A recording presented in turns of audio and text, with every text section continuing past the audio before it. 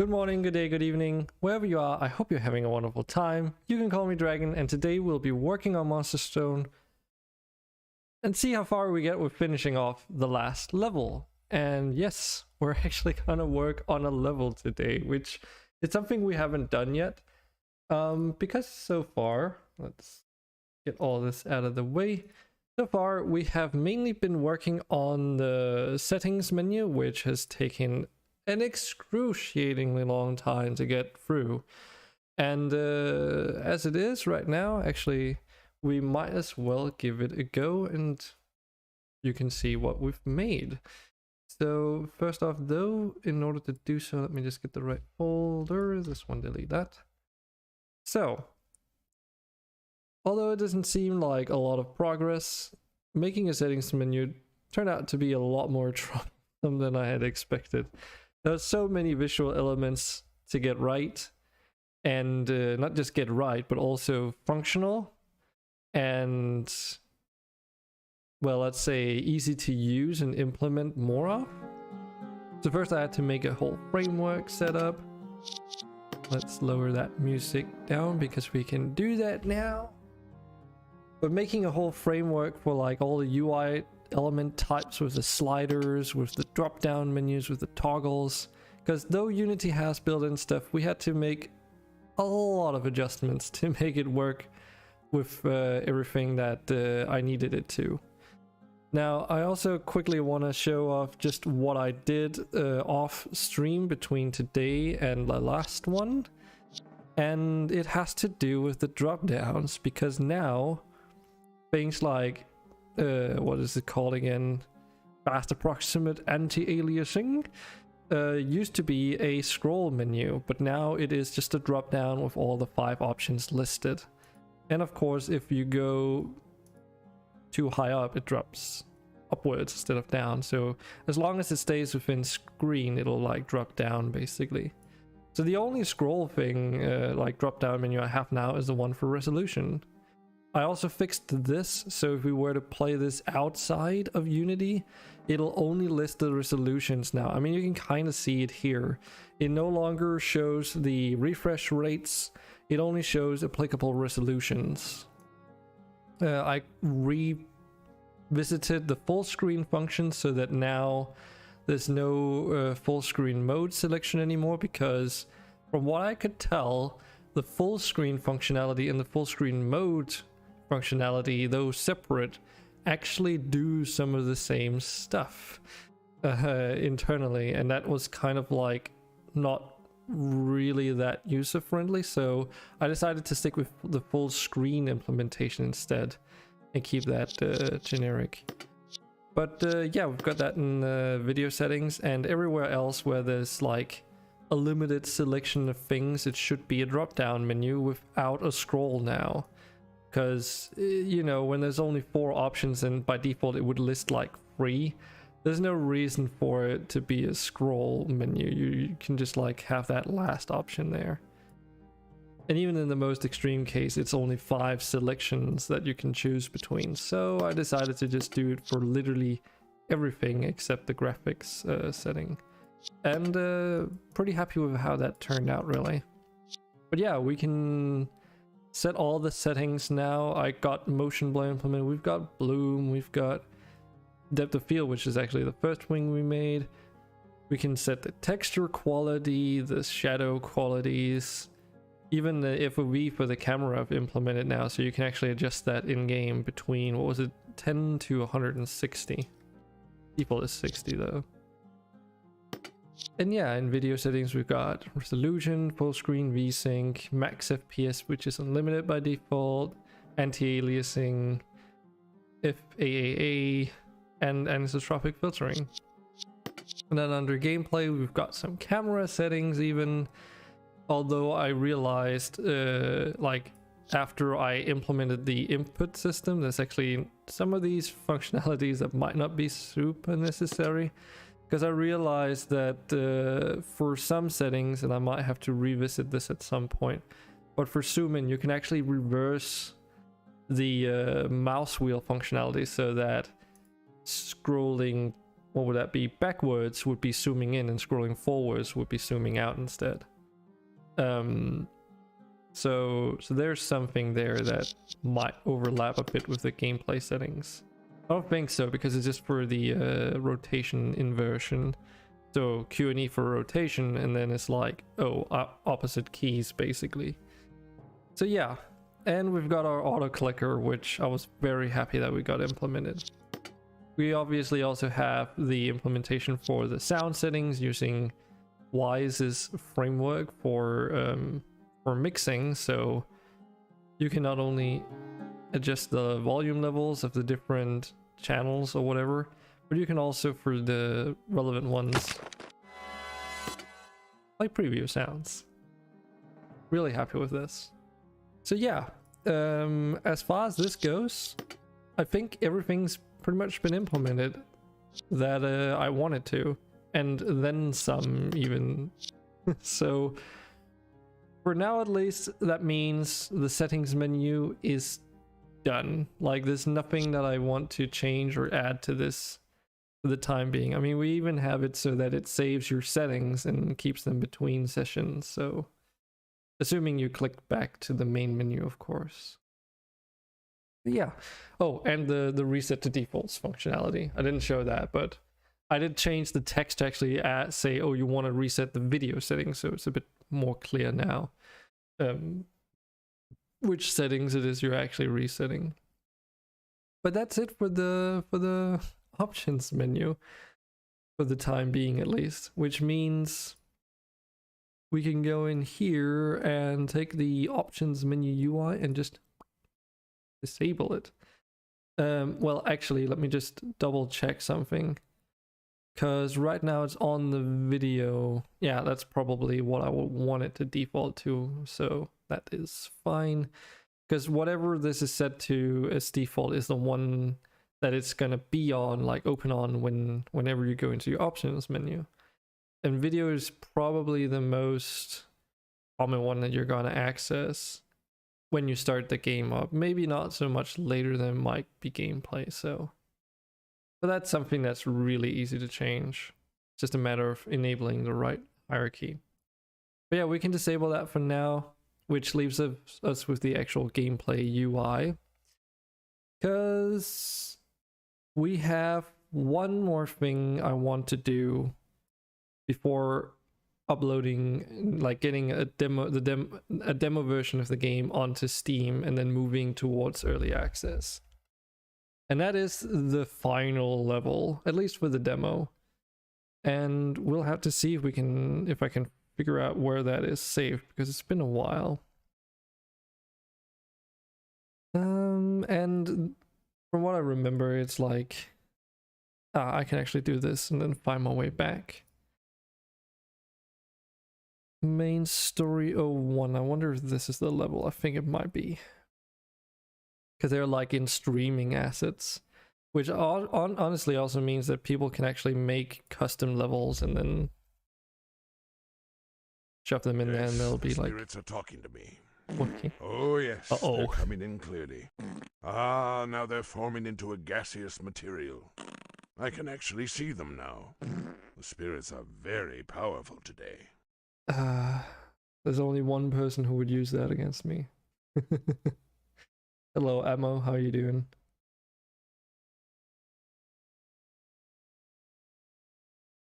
You are the Harris. What? Sorry, what now?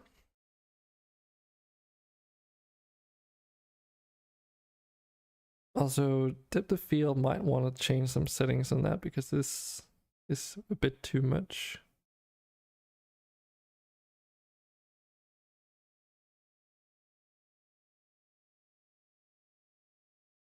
I am not here. Is that what you were supposed to say? And then you say you're the Harris. What the hell?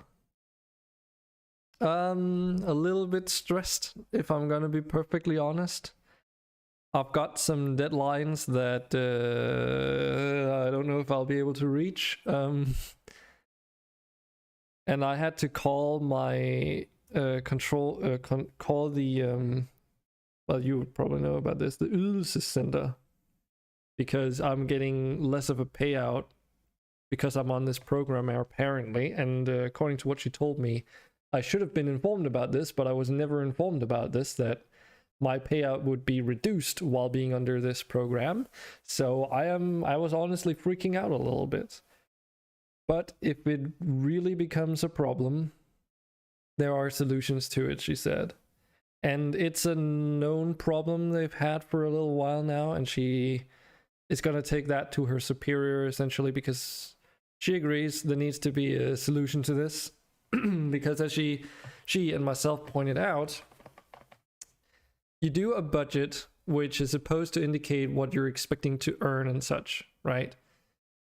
And that gets taken into consideration for whether your business plan is like valid and stuff. And that's all well and fine, but then if in 1 month you say, oh, I expect, you know, an overflow of like a profit or whatever of, let's say 400 Danish crowns, then they cut down how much you get of a payout by those 400 or whatever Danish crowns. Meaning if it's like 10,000 Danish crowns, you basically get no payout for that month. Not that this is a month that is the case. And if it turns out that your estimation doesn't end up becoming true, you can report it in and they will, you know, pay it out, what do you call it, moving forward, if it turns out that you won't be making that money after all. Does mean that you have 1 month though where you might have a bit of trouble. Anyways, there's that, and then there's the fact that this involves sort of a loan, and then also a supplementary payout. I don't know what you call it. What was the name for it again? Tilskud. The Danish phrase is tilskud. And the loan is like based, and the tilskud or like supplementary is based off of that budget as well. So some things go within the supplementary part of what you get paid out on top, like as part of this program, and then the rest is going to be like an actual loan, like a low rate loan, which you can pay back immediately once you're done, pretty much. And it's a bit like the SU loan that we have over here, where there's something about the interest not being like significant for a year or something after the program ends. Anyways, in my case, I was paid out like 3 times as much in terms of the supplementary as the actual loan itself, which she said when I talked with her a few months back that that was probably the smallest loan she's ever had to pay out or sign documents for. So it's not because I don't have money at my disposal, but this is where it becomes that stupid thing where it doesn't make sense to give people the opportunity of a loan and supplementary with one hand and then bash them down with the other one and basically cutting down the amount they get paid out in social benefits. Because then they'll just be using those supplementaries and the loan to pay for their rent and stuff instead of the company, like instead of building the company, because that's what it's supposed to be used for. But if you get paid out less and you're in a situation like me where you basically just can barely survive on what you get paid out, you know, you're going to be working on this full time. There's no point in this that, you know, you can work. And in fact, like, it's supposed to be designed to the point where you don't have to worry about this kind of stuff. But because they cut down on how much they pay out, now I'm like freaking out because I'm getting paid out like 2,000 Danish crowns less a month, which is a fucking massive difference when that's basically like, oh, that would have paid for my entire electricity bill and then some for this month. So being 2,000 Danish crowns short all of a sudden is, yeah, not great. And that's why I'm freaking out a little bit and getting a bit stressed, because the only way that I can actually like counteract this is by either moving money from my company account to my private account so that I can pay my rent and such, which will work out for the duration of the project. But yeah, it is a bit complicated. Like, it's, as I said, like the supplementary is like something you get paid out on top of everything else, and it's not a loan, so you don't have to pay it back. But I don't know if they're gonna look at how you like spent your money and such. You know, but I mean, I'm fine for the time being. I've got leeway in that regards, and the next coming months are going to be the tricky ones, because for this month I estimated like maybe 400 Danish crowns of profit, because supposed to have like released the game sometime this month, which obviously isn't going to happen, and that means I'm like basically 400 Danish crowns short. Next month, though, it's going to be a little bit worse than that, but then I can get the 400 Danish crowns from previous month and move some money around, so there's still it's still possible. But yeah, don't worry about it, really. I'm just freaking out a bit because that time pressure is starting to really get to me, and I'm just realizing this now, like today. So it's all a bit ooh, oh my god. And there's still a few things I want to do before the demo is even released. Once the demo is released, then I need to keep the ball rolling and get content made for an early access release as well. So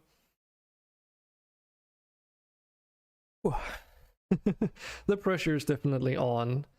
But there's nothing else to do than to take it one step at a time. Ideally, I would have wished that there would have been like an entire month's worth of time to actually work on the Steam release, getting everything ready and then doing it. But now it sounds like maybe I have a week or two to do that. So time schedule's like squishing together a bit. But it is what it is. There's not really anything else to do than to like suck it up and just get going. As long as I can pay my rent and stuff, it's not a problem. And as she told me, if it becomes so hairy that I can't pay my rent or like electricity bill or something for a month, then I should not hesitate to contact her and we would figure something out, she said, like, because they're pretty humane, and it's like if a person can't even sustain themselves on the income that they're supposed to be able to sustain themselves on, it's kind of a thing where it's also supposed to be up for reevaluation if like in this particular case, because I am in a specific situation. I was also receiving a special set of extra welfare benefits before this program, that 2,000 Danish crowns extra because of increased rent and such. But as she explained to me, the reason why I'm no longer getting that is because I'm actually not on Kontanthjælp anymore. I'm on the micro loan, so I'm being paid out the Kontanthjælp rate, but because I'm not actively job searching and such, I'm not applicable for the extra benefits that I was like dependent on before, as she told me, because that's just how it works.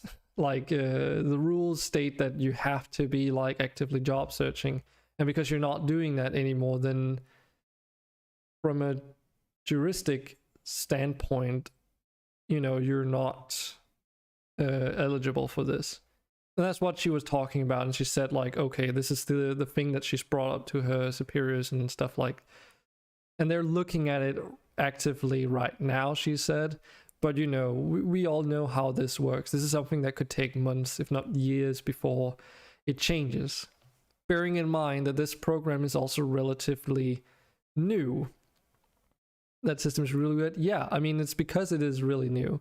It's only existed for about a year in the first place, this program that I'm on. So it's to be expected that things don't really work super well from like economical, logistical, whatever standpoint.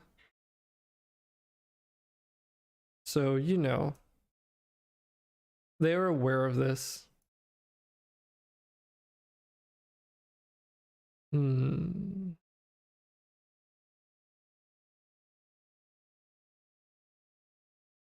Okay, might actually have to allow some change, make a little change to the UI. Before we move on, just so I don't forget. And I actually thought about this a while back. This one. Had your first talk with them the other day and they were like, yeah, you have to search for a job if you know what I mean, wink wink, but yeah, the system is generally weird like that.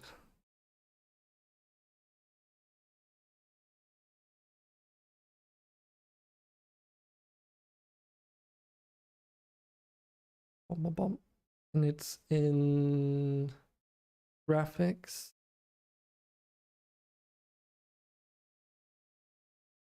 You'll start an internship with the firm in Randers at the 8th of August. Nice. Because we're in July. That's next month already. Which is basically, well, it's basically practically a month plus a few days from now then.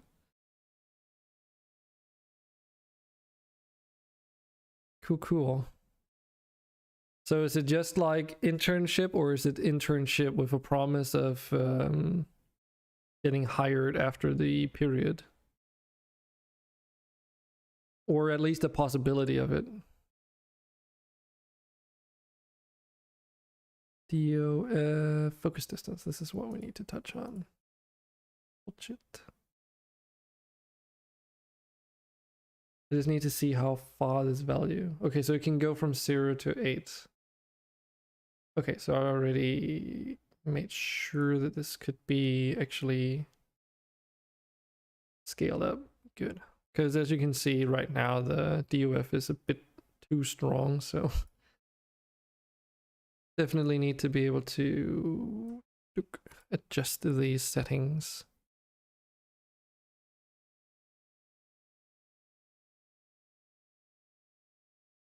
Can't even remember what was set to. Right, and scales down. Because the thing is, it's like dependent on screen resolution. So the bigger the resolution of your screen, or your game window even, the stronger the effect has. So if it's like this size, it's basically non-existent. But then if it's up here, it's just like way too blurry. And probably even like something to do with aspect ratio. So it's like, I guess it's the more vertical it is, it's like, I guess that kind of makes sense because that technically increases the distance from the camera to the area, but means that depending on how high screen resolution you have, these values need to be able to go higher and higher. It's an internship with promise of job because they use PHP and you don't know PHP, so you have a month internship where you can learn it and then everything works out. They will hire you. Okay. PHP shouldn't be too difficult. I'm sure you'll be doing just fine.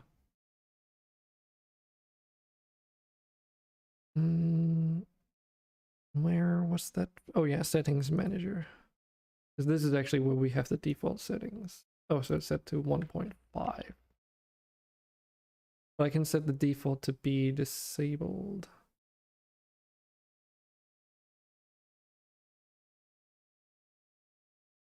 Which it probably should be. Easy peasy. It's good to hear that you're at least looking forward to get started. That's the nice thing.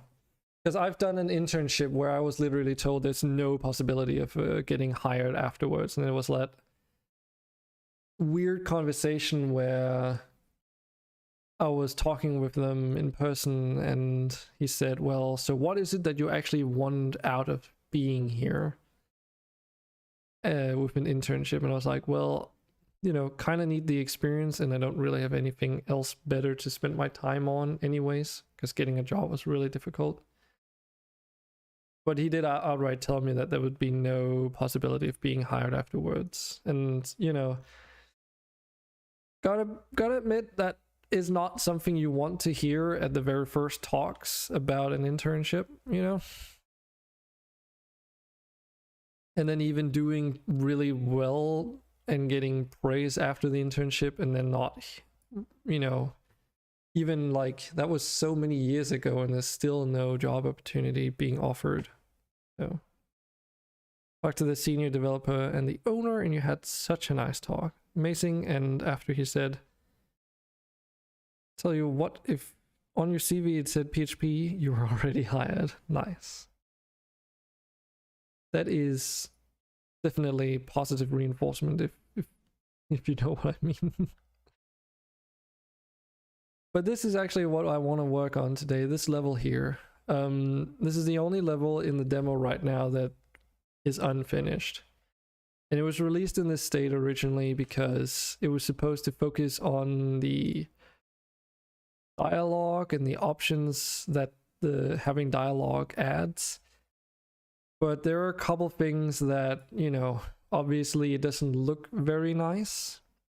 And the other thing is that the dialogue that I did end up making should really be split up. And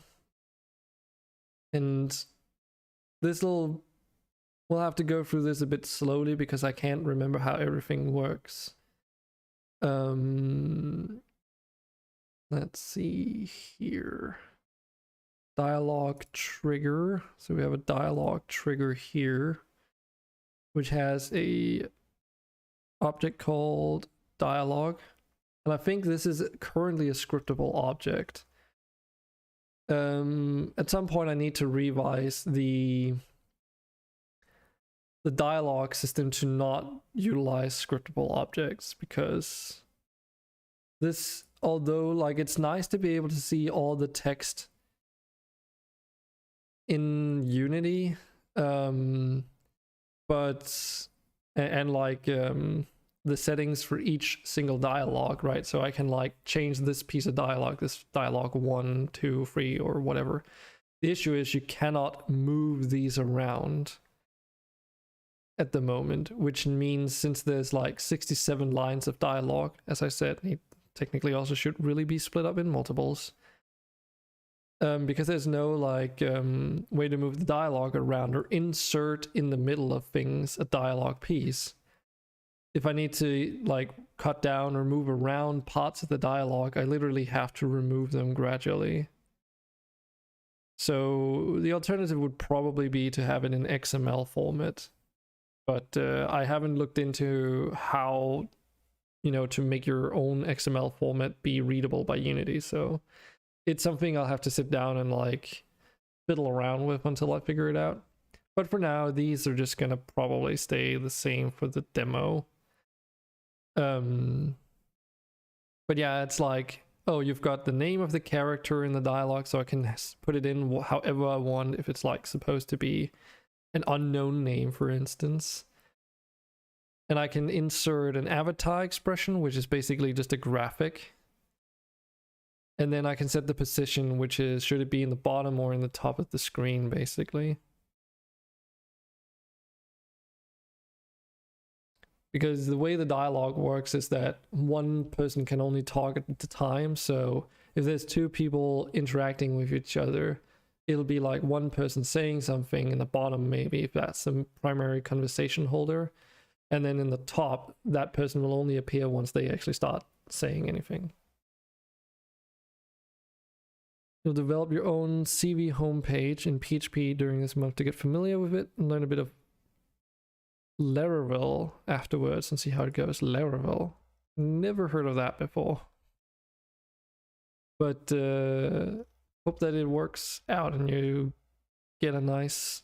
Because the thing is, if you get that done, and if this position doesn't end up working out, you always have like, I guess, that as a nice tool later on for future job applications. I mean, you'd have that regardless. And it's definitely like a good idea. But this level here needs a particular graphic element that doesn't even exist. So we actually have to go into Blender today.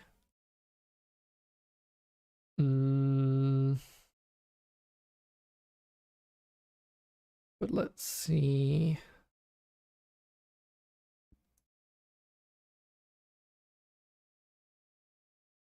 I think all these, yeah, all these scriptable objects are the different dialogues. Yeah, you've reached the end for now. Thanks for playing the game this far. Feel free to continue playing for as long as you like.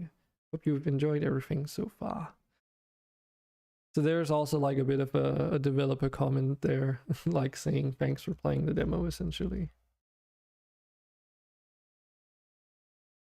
But if I remember correctly, we need a couple of assets for this scene. I think it's in this dialogue here.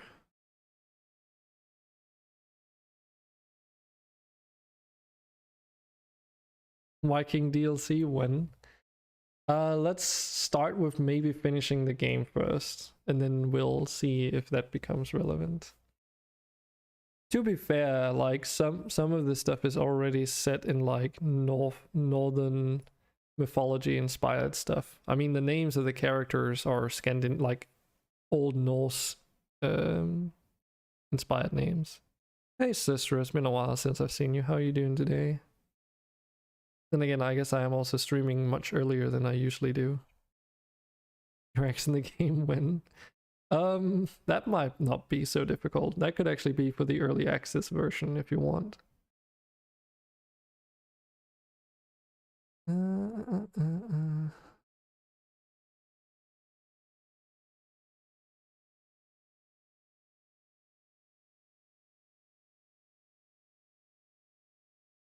Okay, it's the previous dialogue, I think. Going to bed soon. Kind of expected you would say something like that.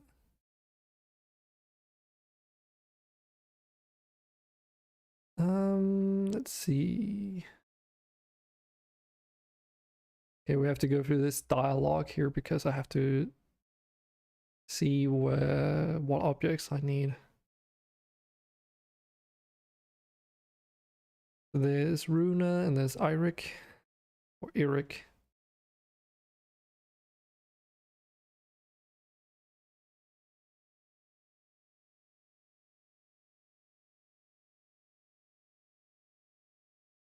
Just wanted to peek at my progress. Aw. Yeah, I'm going to be working on this level today, which is going to be the last thing for the demo, essentially. I've managed to make the whole settings menu work now. So once this level is basically done, demo is at that point where it's polished and finished to the point of release, basically. And I can start moving onwards to early access content and getting an actual early access version released and maybe start making some money. I hope that at least it won't be too long before I get to that point. But we'll see. I think for the early access version, it's just going to be like, I mean, just, but it's going to be focused on more levels for now. And then once early access is released, future development is going to be to implement the missing features.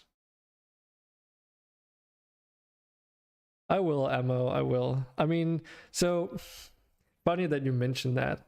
Our business developer dude who was teaching us said that just promise me one thing. Invite me the day that you earn your first million. Because he wants to be part of that celebration. So, you know. But maybe we can do like an early access release party or something. It would probably be like a special stream where we would just like play the game for a bit and hang out and stuff. You too. Oh yeah, don't worry. I won't forget about you that easily. Not by a long shot. Can you even say it that way?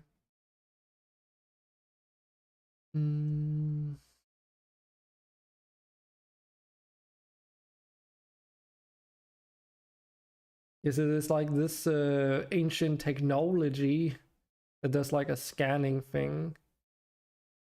But okay, we'll have to go through this from the top, I think.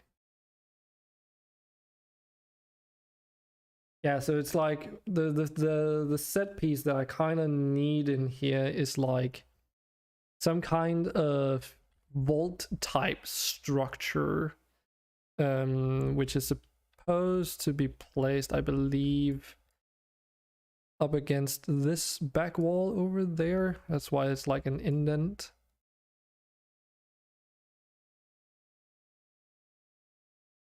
So that is one set piece that needs to be made, like not completely finished, but you know, at least have a representation of it.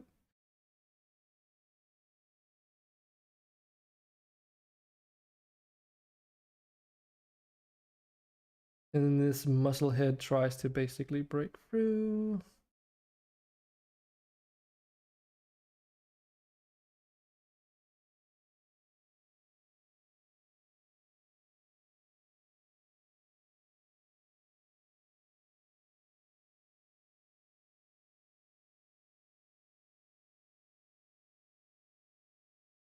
Then the main characters go to investigate after the knuckleheads leave.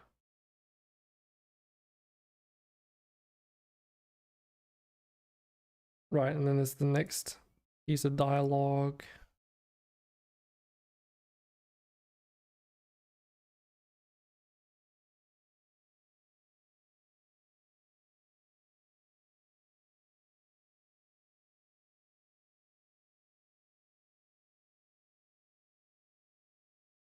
A little bit of exposition.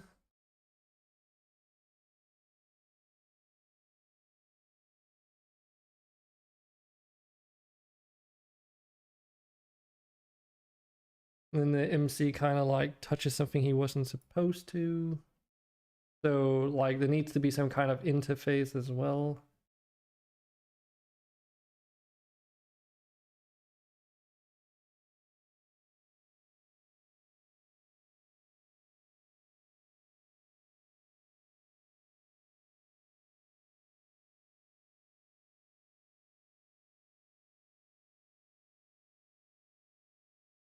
Right. It's only 1 hour drive to Aalborg. Oh. Wait, does that mean you guys will be moving there as well, I suppose? Because that would be a little bit, isn't that like fairly far away now? I keep forgetting where you live, Ammo. And Randers, how far up is that even? Dude, my geographical like distance, what do you call it? Visualization, whatever you want to call it, is like so bad. How long is the drive then? Oof.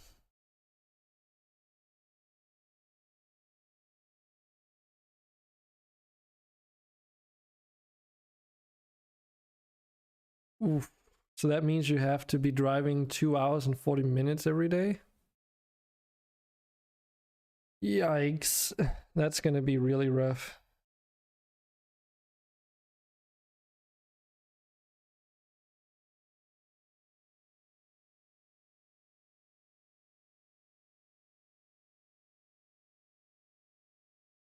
Because that's a lot of hours. Yeah.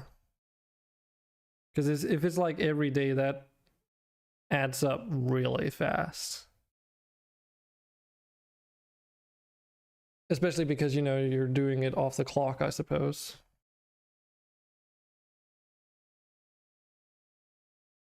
But yeah, as you say, we'll see what happens. What? Sensitivity is too high.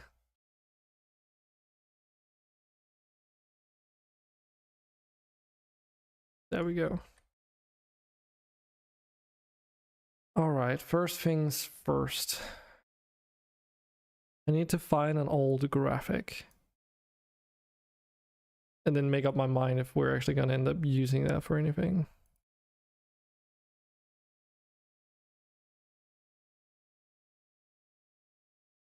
Fair enough. Just remember, you're also in a relationship now.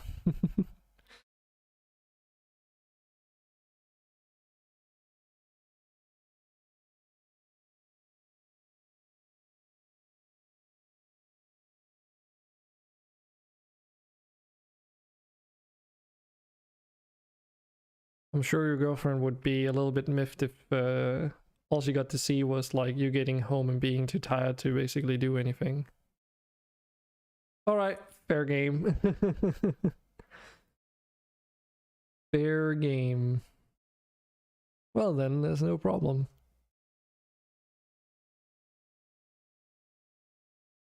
Okay, so we need to look at some textures. The question is where it would be.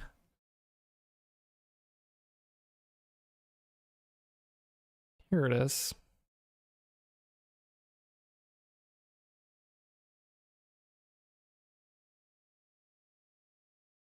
Yeah, I would probably have been in the same situation. That is like, it's maybe too far.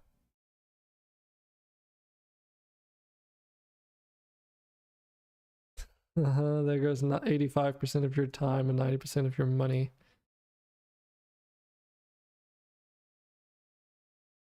Yeah, that usually is how it works, isn't it?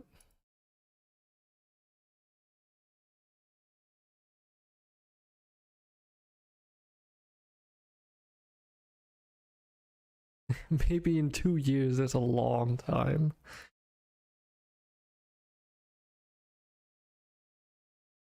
So these are the actual MonsterStone components that exist right now. They're currently not planned to be used in the game as is, because these were made for the tower defense version of the game.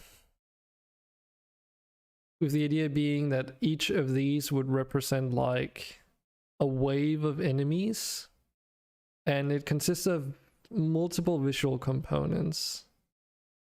So there's the circles here, which is for all these icons here, all these attributes, which basically like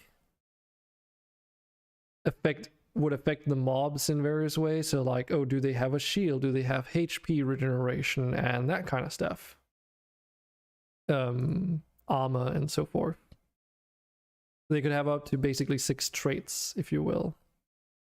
Then there's this empty field down here in the bottom, which is used for these elements. There's one, there's another one, and the third one. And that's basically the equivalent of an elemental type, if you will, where we went with like trying to be fancy, or I tried to be fancy.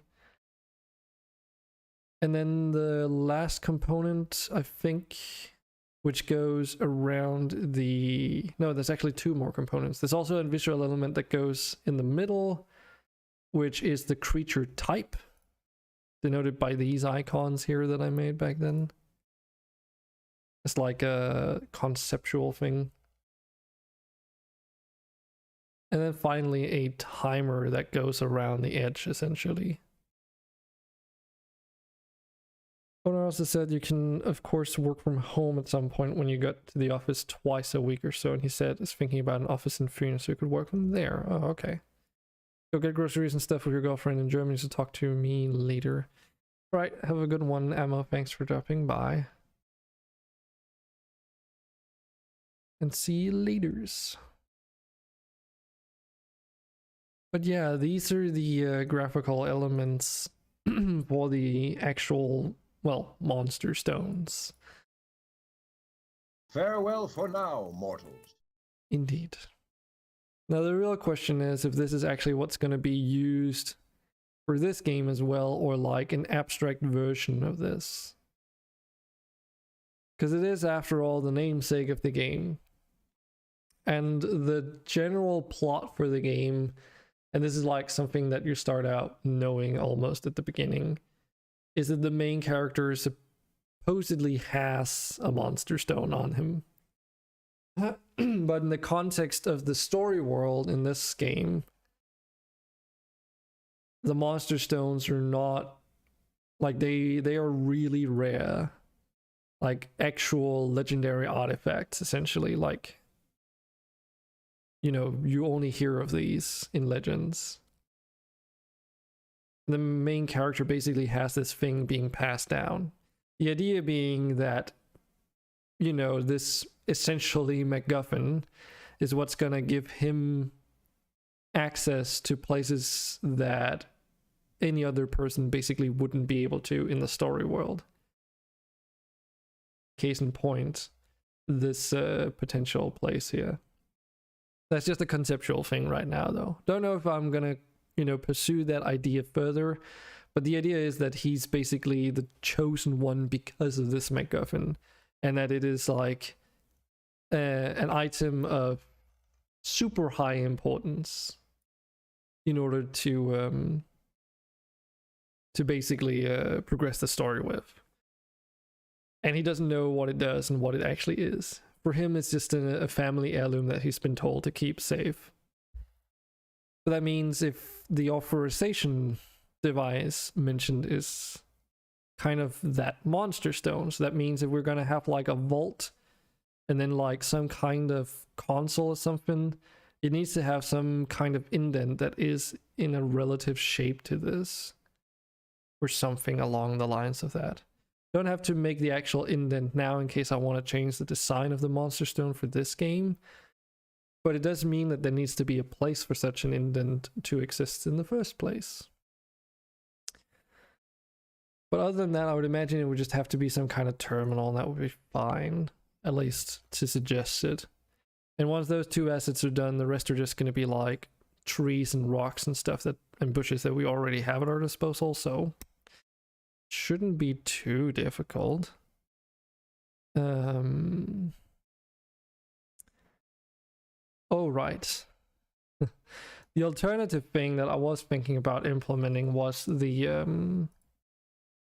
some puzzle elements that I've actually been working on, which are currently not used anywhere in the game, but they do function. I don't know if it's like to a point where I can just straight up use them as is, but should be in this test hierarchy here. Let's just unload this for now. Yes. Let's just play the game for a second.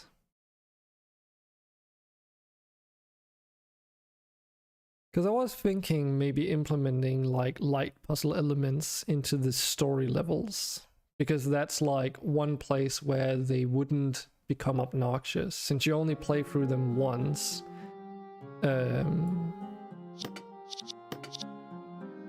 You don't run into the situation of like having to redo puzzles every time you revisit a level. No puzzle spoilers. Oh, no worries, sister. These are like really simple puzzles though. And they're just more like a proof of concept and like tech demo, if anything.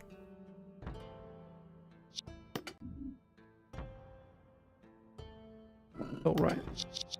Let's actually go in and disable DOF. So the puzzle types that exist currently are two things.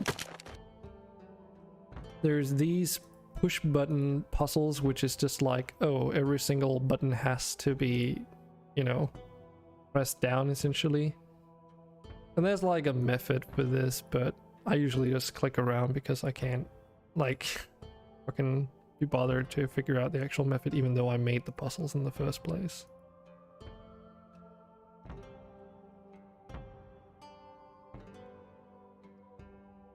Come on. And this is probably going to be, there we go. And right now it just makes this white cube rotate.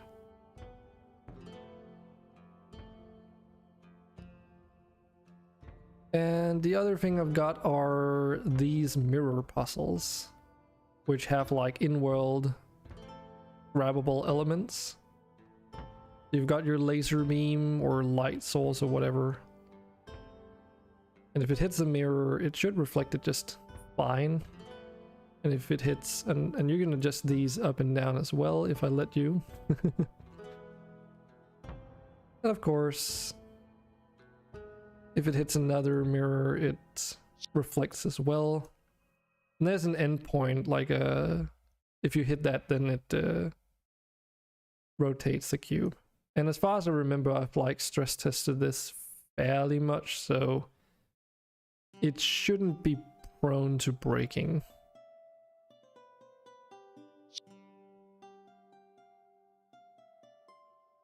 Should be fairly sturdy as a system.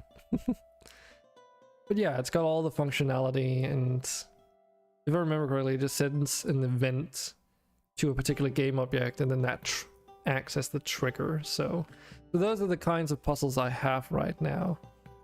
I was also working on these brashias, kind of like Legend of Zelda style stuff, sort of as like an, oh, this is now turned on kind of thing. But, you know, this is as far as I've gotten with it. So that the only thing is like, okay, the quest system doesn't have a way for me to check like, oh, you've completed a puzzle, and then that allows you to progress through a quest yet. And also like you can, you know, unsolve the puzzles by moving them out of place and stuff. So not too sure on how like to do things. But yeah, obviously these buttons don't have to be close proximity to each other. They could be like anywhere in the level, just to make it a bit more challenging. And the same with these lasers. I mean, obviously you can just, you know, hook it straight up and it'll still work. But that's where level design comes into play. And I was thinking about like maybe implementing like a laser puzzle. But I mean, they're a little bit rough looking, you know, like they don't have all the colors in there. They've only got like the basic graphical elements in place. So they would need a little bit more work before I would be happy with implementing them.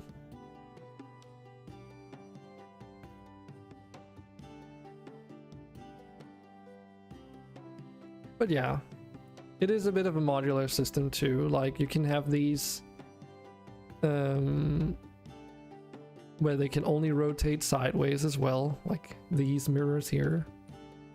You can have ones that are completely static, of course, on a pedestal or without. So you can like have ones that are halfway buried in ground and stuff like that. And in theory, if I make the prefab for it, I can also have one where you cannot rotate it side by side, so only like up and down too. And you know, as you can maybe tell, there's like limits on how far they will rotate. So there's like, you know, they don't do super weird stuff. So that's a possibility. But that would require more level design, so I'm probably not going to do that first time around. That might be like an early access thing. For the early access version, that would also be like focusing on more levels and an infinite mode rather than storyline based content.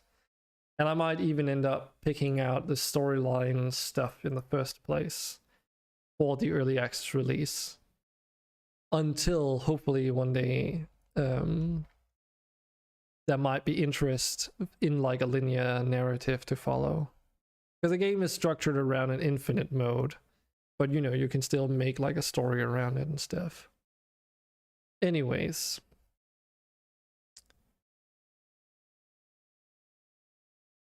let's see.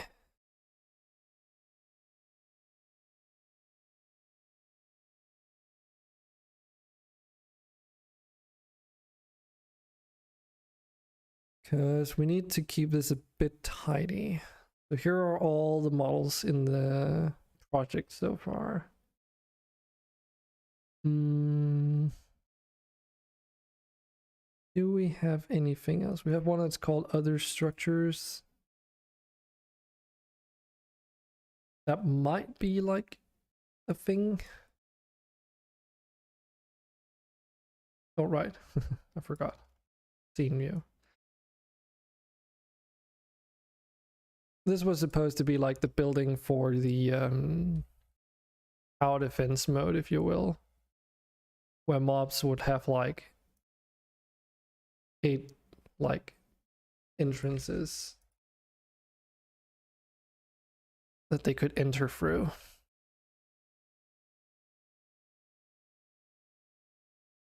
And it is like scaled appropriately, so it fits like within a 3x3 tile area essentially. Because the game is actually like also a semi on a grid system. Thanks. Didn't really spend awfully much on time on it, to be fair. This is like you know, a lot of the stuff in the game is like temporary placeholder low poly models. But yeah, the textured version of all of this one and everything has like particles coming up the top as well.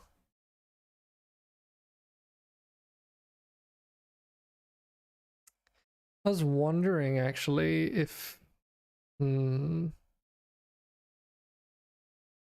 really want to use this. I was thinking maybe utilizing this for this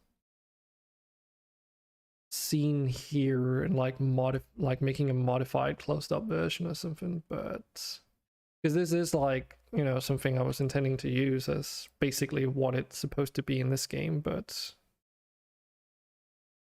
I don't know.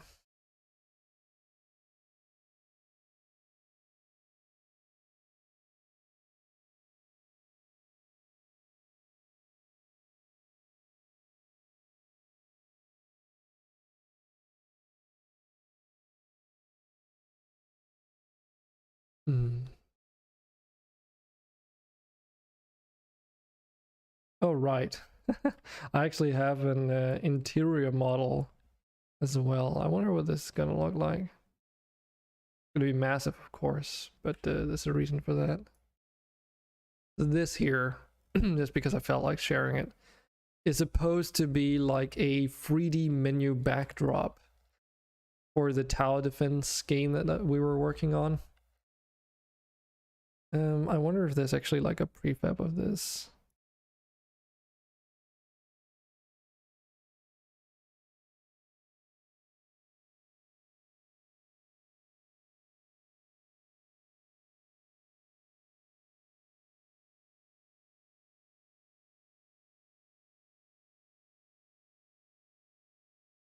Hmm.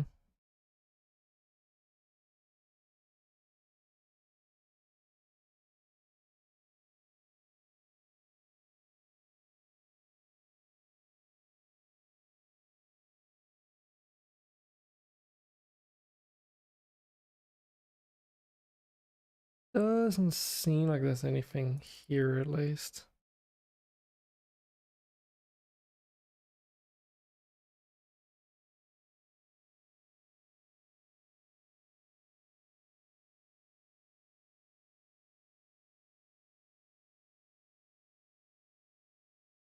Nah. But the idea was that the game would have like a 3D menu, basically. So you would be moving around the different settings and such, and there would be like in-world UI that you could interact with. For this game, obviously, I decided to just go with like a more traditional UI. Yeah, that was supposed to be like the interior of this particular building. The idea being like, oh, in the middle there's like a central staircase that goes down, basically. But no, that doesn't exist.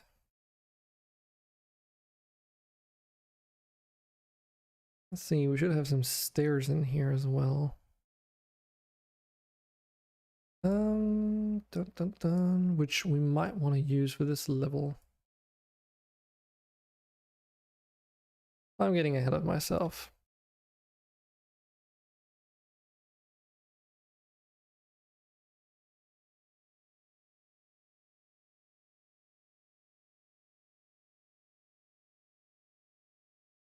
So let's see.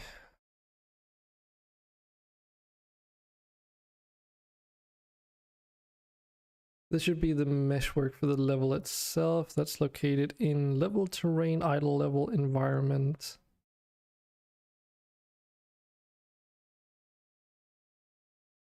And we need to open one of these up.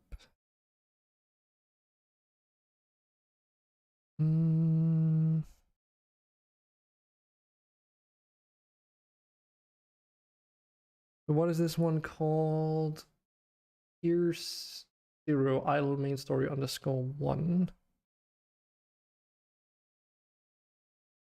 So that would be this one.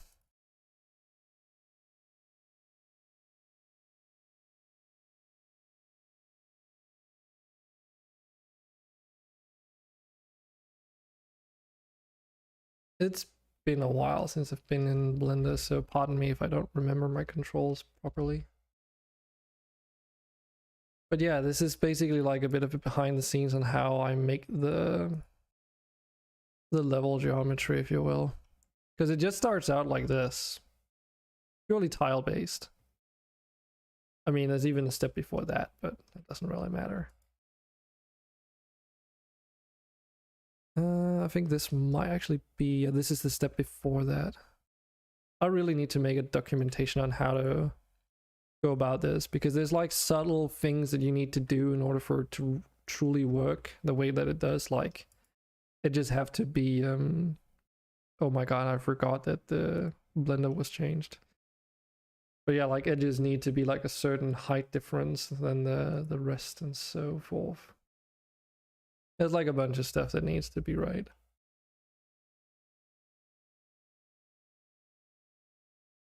And then you apply a bunch of modifiers, and then whoop-de-doop-de, you have this basically.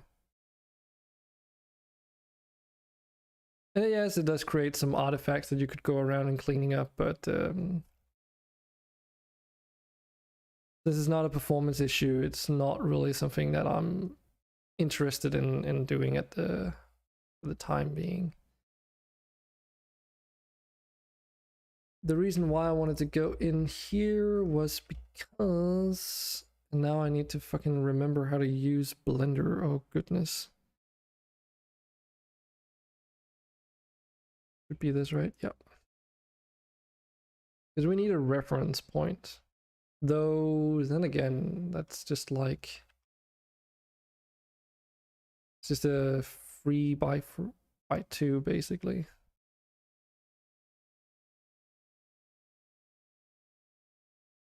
Because these are, as you can tell, just like following the grid of Blender, and then that adds up to the Unity grid size of 1x1 meter.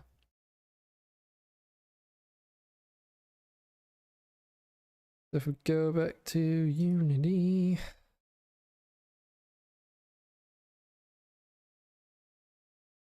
find a appropriate folder if they have one. Details could be that.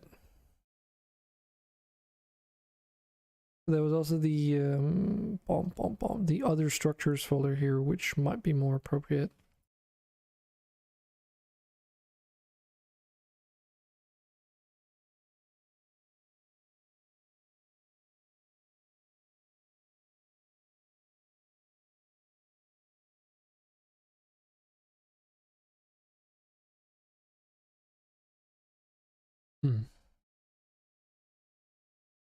Dear God, it's been so long since I've had Blender open, I don't even remember what I'm doing. Also because the UI's changed a little bit.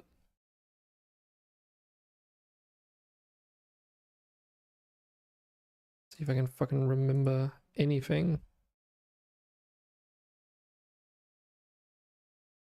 Nope, that's not it.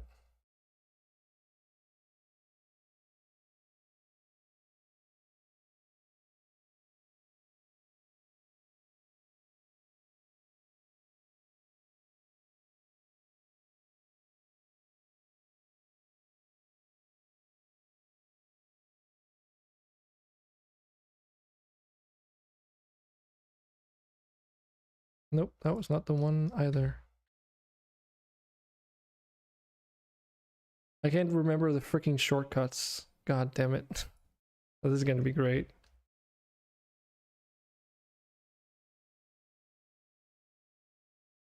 Oh no. Uh,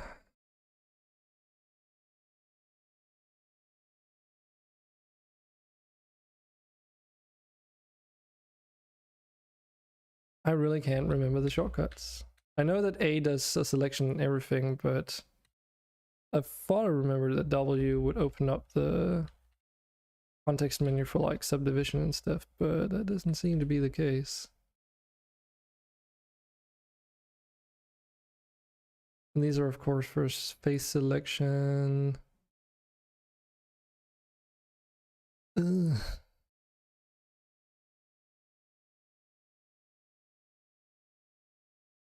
And this is like the... How do you even fucking scale this up? I don't even remember. But like the selection mode, which is like a... Oh, select everything within the bounds of this. That's how we switch it back.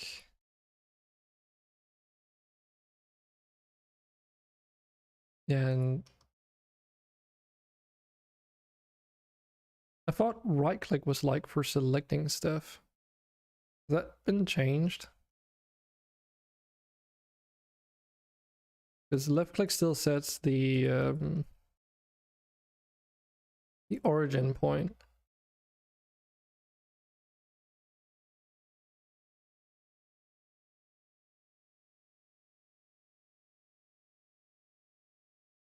E is still for translation. Still scale. If this is for the snapping of stuff, if I remember correctly.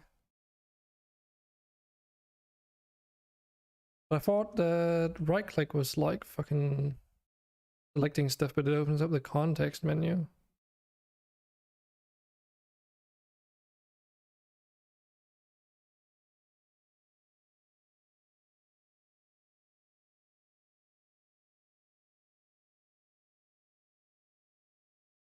Hmm.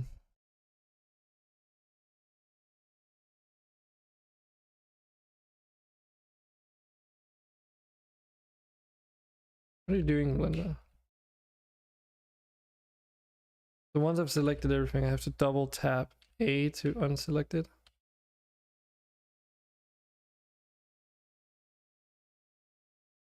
I think I might have to look up a manual on how to use Blender again. Is there some things that don't feel right for some reason?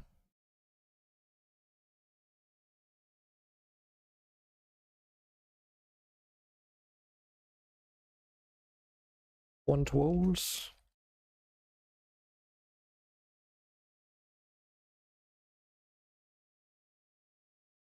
Yeah, and this is like what version of Blender is this?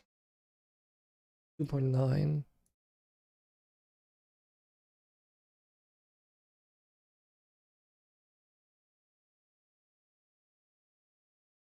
Hey Selfire. Good to see you.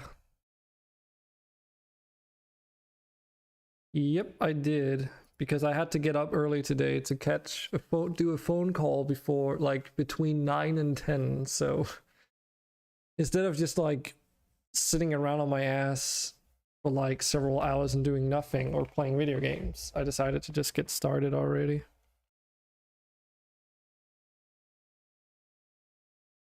I need to figure out how to use Blender again, so this is gonna be great.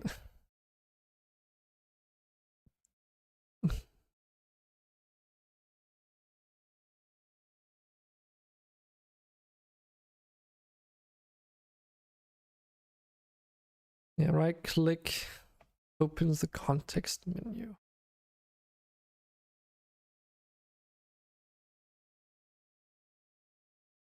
Put fruit on top, put lid on, turn on.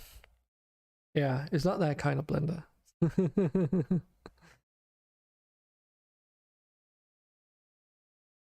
Smart asses.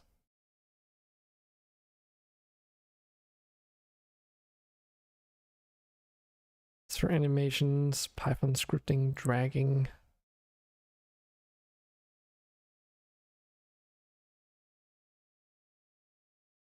Text editing. Dude, like, what about selecting stuff? I'm here having even trouble with the basics, which is not a good sign.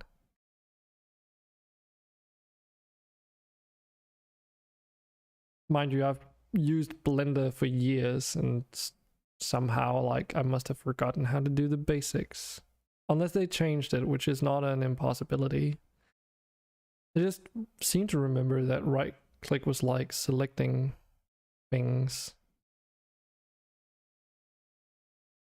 But it's not. Right click opens the context menu, left click sets the origin point. So what button would it be? Yeah, exactly. Like I have trouble even selecting the surfaces. I can't remember how to do it, so it's like and Blender was updated since I used it the last time, so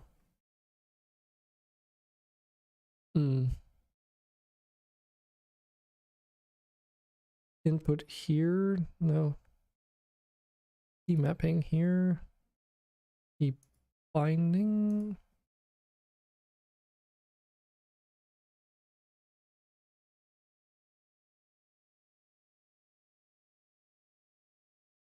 Oh boy.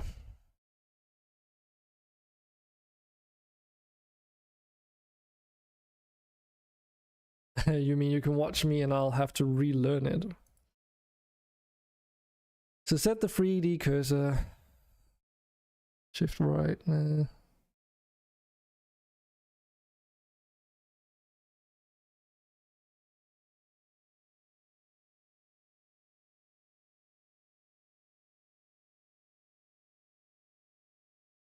Select left mouse button. But it doesn't do that.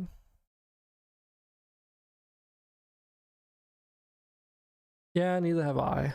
You're not the only one. I've been preoccupied, let's just put it that way.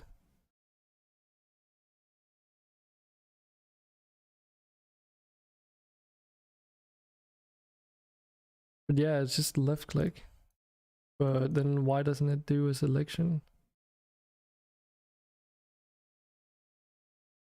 Set the cursor location drag. Oh, okay, so that's what it is.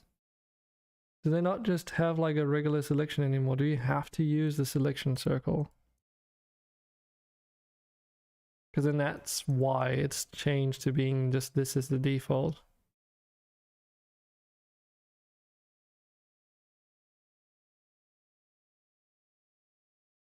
Then you set this to 0 and to 1, I guess, and then it's like not quite the same as it used to be. No, that's, I didn't even make that. That's the default. The issue with this mode here is that if there's a lot of vertices together, you select, like, and it's zoom dependent. So if I do it here, then it selects all the edges. I don't know if that's something that was changed. Let's just try something real quick. If selection, like cursor to selected, so that should move the cursor to the middle origin point. Good. And then nope. Then you can say selection to cursor. Nope, that moves all the vertices, of course. Yeah, go in object mode. So if I do now, actually no. So selection to cursor and then shift it over half because the origin point is there. Let's see here. And spacebar plays the animation thing. Okay. So how do I? Because I seem to recall that spacebar did something else. Where's the context thing?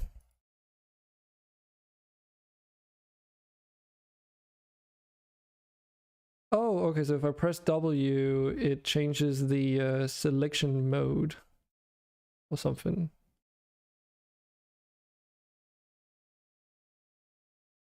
There we go. So, okay, so that's why. So if I press W, it switches between the different modes. So if I go into tweak mode, then it's like normal. Okay. We got somewhere.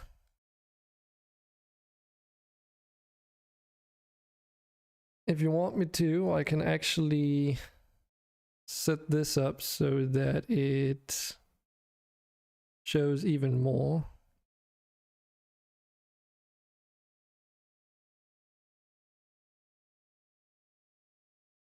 So now in the top right, it should show all the keys.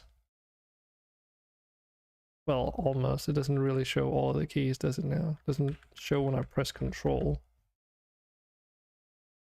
Hold on. Let's see if I can make that do. Unicode characters. That's not Control O.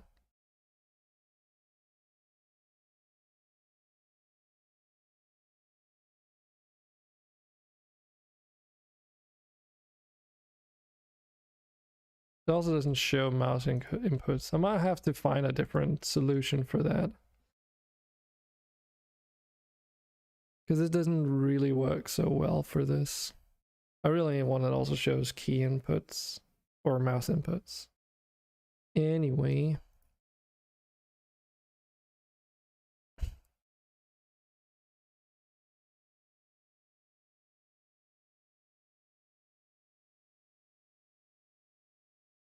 Nope, that's not what I wanted. Selection to cursor, no. How do I access the search function?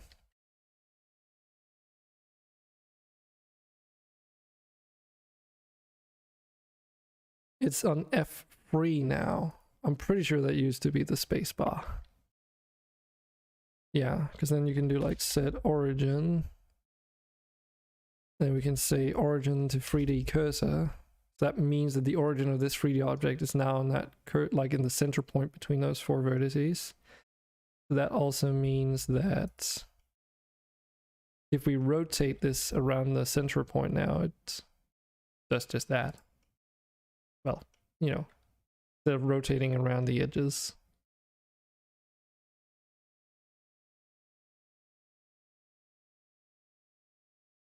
Like so. This is what it would have done before. Yeah, just relearning the basics. We can press X or Y to rotate around the X and Y axes. That still is the same. So a lot of the stuff is probably still the same, but yeah. And then if we want to rotate around the C axis at 45 degrees, you just do that. Type in 45. Where does it appear again? Okay, it appears in the top left now. I'm pretty sure it used to be, like, your UI used to be in the bottom of the screen, but it seems like everything's been moved to the top. What qubit is Stacy? But yeah, so what we want to do is scale to 0.5. And then actually, you know, it needs to be off-centered. 0.5. And in truth, we only need like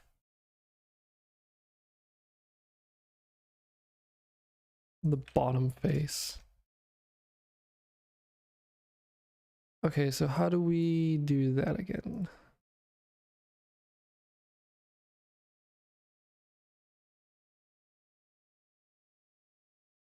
I need to set up a new default scene, I feel. Where is it?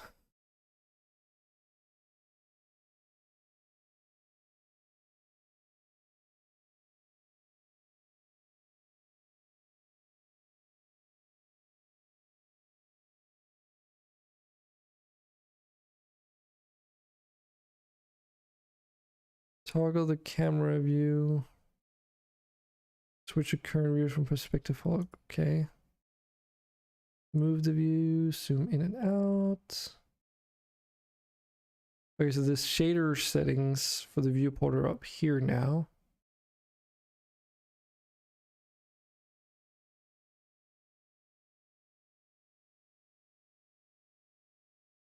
That was rendered view, that's not what we want. Overlay, show gizmos.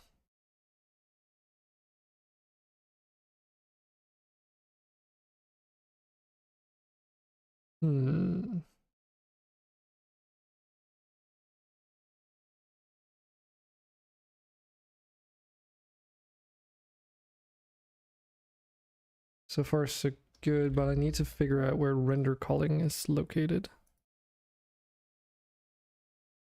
Or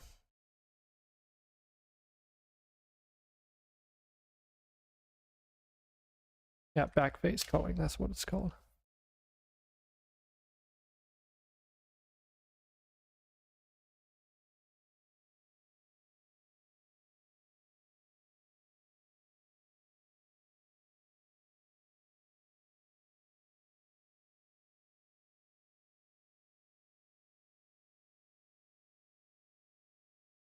Is that like an exclusive material setting now?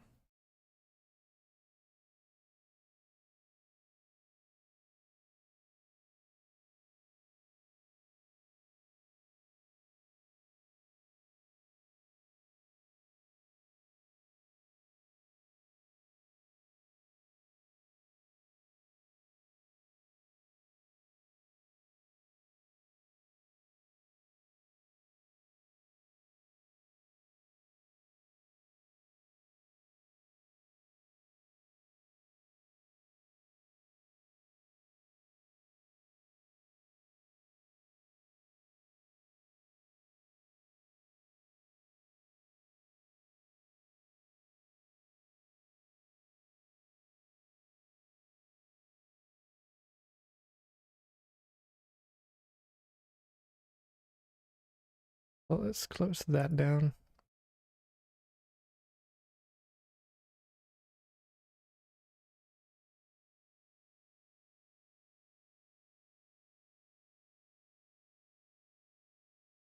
Because right now it's rendering it no matter if we're looking at it from the top and bottom, but the thing is, one of these faces does in fact not exist.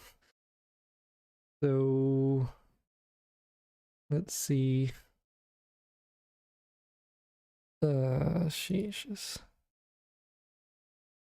Yeah, backface calling. This is what I need.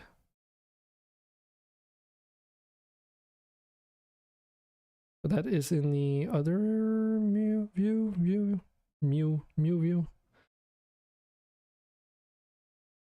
Guess we'll try and jump over there and see. Aha. There we go. Because this is what you'd expect. You know, you have a cube and you don't have a face that's inward facing, basically. So this is what is supposed to be the case. Interesting. And then you can see the face when you go into edit mode. That's not nice. Unless it's just because of the selection.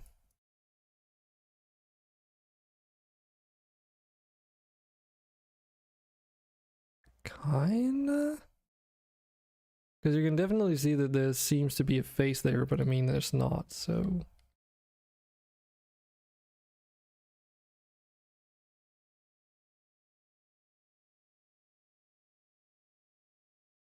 Okay.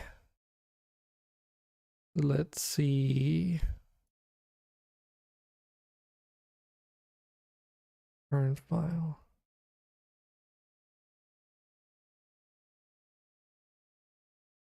And then it was, what was it called again? Then again, we could also just put it into details. That's probably just as fine. ABC details. What do we call this? Set pieces, story. story set pieces, let's call it that. And I did the usual of just pressing enter instead of god damn it.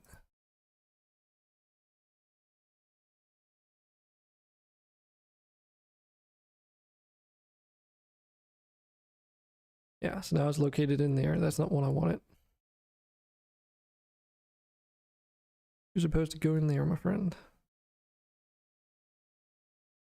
We've got an untextured plane. Look at all this progress.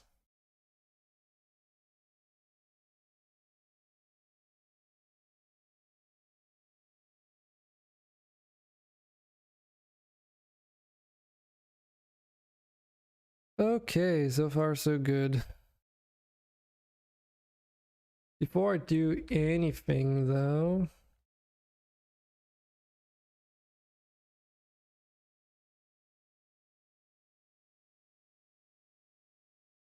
right. Oh, that's annoying. We have to set up like a default scene, I feel. Because I need to have that for future references. How do we access light? Because I need to have a light source in here.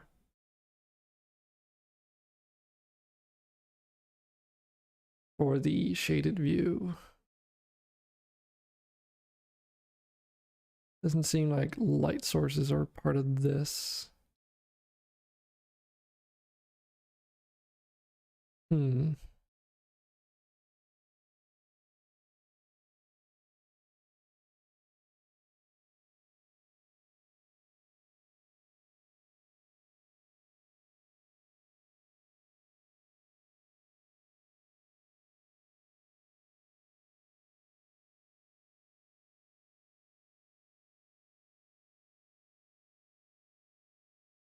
Hmm. I mean, if we can't find it just naturally, then I'll have to look it up.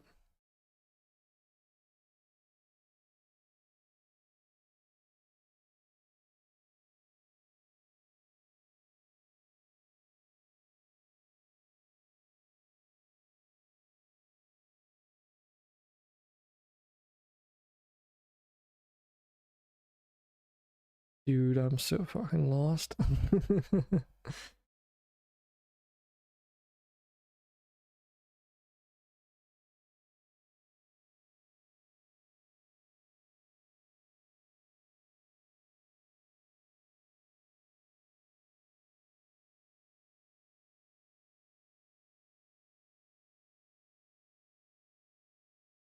So where is this located?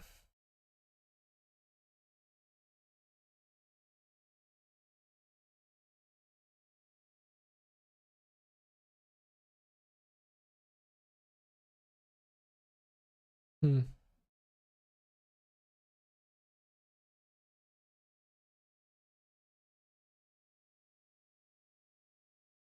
Panel properties light.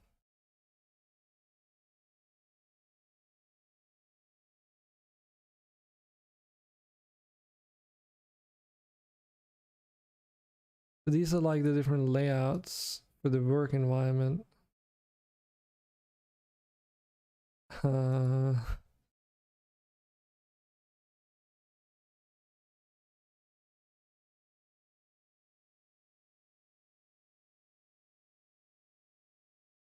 Data editor sidebar settings. Like what? Yeah.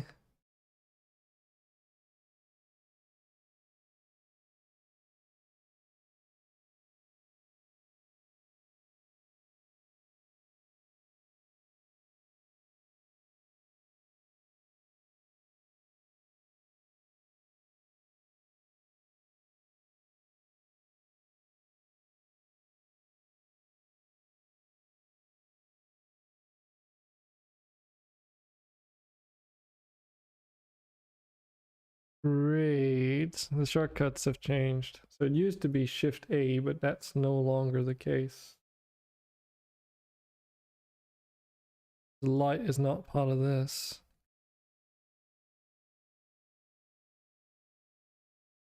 So that means this guide is trash.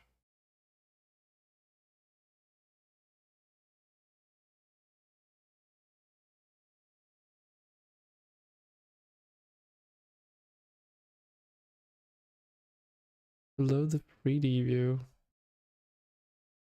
This is for IMVU. Lol. I have a feeling this is also an older version of Blender too.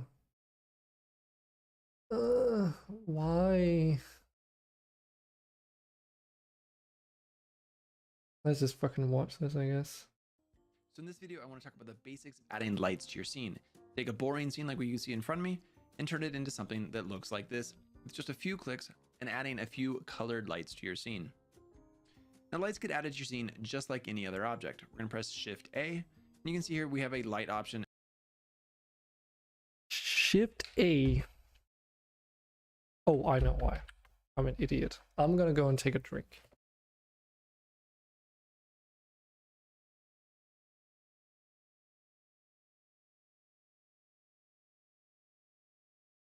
Dragon, why are you like this? I know why. I know exactly why. So this is a common thing that I should have known this. It's a common mistake. So when you do shortcuts and stuff in Blender, it's dependent, like context dependent, of course. And I was in edit mode on this object, which is where you can like select the different vertices, faces, whatever you have it, right? And move those around and edit them. But I had to be in object mode in order to create an object. So all your shortcuts are going to change depending on what mode you're in. Makes sense. Because you can't add a light source in edit mode because that would imply adding geometry like a light source to that object, essentially. That's why if we go into object mode and we do that shortcut Shift A, we can insert a plane or a cube or whatever, and then it becomes part of that model. So if we do this, now we have a disconnected plane inside this model, right? And we can move that around and such, but we still have the origin in the same place, which means that, you know, rotating it will happen around that, and you move all those faces in connection with each other. So that is the explanation.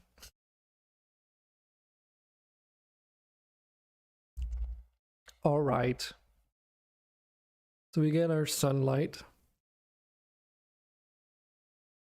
And I want to move that up to 30s, should be fine. And actually curse it to world origin rather. For this particular stuff here, doesn't really matter. Sun, again move that up to 30. And we run to, let's see. Oh, this is the thing. It's always like, what is forward in Blender? I can never remember.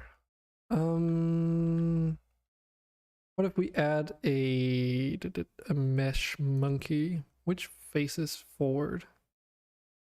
That means Y negative is forward by default. Okay. Instead of doing that though, let's open one more Blender session, because I would rather just use the same like setups that I've been using in the past. So what's it gonna be a good one? Let's see. Should have like storage, I believe, and this should, unless no wait, it's not storage, it's vehicles or logistics. Should have a cot in here. There we go. Okay, so Y negative is forward on this as well. As you can see, the or like the different planes up in the top right on that gizmo. So that's plus y, negative y, right? I assume so. And then that's plus x, negative x. Yeah, it says so. Good. Negative c and plus c. That.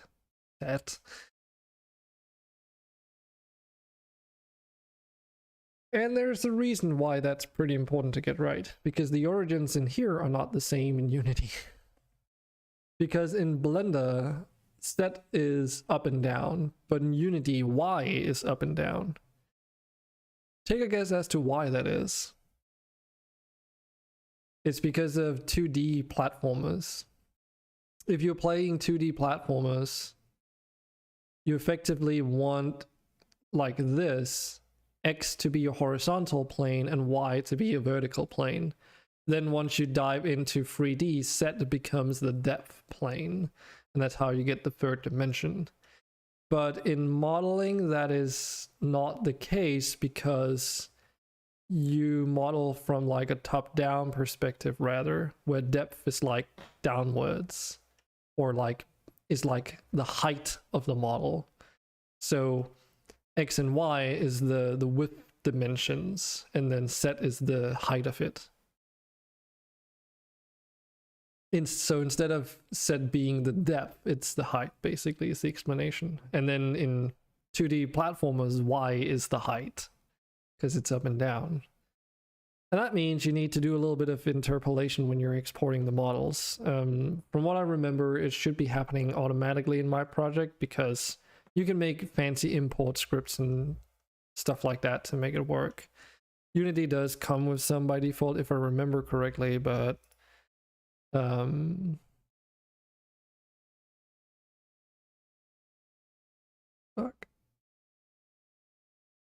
Oh, there we go.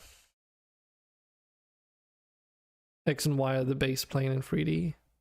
Yeah, well, sort of.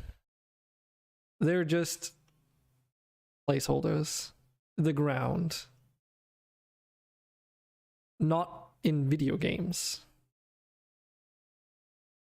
Not always, at least.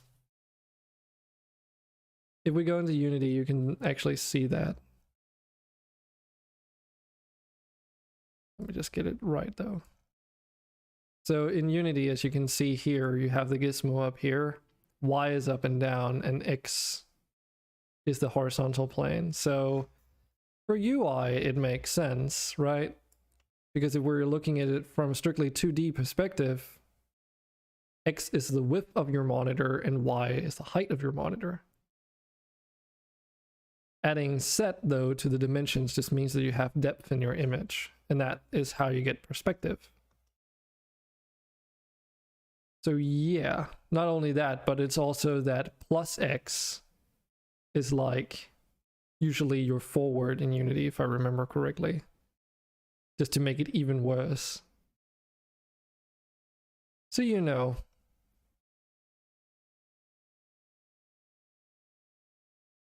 I hope I shattered your view on reality, sister.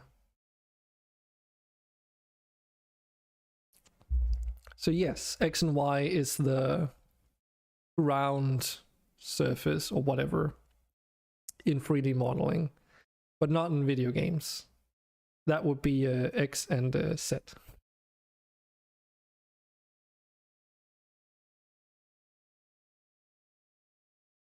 And trying to make your game, by the way, to use set as your up instead in Unity is not a good idea. Because everything physics engine related is like you can define what axis is your up and down, but for using the inspector and everything, yeah, it just makes it more complicated. Want to go to bed, but now you don't know if it's left or up. I'm happy that you think so.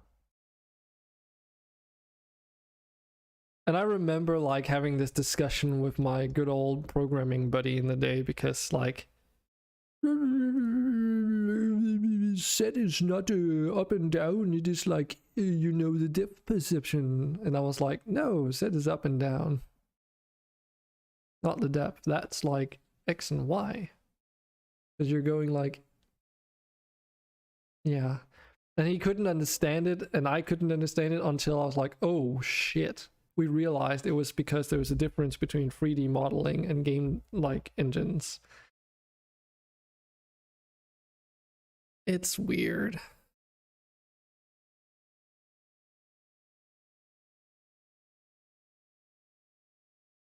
This was not the right one. We don't need that anymore. Oh yeah, right. Don't save. So the reason why I needed a reference point is because I want to rotate this light source. It's rotated by 35 degrees.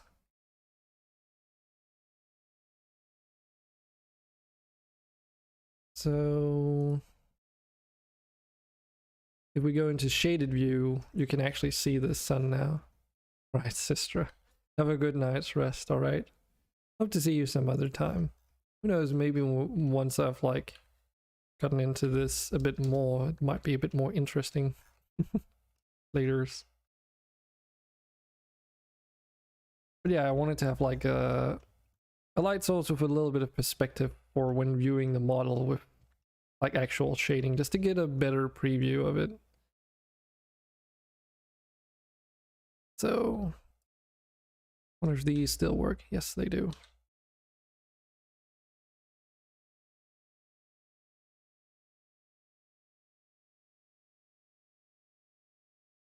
No, I didn't. Well, I did, but I copied it from like another file just to have a reference model. Because I need to set up like a default scene so that whenever you get so Blender has this thing which is called a default scene, and can't even remember how you do it. I can get to that. I did already talk about it though. But first I need to set up a default scene.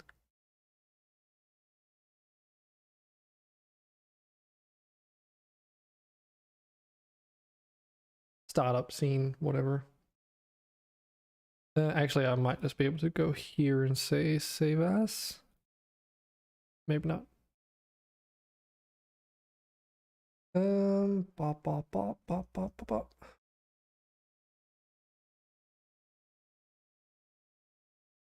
Because my startup scene can be saved as part of the startup file. And file defaults. Does that still exist? Yes. Startup file, nice. So this basically means if I go in and open up a new Blender project now, like a completely new one, or just quick setup.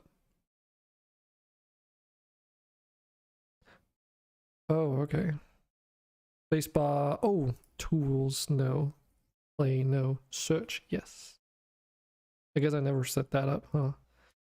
But yeah, now when I open up a new project, it has that light source in it. And it's because I updated my Blender and then I didn't get it like set up properly at some point. Because I had to reinstall my computer, so all the default scene stuff, settings and such is like,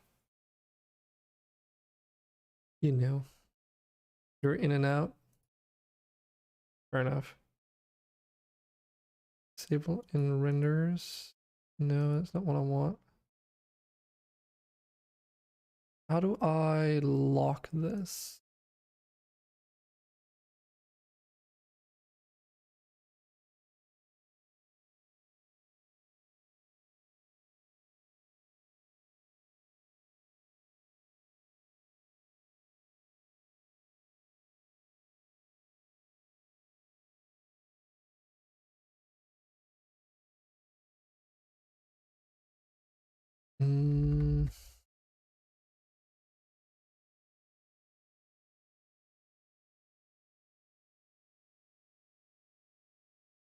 So you can disable the view here, but that actually just makes it not even affect anything. That's not what I want.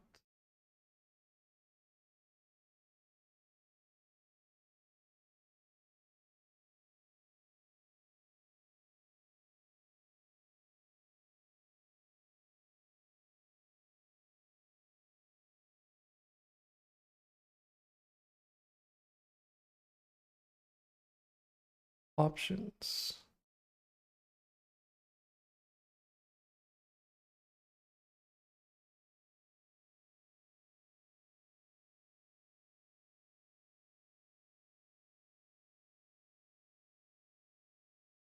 Ah, okay, so those had to... Why were those disabled by default? That was stupid. So if I tick this now, I can no longer accidentally select that light source, basically, and move it around. I suppose if I do... No, okay, never mind. Is there one where it's like just hidden?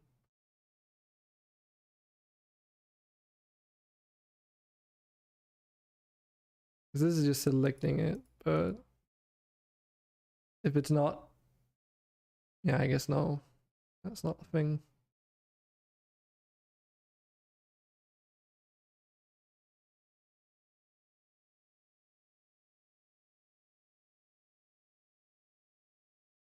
Okay, that's good enough though.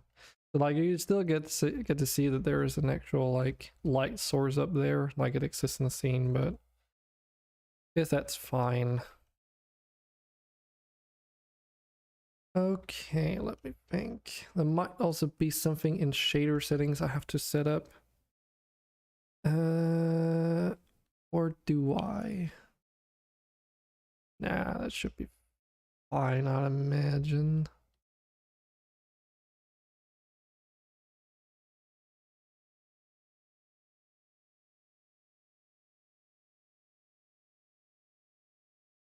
Just save it as it is. Reopen it.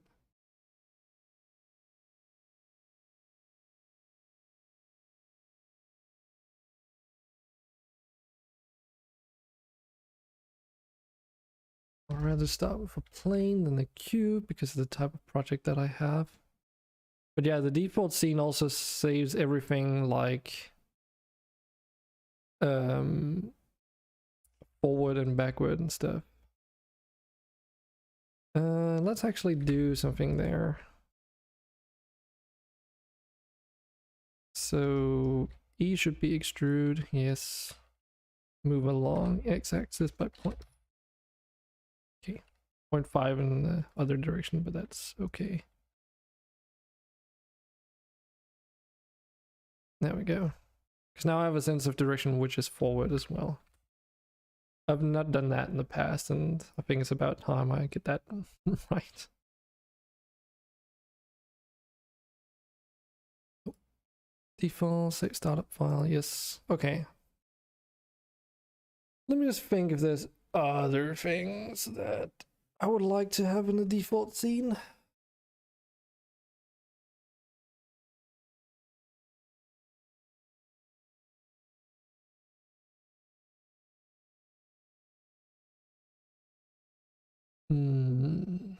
No, I think this is about all what I need for the default scene. Cool.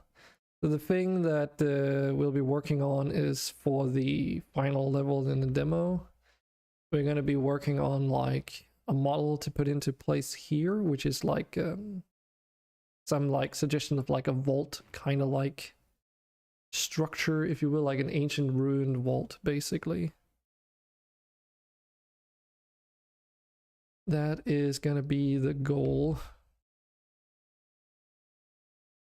And it's not going to be like a final model or anything. It's just going to be the suggestion of it.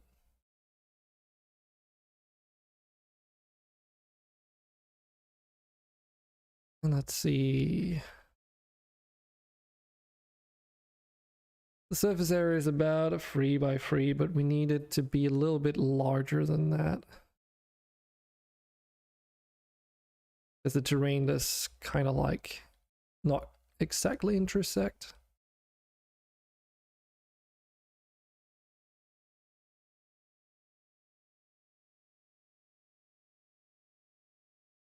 Let's see. All this vault. And I don't even remember the naming conventions I have for this. Hold on. That was empty. Cart_1. all lowercase. Okay, so name underscore number. Okay. Got it. So no, I already made a mistake because it's not supposed to be capital vault underscore 01.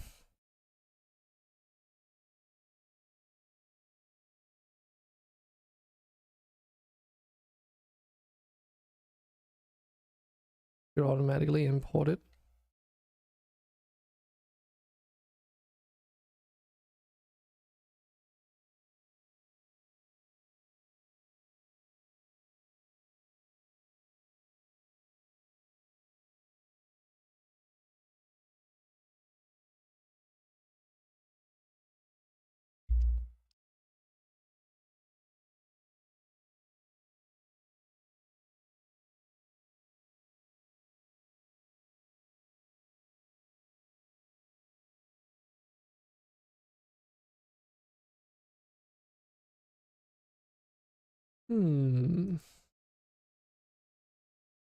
Curious.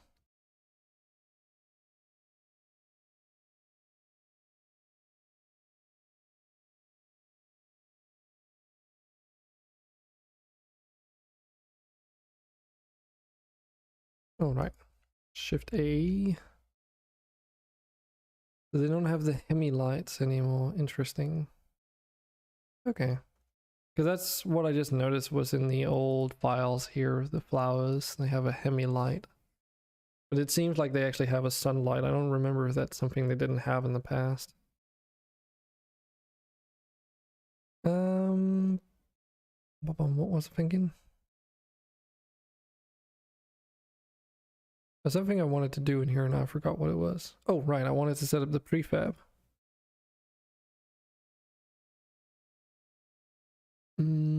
So details. And then oh right, I forgot. That's also a thing I did.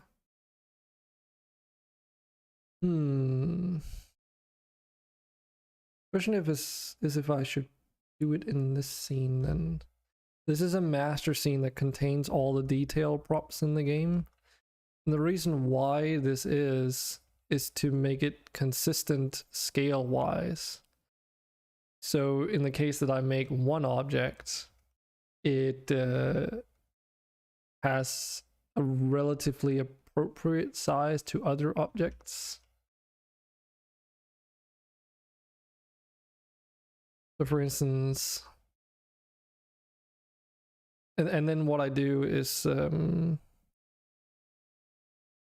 got all these objects in that master file, and then I have a reference file that exists outside of that in the subfolders here. So like if we take one of these storage chests, or let's take the barrel here for instance. So this should just reference back to like the original file. I have to look up how to do that again.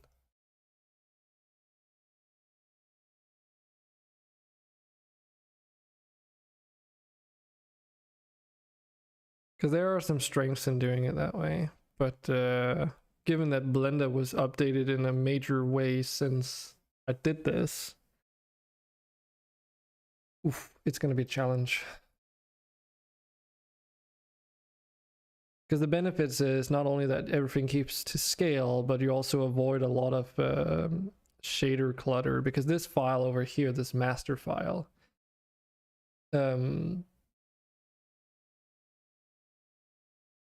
has like, or can have multiple objects that utilize the same shader, for instance, or the same material, at which point you only need one instance of those materials, whereas if they were in separate files, you wouldn't need, it would automatically generate an instance of that material for each file where there's a duplicate, because it, you know, they get treated individually.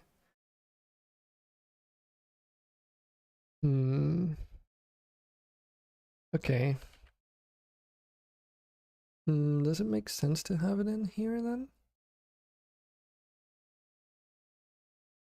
I'm just trying to think. It might actually make sense to put it in here then.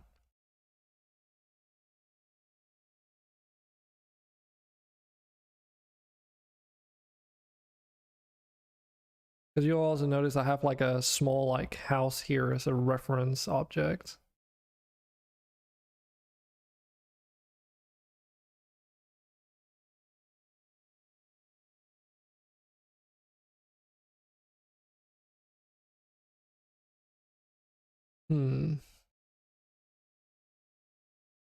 Obviously, because this was made in an older project, even these viewport setups are of the old, from the old version of Blender. So does it not work the same way anymore? Question mark? Doesn't quite seem that way. But I guess I could just add in the modeling one here. Can I move this around somehow?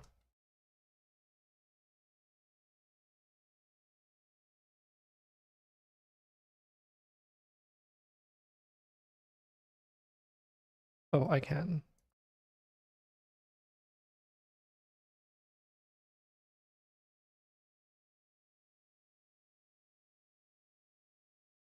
Yeah, apologies for like me having to get reacquainted with this, but it's been literal years since I've had Blender open and doing anything in it.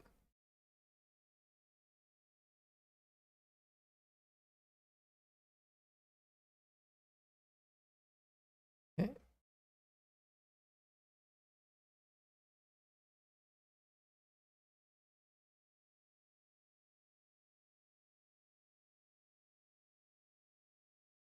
Let's rename this to Vault, not Valut. 01.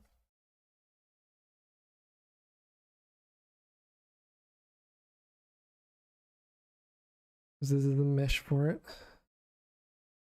And then if we go in here, because we still need this file, then it should be one of these tabs. And dear God, how is it that, how did this work again? Because it's, I think it's this link function here. So we take the link, run details master, and then here we have like basically folders of all the different types of objects in that scene. So we should be going under mesh, because we're only interested in the mesh for this object. And what was it called? We called it Vault.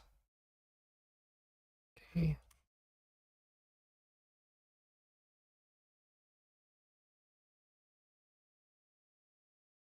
Doesn't show up. Is it because I don't know if we saved this?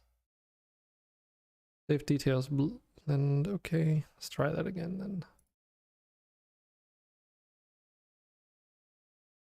Nope, that's not what I wanted.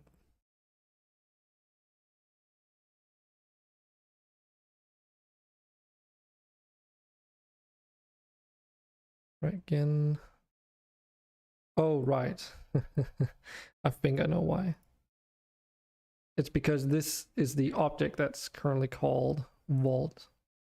And the mesh is just called Cube. So yeah, you have to be very careful with the naming in Blender. There's like a lot of small things that are sort of useful to learn, but it takes quite a while to like get used to.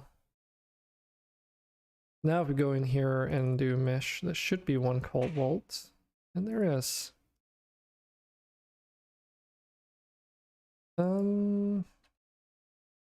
Not quite what I expected. Why is the scale of this like super off? Oh, I know why. I know why that is. So it's because I scaled the game object, but I didn't apply the transform as its default scale. Well, since we're at it, might as well here. So if I scale this, you can see all these numbers say 0.5. So that means that in actuality, it is actually like that, twice the size. But if we do Control A and apply all transform, then that becomes a new default. Which also means that if we go over here, right now it's like this, but if we save the project and reopen it, there we go. Yeah. Why is its origin so weird?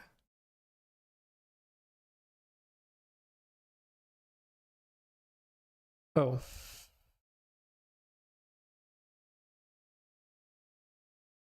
Not exactly what I was wanting.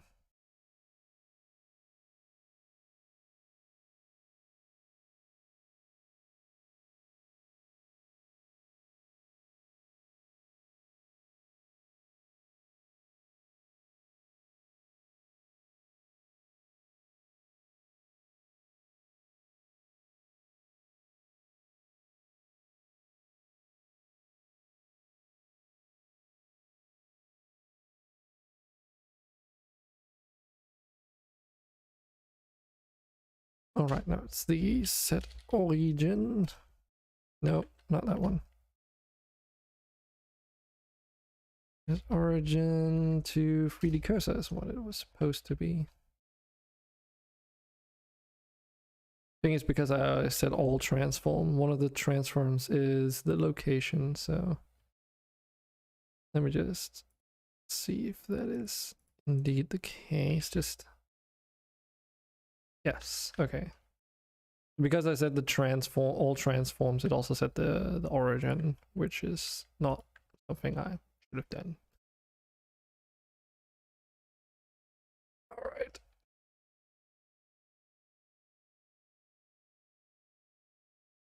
And actually, selection to no cursor to active. There we go. Just so it's centralized on the object.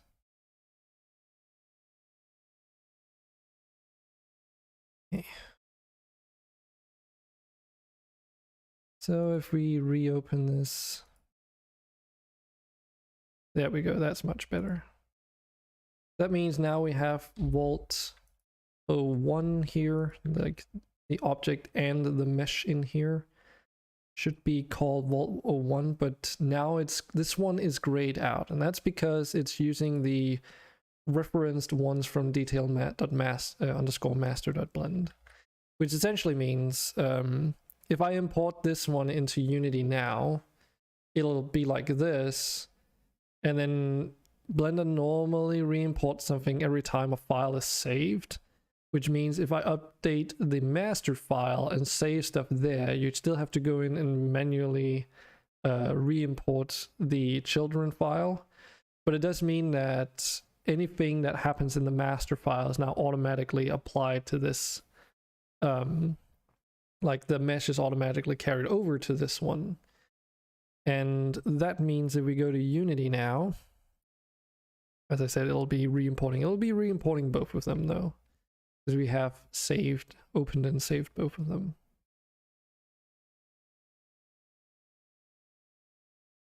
And it does have one caveat to this approach, is that since the details file is going to get larger and larger, it's going to take you longer and longer to save and import stuff. So ideally, you still want to separate the master files at some point into subgroups, which I already have done. But like the strength of working in this with this pipeline approach is, in my opinion, like undeniable.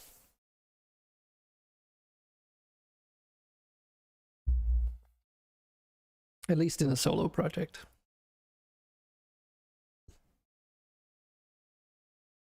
So that now means in here we have this Vault 01 thing. And we should be able to just drag it into the scene. Let's zero in the origins on that. Use control to like snap it in place, if you will. And then rotate it. Oh yeah, and the controls for Unity, of course, are different. So pardon me if I don't get this right the first time around. And then let's see, that's the x-axis here. So if we just say 0.5 and then move it. And actually we also want the x-axis to be a 0.5 offset. There we go. So that's like the sort of floor plan, and as you can see, it lines up entirely with the grid. So I think the idea is going to be that it's going to be like probably up to 2 units deep at some point. So it's going to be like some kind of facade structure, and then I can move it around, but it needs to have like a minimum volume to cover up so it fits into the terrain nicely. So if we add like, that's 0.5, if we add like 0.1 units worth of material to the outer edges, then it should be fine. So if we can get the dimensions of this right straight away, then that should be good. Let's start there, like just blocking it out essentially. Oh, right. And it was a drop down menu, but only in this view. Back face culling is enabled. There we go. Because it doesn't need to have anything on the underside, of course. So if we extrude an edge out here and we do, that's the y-axis. So what do we say? Maybe 0.5. And then we extrude out here.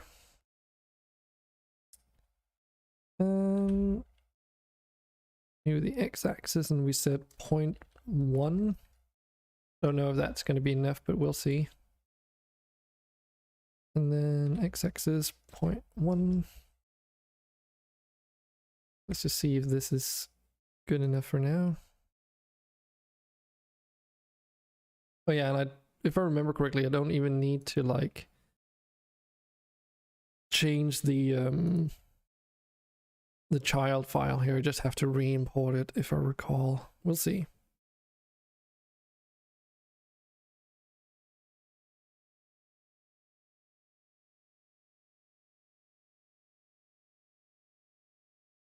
Another benefit it has is also that material settings and such get passed along with the mesh data, if I recall, which means that you don't have to set those up twice either. And if you make changes to the master file, it automatically applies as well, which has the added benefit, as I said, like not to like add a lot of clutter, basically, amongst other things. We also need to like, oh, this is annoying. Okay, this is something I have to figure out how this is supposed to work.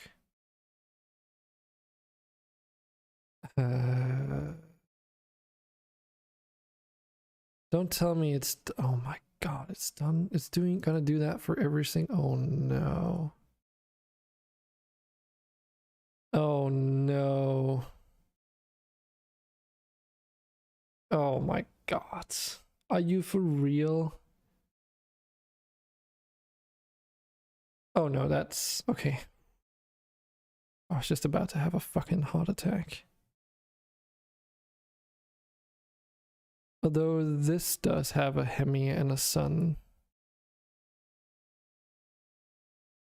They're just empty game objects, but that means, oh my god, why Blender, why? Oh my god, that means I'll have to go through all my fucking models at some point. Not only that, I have to figure out how to deal with this now. Because so here's the thing. When you download a Unity project off of a repository, and I'm using the built-in, like, it's technically an exporter, like a Blender exporter into Unity, utilizing Blender itself. It automatically, when you do re-import and all that stuff, because I'm just using the blend source files, I don't export manually to a what are they even called? VFX, or I can't even remember the fucking format. But I don't export them into a format manually, because development pipeline, and you do have the tools for it. But it seems like due to that like newer update of Blender, it treats the light sources differently now, so they're getting imported as empty game objects, and that's not something I want. I don't want all these fucking empty game objects in here, because it's gonna clutter up the hierarchies, and it's gonna add a bunch of transforms to the game that just don't need to be there. Shit. Well, I suppose that means I can at least start out with this test case and then figure out how to work with it.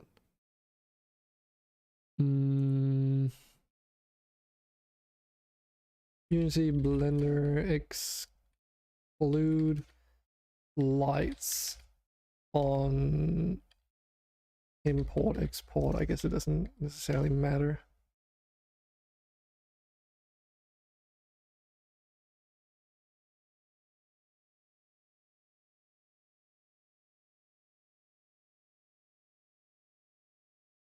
Yeah, and if there's a camera in there, it also does it. That's not a solution. I mean, it is, but it's not a good solution.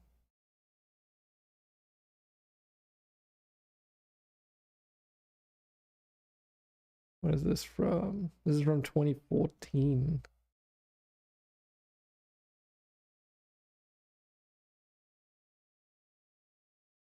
Blended 2.8, use this.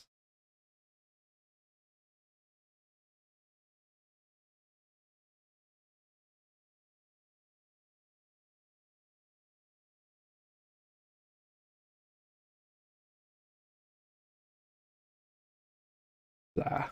Always import FBX files. Everyone says that, but I mean, Unity has tools for it. It's just a matter of using them correctly. The people that say that, I don't agree with.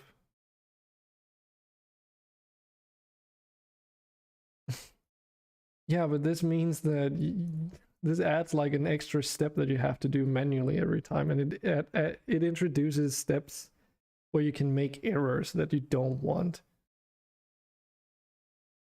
This is not something I agree with.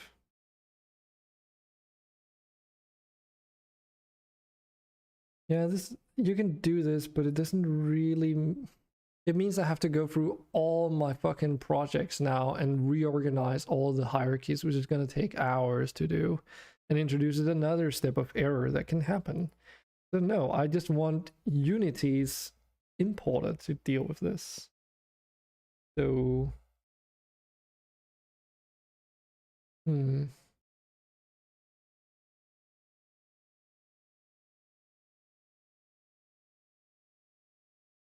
Well, I guess that means we have to get a little bit sidetracked, because this is something I should probably get working straight away.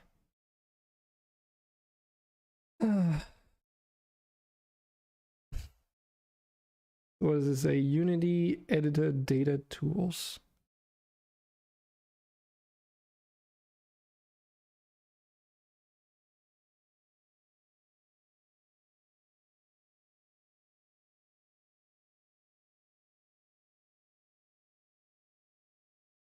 But is it like in edit assets?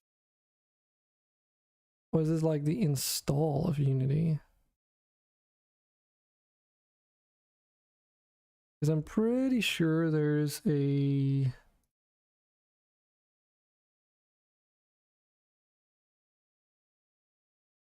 Yeah, I have this thing here. Wait, where was that located again? Assets editor. Those are editor scripts.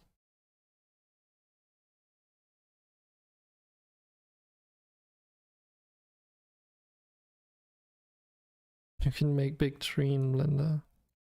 Yeah, that's like not on the priority list right now.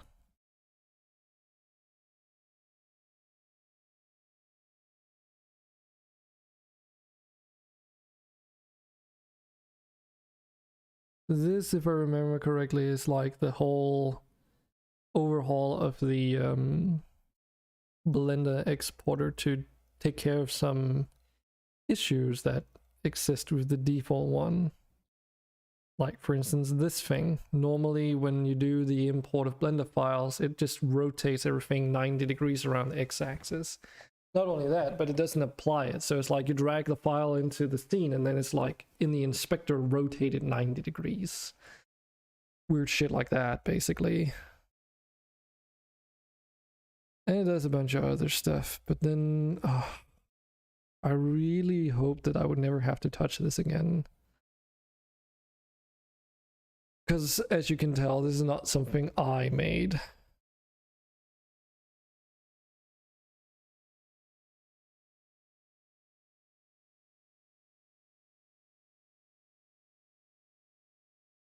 I wonder if this has been updated.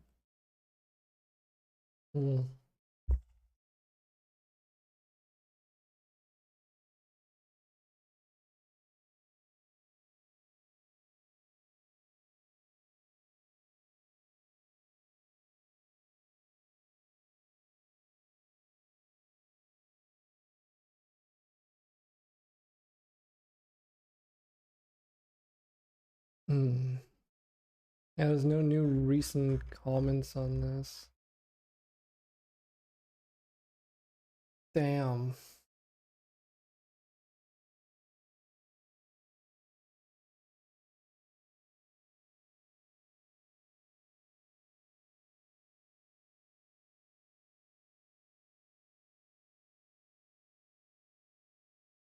Well, it does have a GitHub. I suppose we could take a look at that and see if it's been updated anytime recently. Nope.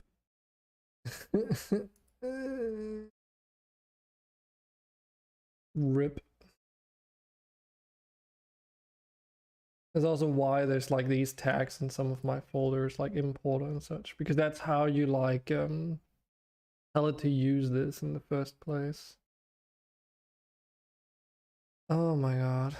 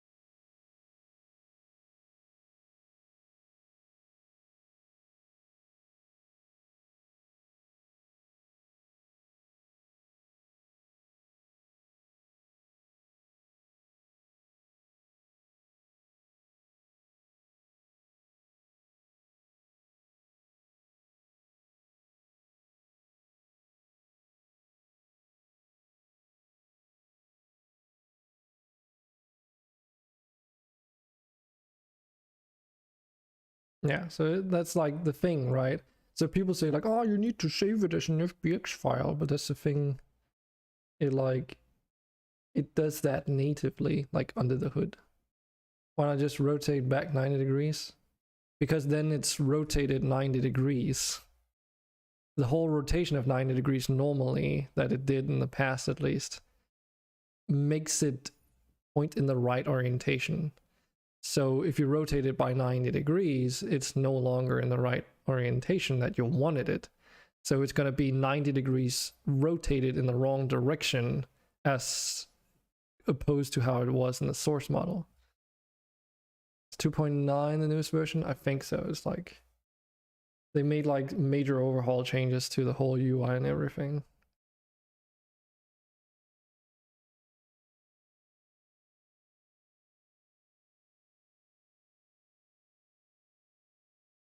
Hmm.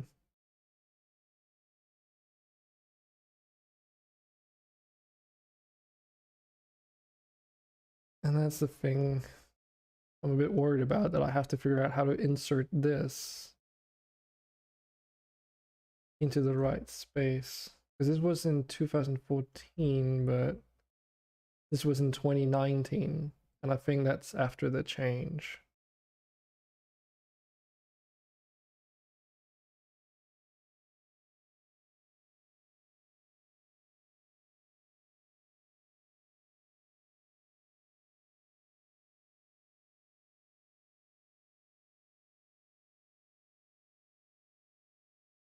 Drop any imported item that starts with a dot or something like that. So I can basically in Blender mark things to be ignored by Unity. Yeah, that's a good way. But that still means that I would have to go through all the files to mark, like change the naming convention of those light sources. That's a good way to go about doing it, as if I've barely started scripting, blah, blah, blah. Okay. Playing around in Unity Editor data tools, made this little hack to it to implement his own solution.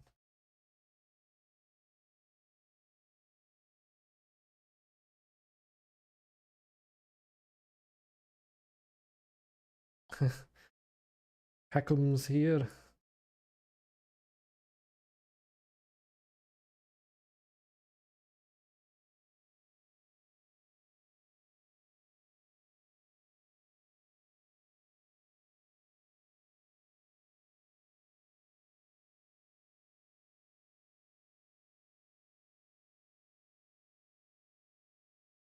I don't even know what I'm reading here. And then there's that 2019 edition here for object in data objects. I wonder if that's like a thing here. Hmm.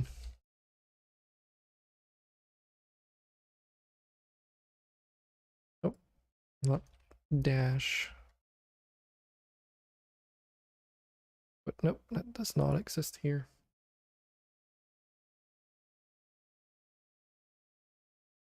Oh, this is gonna be a pain.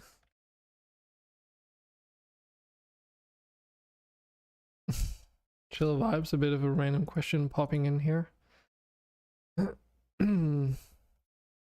People kill people.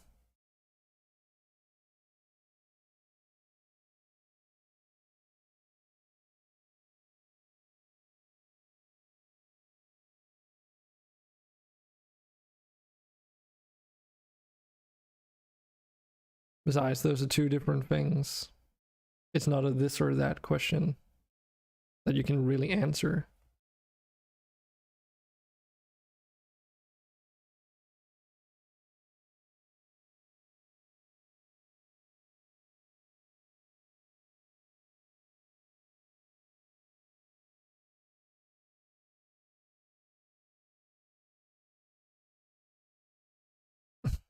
It depends on the context, though.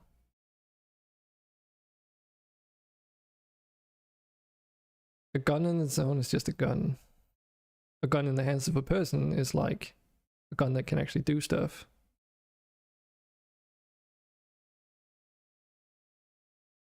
A gun in the hand of a person opposite another person is a gun that has a potential fatal outcome. But that's why semantics matters, and context as well. Hey Hilly.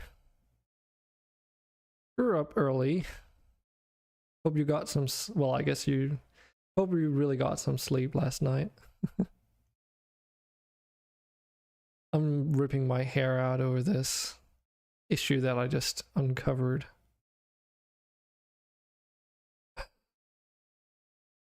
It's stupid.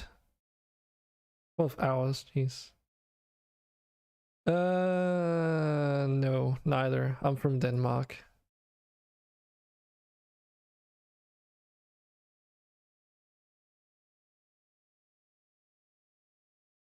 I guess I can technically just ignore it for now and then look it up some other time. From the UK, alright. This is gonna be a problem though. The thing is, I would have to find a new importer script or get someone to fix this for me. I know who to contact.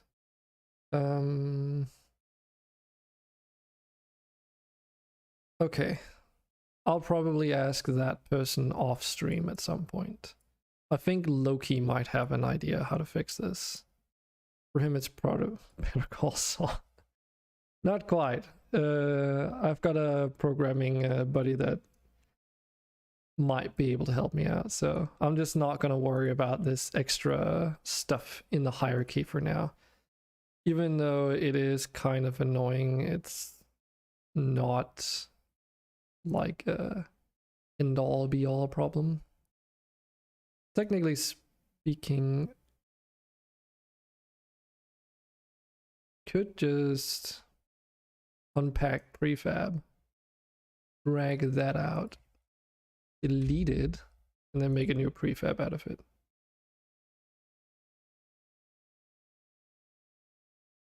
No, you have rights. Constitution says you do, and so do you. Yes, but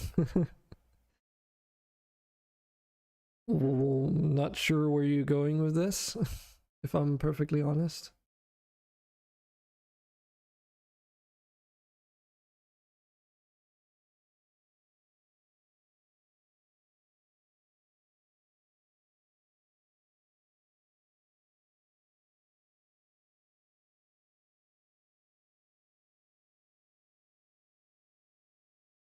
I watched Breaking Bad, but like, that's not really a quote that I remember. I was about to ask, like, are you referencing the Better Call Saul, like, spin-off thing? If you can even call it that. Saw they made that, and I was like, huh. But I kind of binge watched all seasons of Breaking Bad when I was watching it, and that was like after the whole thing was already finished, so there's like things that I just don't remember.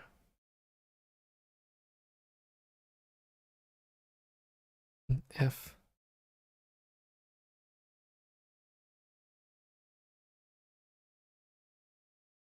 Might have to add a bit of geometry to the back of this. But I think this is gonna be fine for like the footprint of this structure.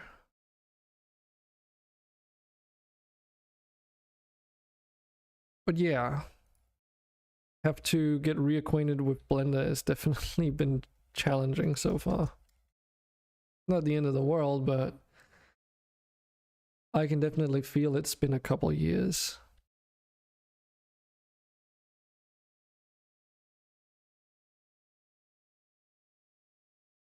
Nope.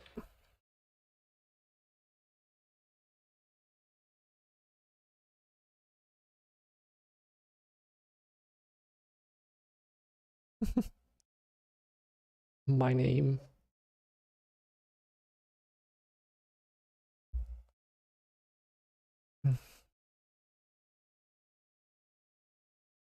I am the one who knocks.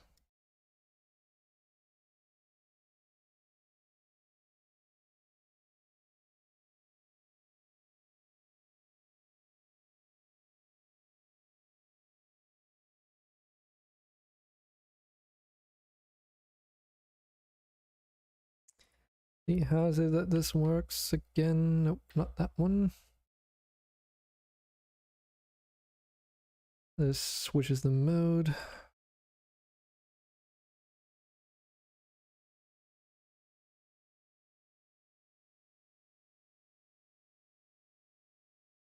Yeah, and F just adds a face or connects them. I really can't remember the shortcut for that.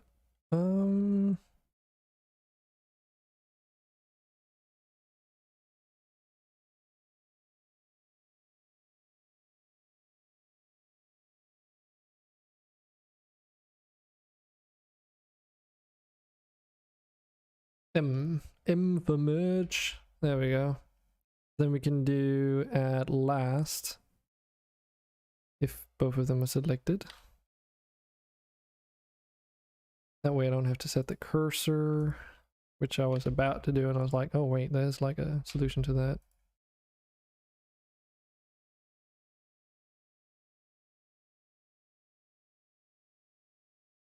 There we go. Let's see if this becomes relevant or not. In theory, I should be able to just take this face and say scale 0. But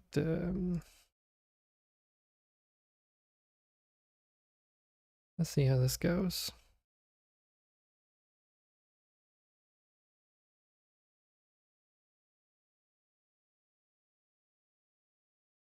That is 1 unit up.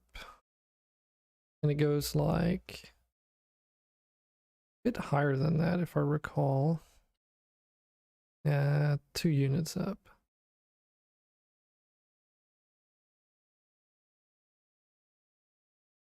Let's just have this box for now.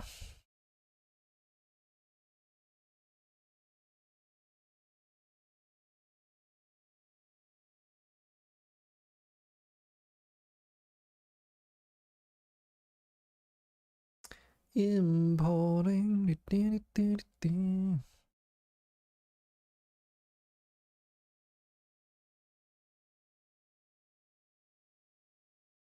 Let's see if we re-import this. Yes, it still updates. Because this is just the model itself, not the whole thing. Yeah, some kind of like profile like this seems to be able to cover all the terrain stuffs. Bomb. Let's make it into a prefab, alright. So there should be another folder in here that is called details. Yes. Shoot. What did we call the folder? It was like story set pieces. 3 words like that. We make a mirror image here called story set pieces for the prefab equivalent of the models, essentially.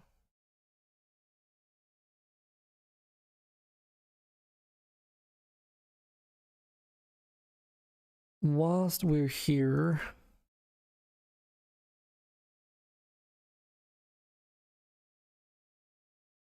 okay, so these don't have like in prefab in the name. It's just like implied good.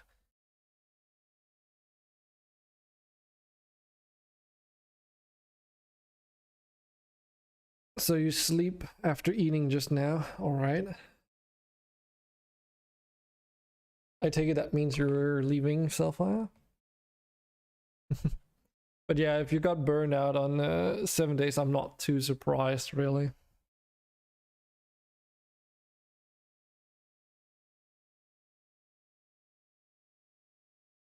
I've been going at it pretty badly.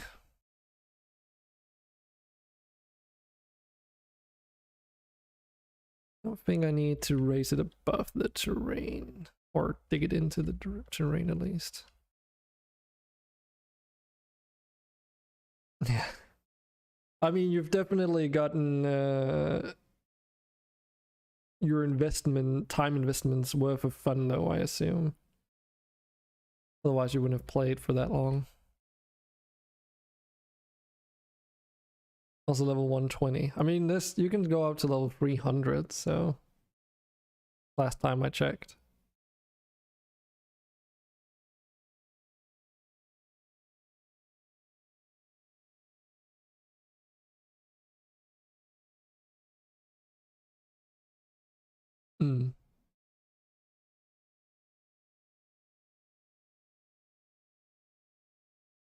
Let's delete the faces underneath here because we don't need those.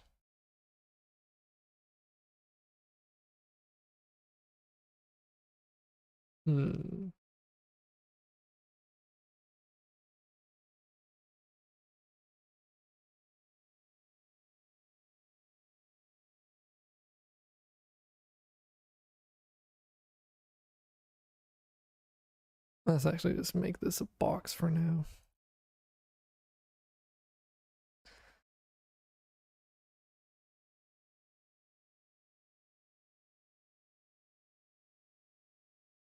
So let me see. What would be a cool...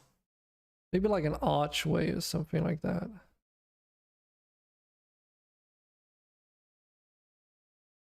If we make a circle, let's see how this works. Okay, so we got our options down here like usual, and we don't want 32 vertices. That's a bit overkill. The 100 was just Undead Legacy we've been playing. I see. Well, you've definitely got your money's worth.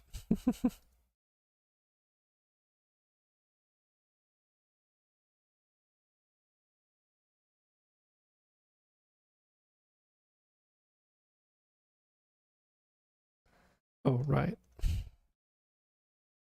Cursor to World Origin. Selection to... Now I'm in object mode, right? I think so. Yes.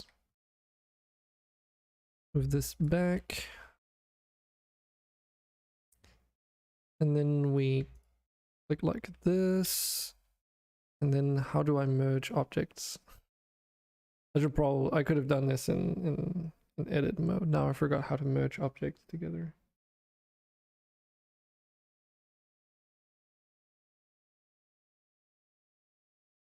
Or join objects.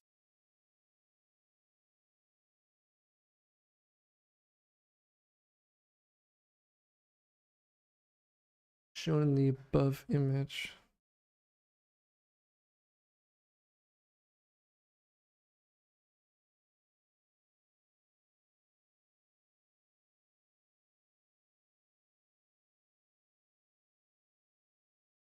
Oh yeah, and Shift J, right? Was it Shift J? No. What was the shortcut? Pretty sure I saw what the shortcut. Control J for join, I guess. That just joins them as is.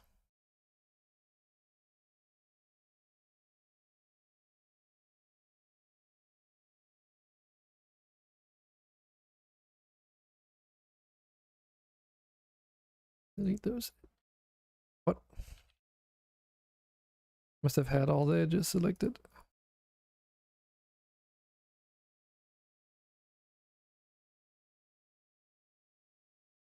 There we go. And that was not the button. That was not the button. Ah, shit. I keep pressing W because for some reason that I just remember that as being like the menu that would bring up the subdivision shortcut, so maybe that's changed.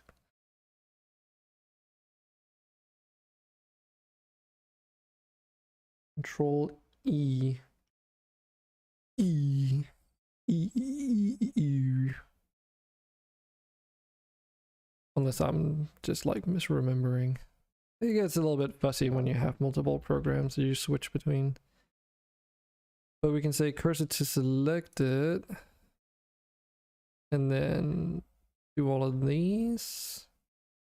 And I can't remember. Does it say down there? Exit. Dun dun dun.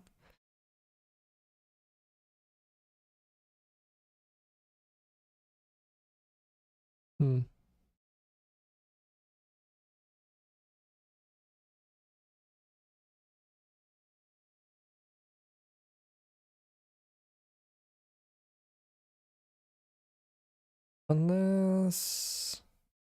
Yeah, so the thing is here it's sort of scales it according to the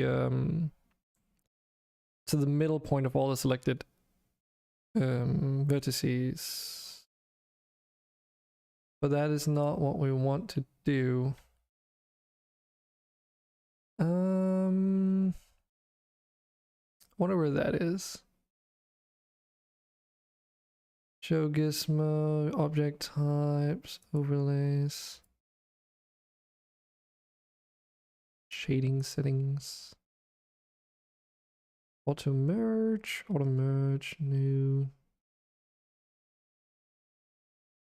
New.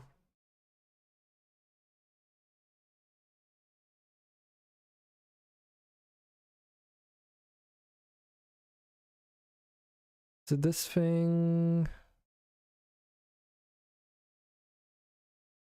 This is like transform orientations.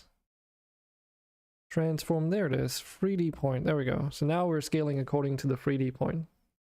I wanted to do it this way because the alternative would have been to like set the whole origin point for an object, scaling in object mode, and that's obviously not super great.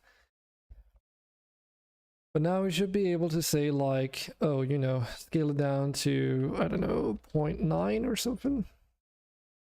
So we get that archway, which is nice. And a uniform across the whole thing.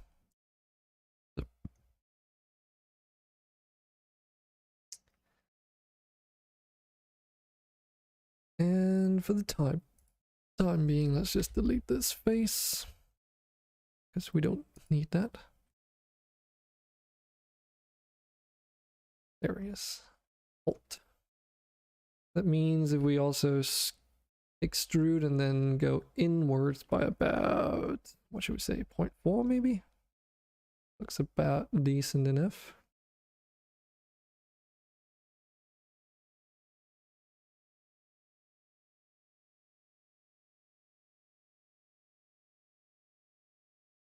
And then let's select these two, cursor to selected.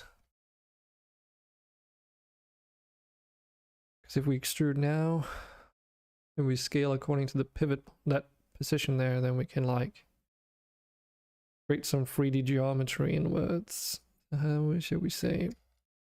0.92 or something seems like a good size. It's like, you know, this doesn't have to be up like size perfect or grid perfect or anything like that.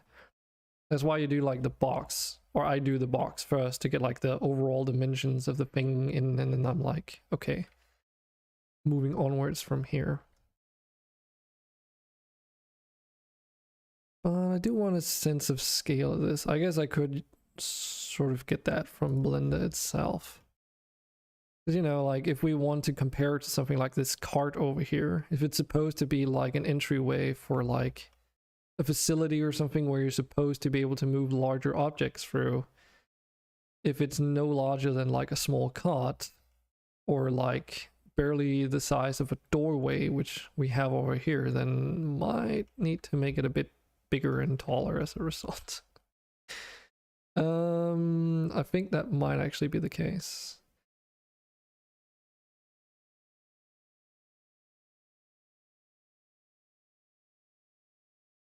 Not this tall, mind you, but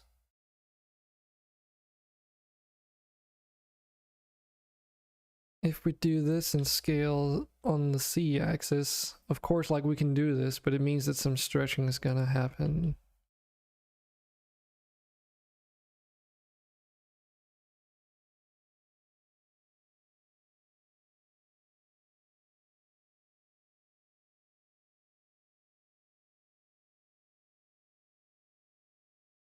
Automatic constraint plane.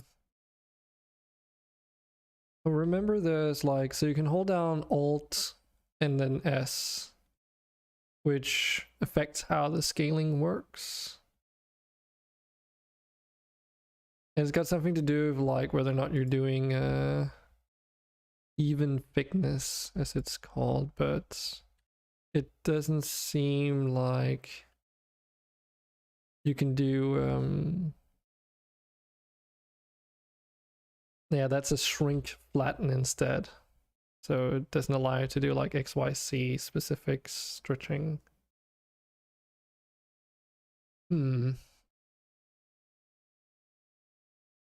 Okay.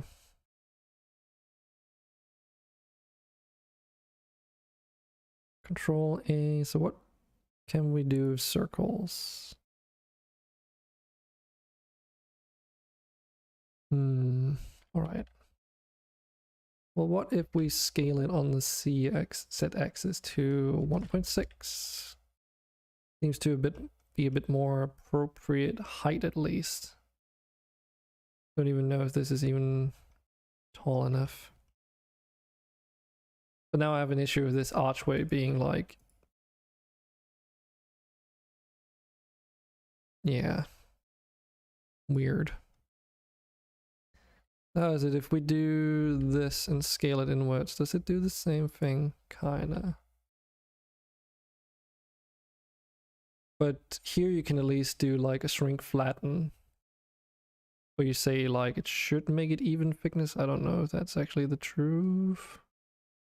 But I think it means that it...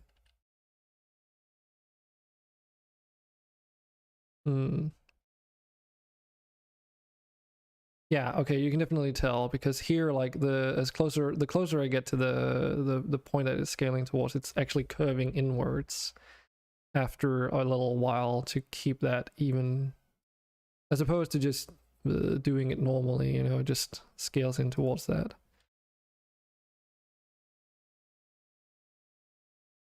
So let's see, about 0.1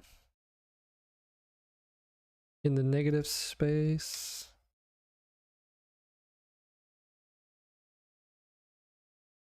Oh wait, what? Oh. Okay, so that I actually moved it backwards as well. Does that mean if I move it forward now, it's gonna be weird?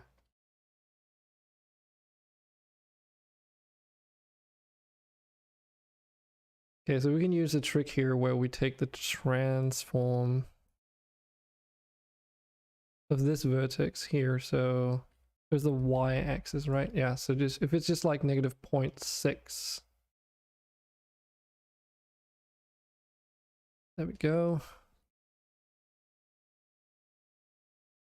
Assuming that, of course, okay, they weren't all like exactly that. So I also scaled it to 0 on the y-axis, which basically flattens the whole thing.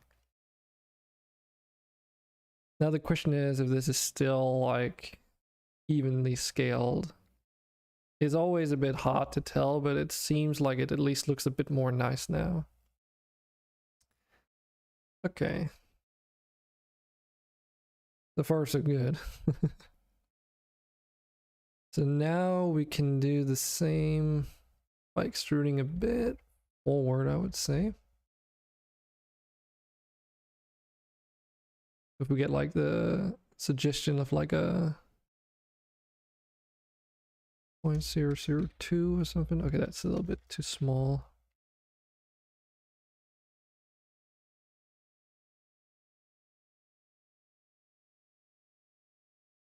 Then move that point again.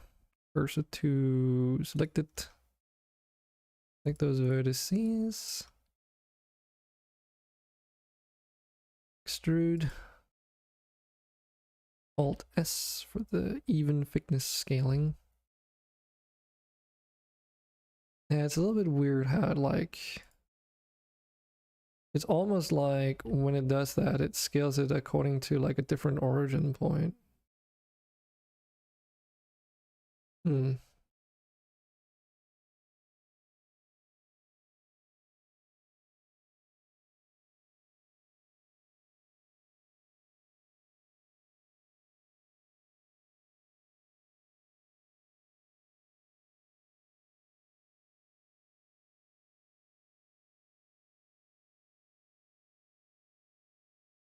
No matter.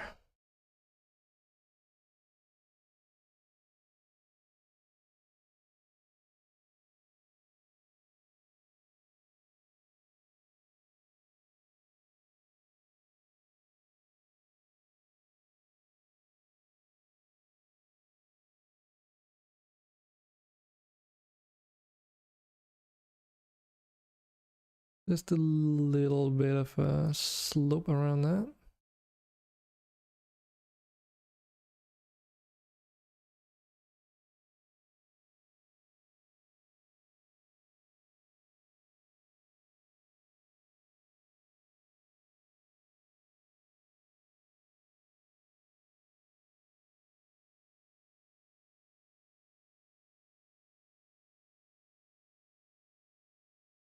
What Y value do we have here? An ugly one. We can just paste it in, of course, so that makes it flat as well, or perpendicular with that back wall piece there. Now the next thing I want to do is scale, or get like another sort of like slight indent.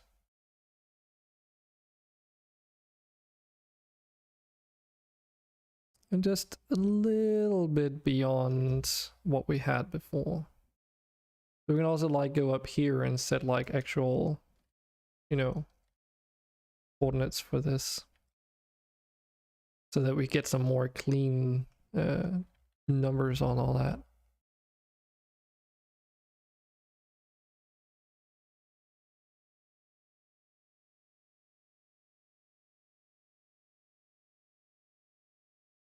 Then just scale, set that to 0, and then merge at center. That now is one vertex. Should be at least. There we go. Okay, so we've got like the gateway. I wonder what that looks like in game.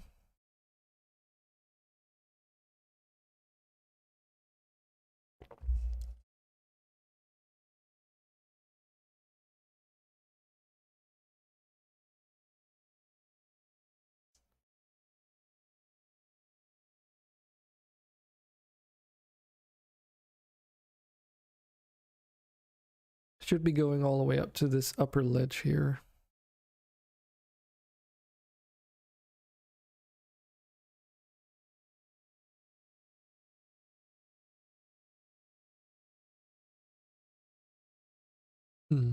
Which of course is a little bit bigger than I would like it to be, I think.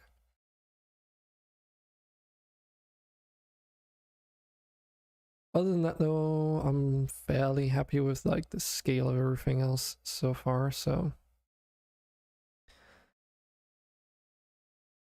Let's see. Take this and then lower it by 0.3 or something.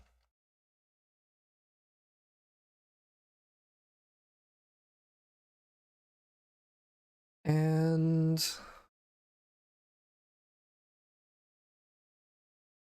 still leave the back face for now.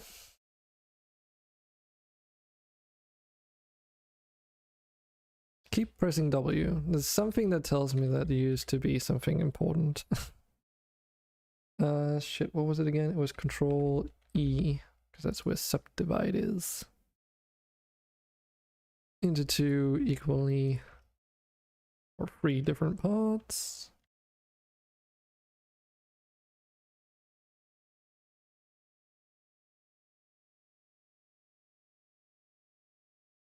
Let's see here.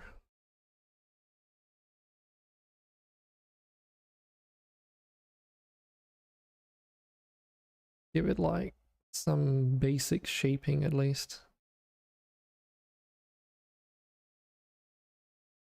Oh, that's not the wrong value I was looking at. 0.3. There we go. And then let's take these edges and lower them as well so that it looks like it's slanting inwards to the terrain.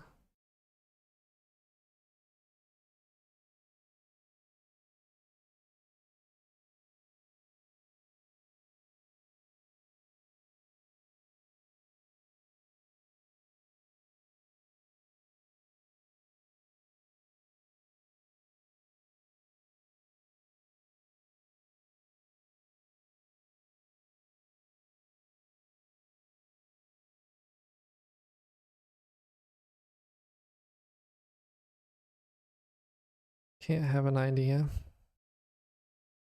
So we take these edges. 0.2? Yeah, that should be adequate.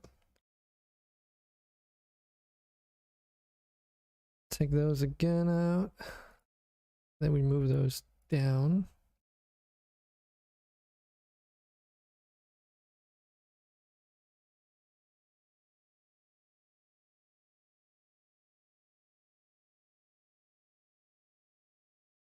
Actual length of that doesn't really matter. I should probably have extruded the edges here as well. What did I say? Was it 0.2 or something? Negative direction.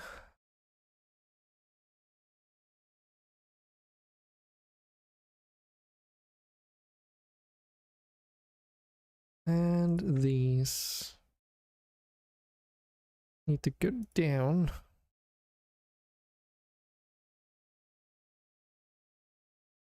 Yeah.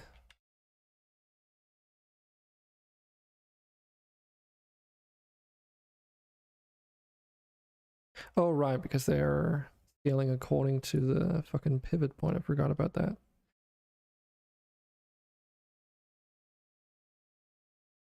Fortunately, not a problem right now.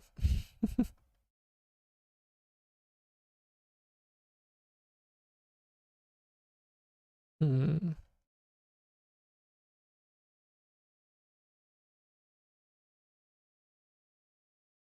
Now I kind of want to lower this as well.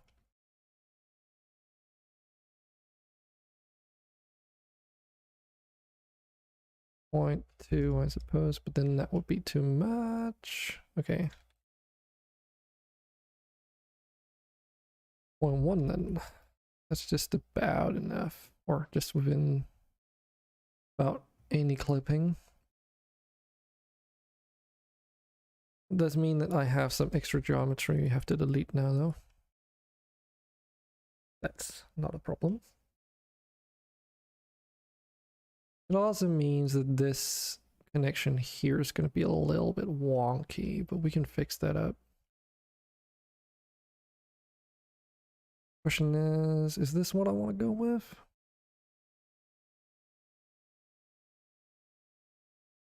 Or do we actually want this to slope a little bit as well? Something like that.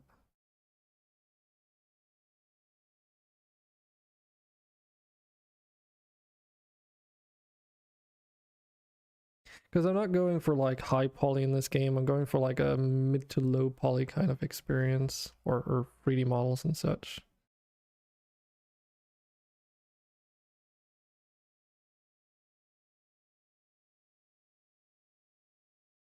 And not just for performance reasons, it's also because it's a bit easier to work with. Imagine we should be able to just connect that up. Same with this.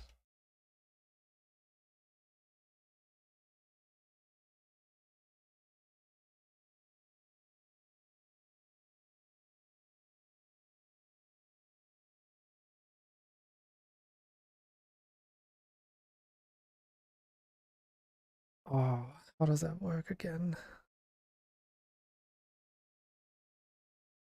So you can use the numpad keys if, like, this is one of the reasons why I need a numpad for this kind of shit. You can use the numpad keys to like lock your camera into specific orientations, and also to quickly switch between perspective view and orthographic view. And orthographic view is really useful when you're doing precision work, when edges have to align or you have to do something really specific.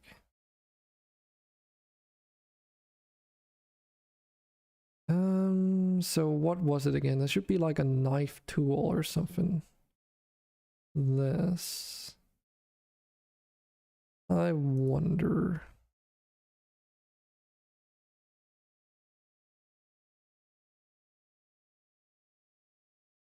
Yeah, so what are the snapping points on this? They're like a easy way to make it snap.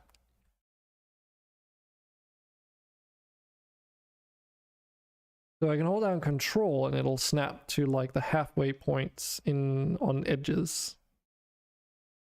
If you want to like cut an edge in half essentially, but that's not what I want. I want to like do a cut here so I get a vertex point on the right locations down that slope, so I can cut away more of the geometry, which is not super important for, like, it's not because I want to save topology, but it's because I want to have a surface that is rather like going to be like a little bit easier when we're going to do UV unwrapping later, and also just to make it a bit easier to work with.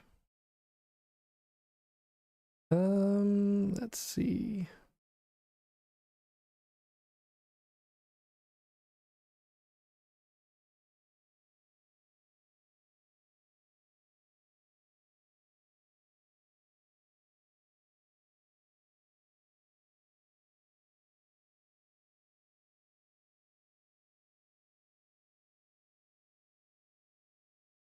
Hmm.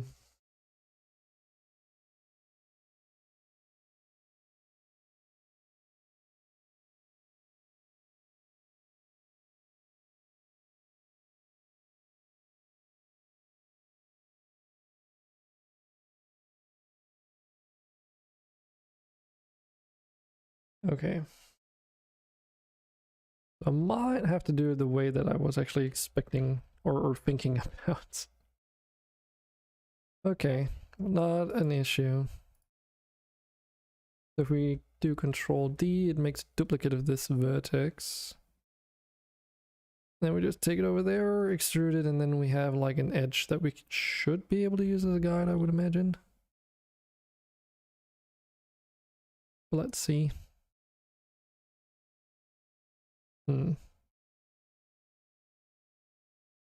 Oh, right.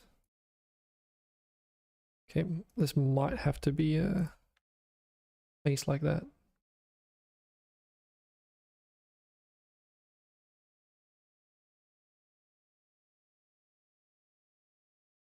Yes. Then it doesn't cut the thing. Does it? Uh-oh.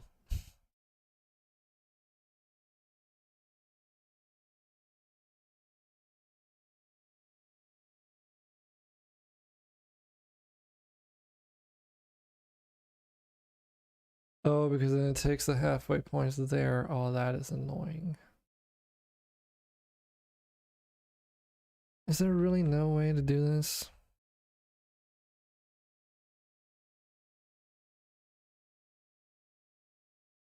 I seem to recall there's another thing you can do, but...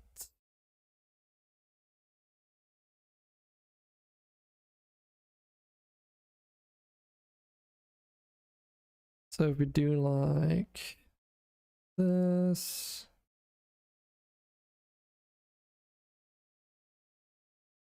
and like that, essentially.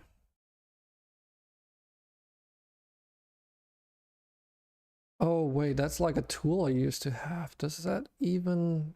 Fuck, I don't have that anymore.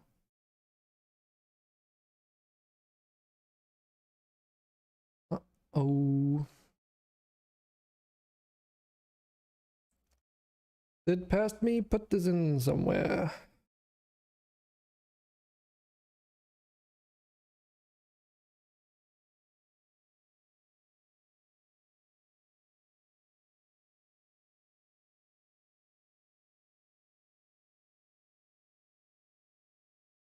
Here's that rotation fix that we looked at.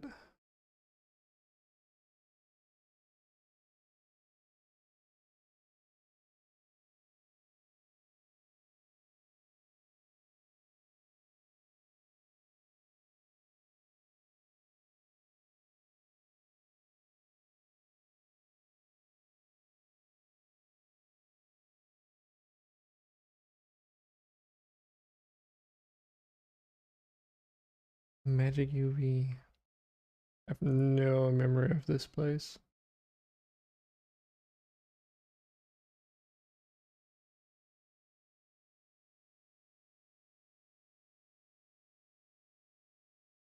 This is like I used to have like a plugin or something that allowed you to do like intersections.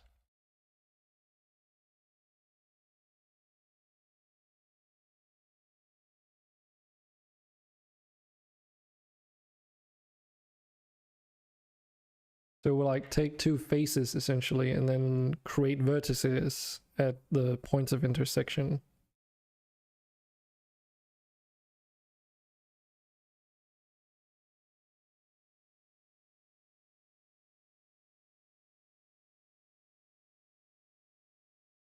Hmm.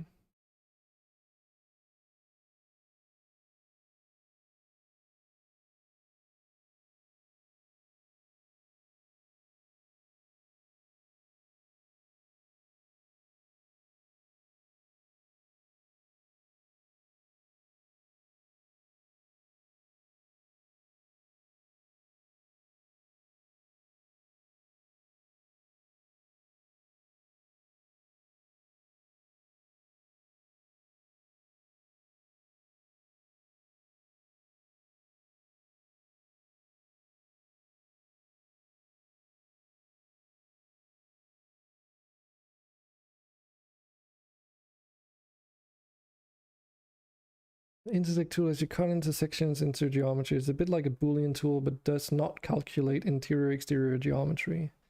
Faces are split along the intersections, leaving new edges selected. In edit mode, menu face intersect knife.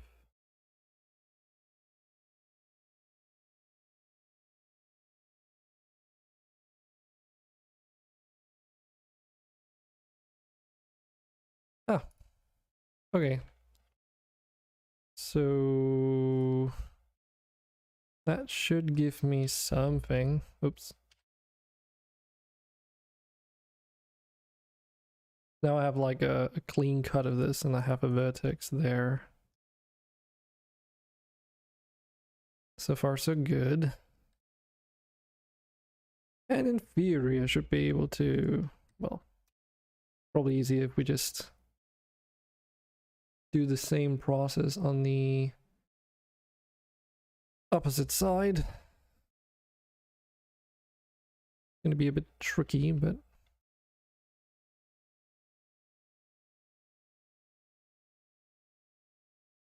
yeah, this goes.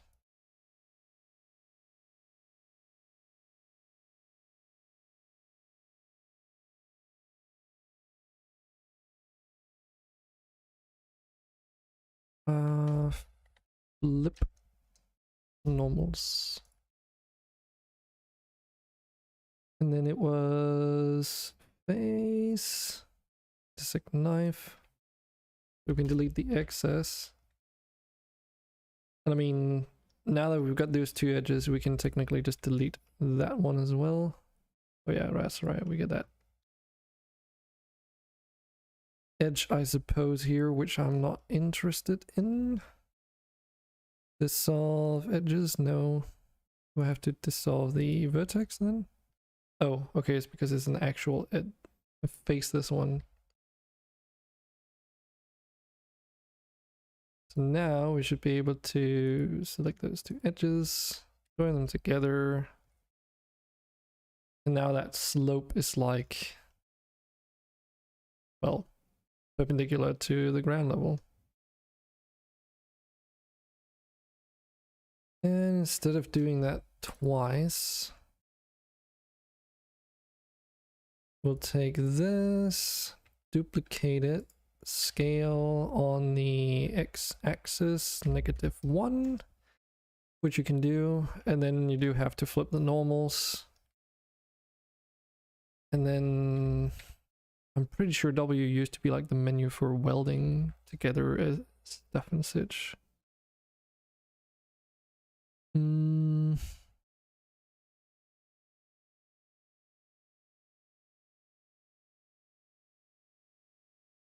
Oops.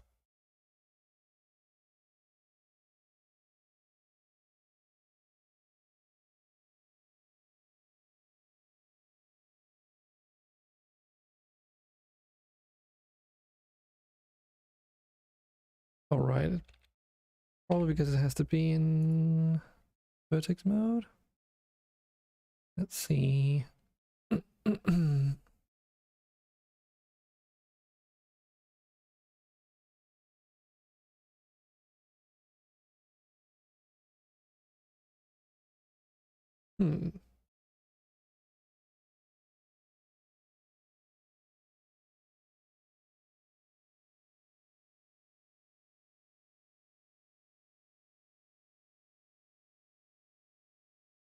Is it the merge after all? Merge by distance. Okay, so this should remove the duplicates. So that if I take this edge, it's now actually connected to the rest of the mesh over here.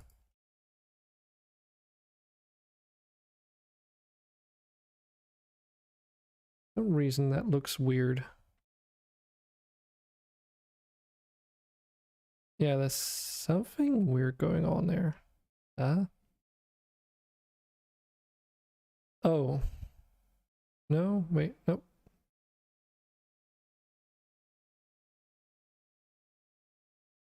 Why does this look weird?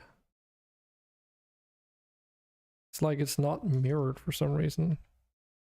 Because up here it's like...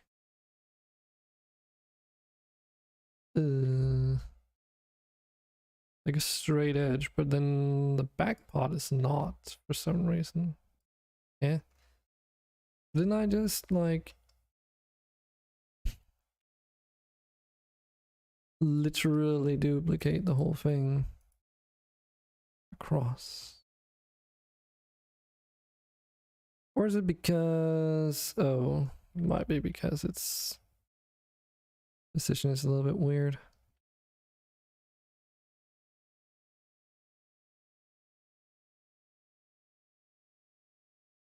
Cursor 2 selected. Let's try this again.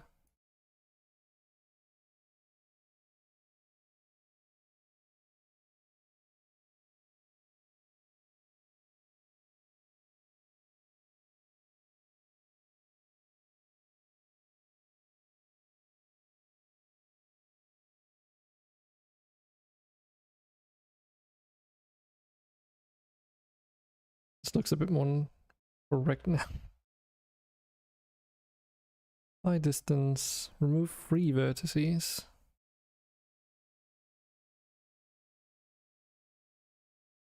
One, two, three. Yeah, I guess that makes sense. Those would be the free vertices at which they're connected.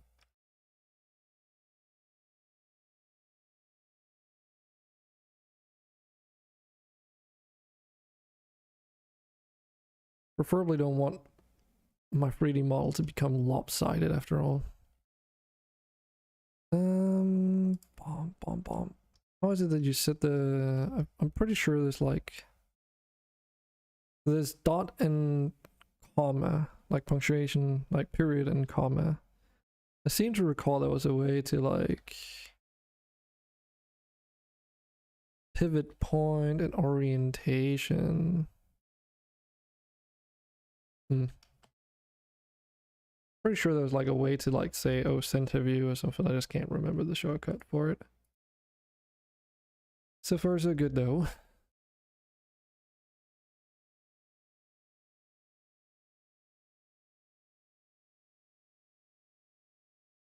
So we can do one of two things. We can either just like have a really long stretching face like this, which shouldn't be a problem because it's going to be like a flat surface anyway in the UV. I'm gonna connect it down there. And this is 1, 2, 3, 4. So this is like the halfway point. So connect this up like so, maybe.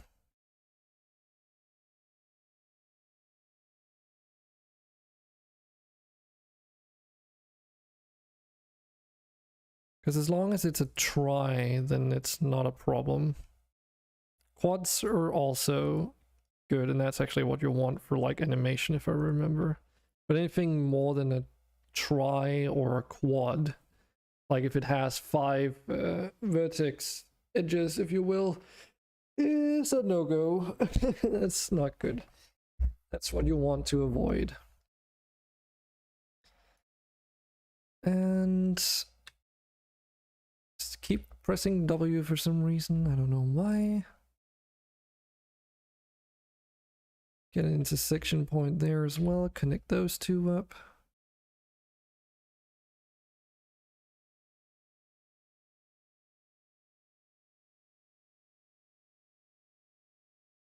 Yeah, that should be decent. So We just fill it out with faces straight away. But it should at least mean like the apart from that one edge, the rest should be alright. Because the thing that I seem to remember is you don't want edges that have too like strong, like sharp, narrow angles like these. Like you don't want these kinds of shapes because it can really mess with the lighting system in Unity. Since like how light is computed as like the TLDR, I suppose.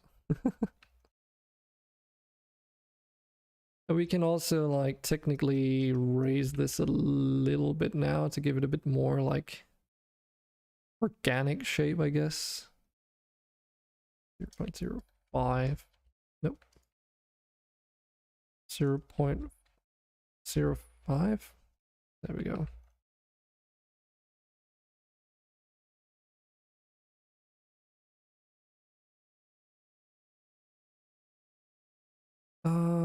Where is that setting again?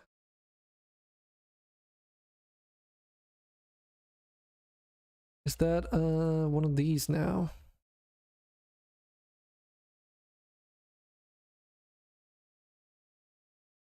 Where was it again?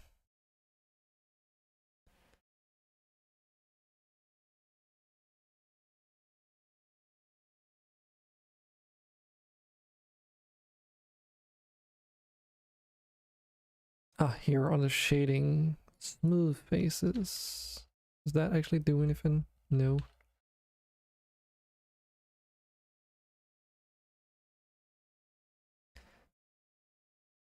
Oh, right, probably because of the, yeah, the shading view. Hey. Oh shit, I just realized something. Oh, that explains it. I was wondering why the gate was like you could see the vertices. It's supposed to be like a flat surface. That would be because that was extruded or moved, translated a little bit in front of the whole thing. So this is more accurate. Cool.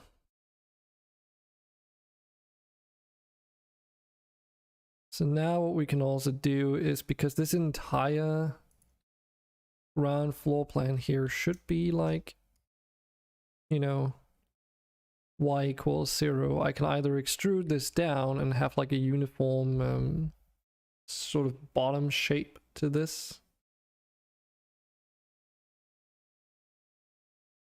I could also, of course, you know, just move everything further down, but I also think this is what I want to do.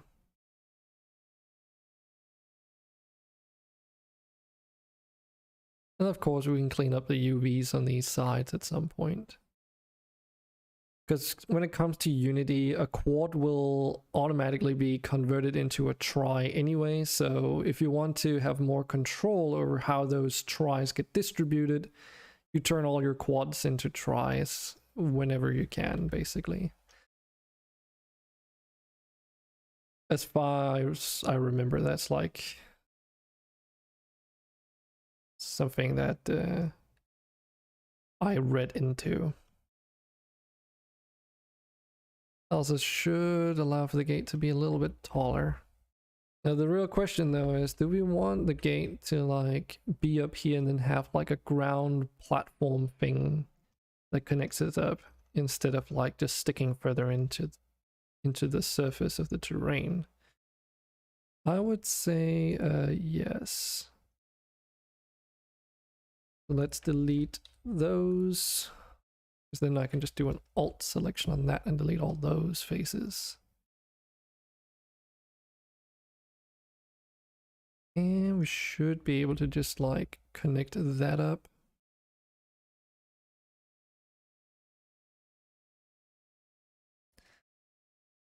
And then again, no, we can't do it that simply. Like we could, but it's not something I would recommend doing. Like you can do your model like this and then not have those vertices connected to the bottom plate here. The issue is that again, when it comes to lighting, then because those vertices are not connected to this plate down here, it can create some artifacts around those. So ideally you want your entire model to like, you know, be closed up towards the outside where light is going to affect it. Because otherwise weird shit happens.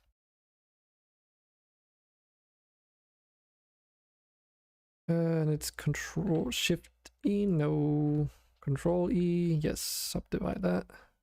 Because we're just going to do like one side and then copy it over to the other one.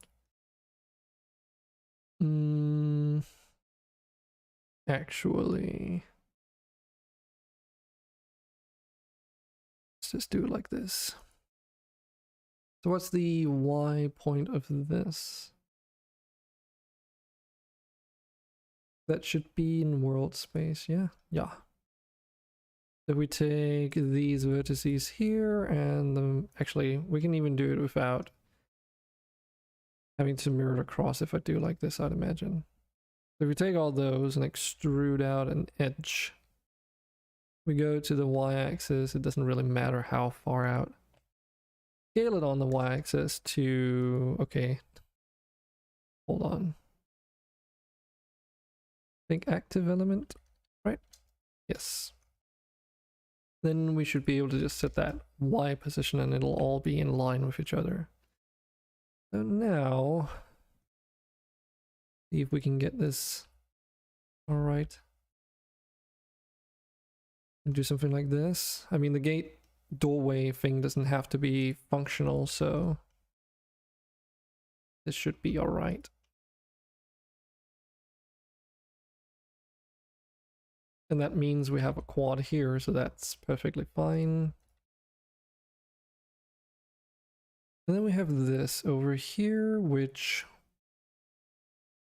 you know, we can't just do like this because then it's no longer a quad. So we have two options. We can either do like this and have a bit of a strong angle go in there, or we can do the other one, which is move this vertex towards there. I would just create strong angles anyway. I don't think that actually matters then.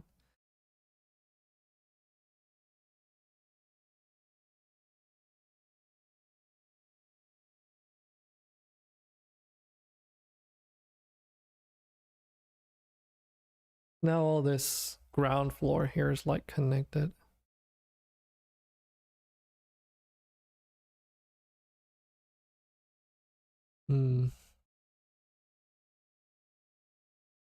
Okay, we might actually just want to have like a clean edge after all. Hopefully this is not going to be a problem. Selection to cursor, the same on this one.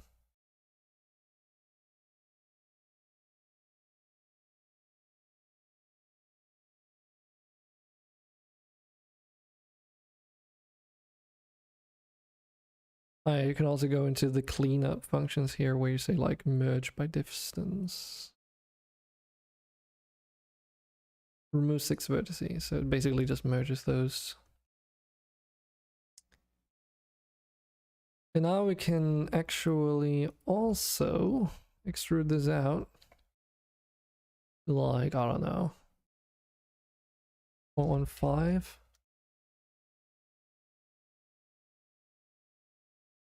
Scale it on the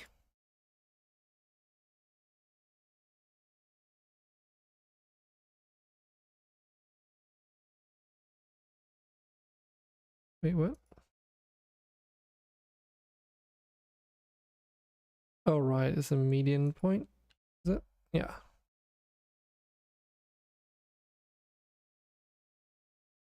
Let's give it a bit of a loop. Merge that up. Oh, right. I forgot.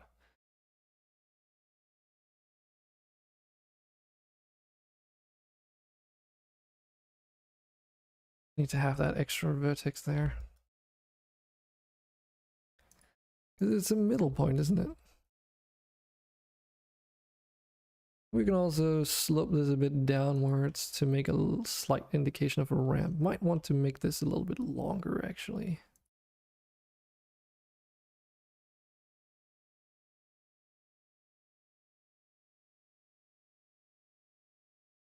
Don't know how long this should be, though. Or something like this for now.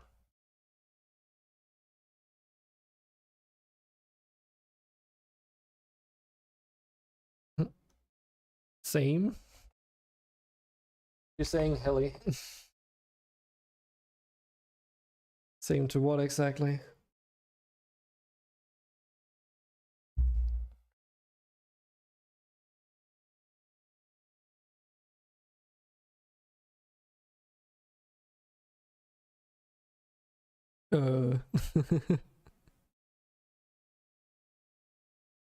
Fussy brain, alright.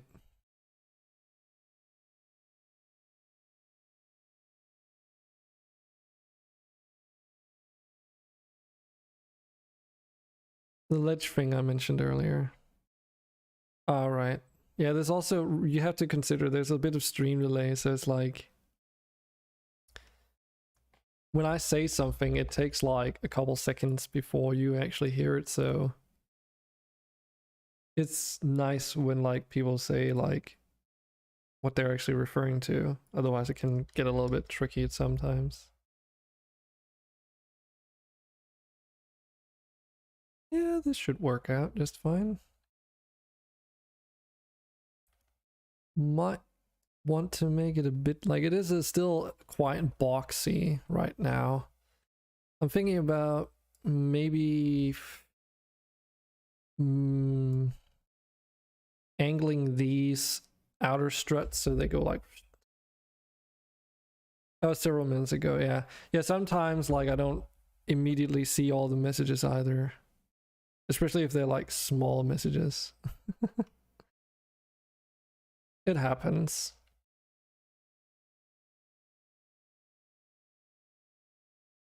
I'm sorry.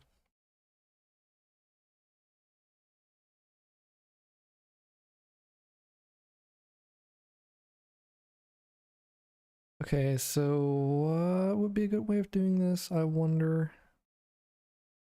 So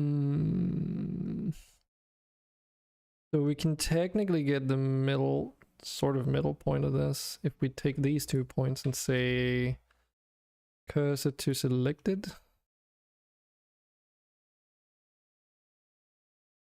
Oh, okay. Fair enough. Don't worry about it.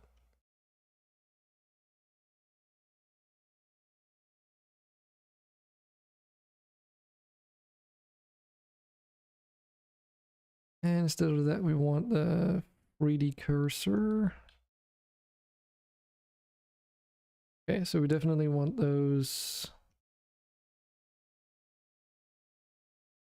faces there as well, I suppose.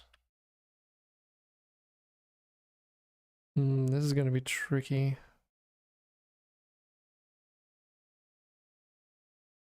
Yeah, something like this, but obviously if I do this, then it messes some stuff up. I do have an idea on how to deal with this, though.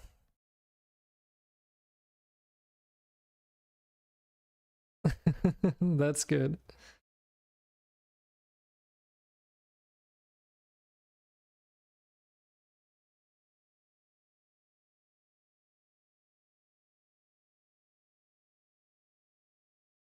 Good to hear. That others reinforce it. Yeah, I mean, it's also not going to be like super finalized, but this might work. Doesn't warp it too badly.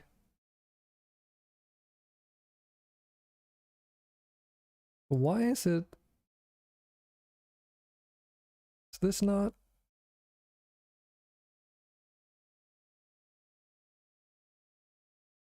Oh, I see.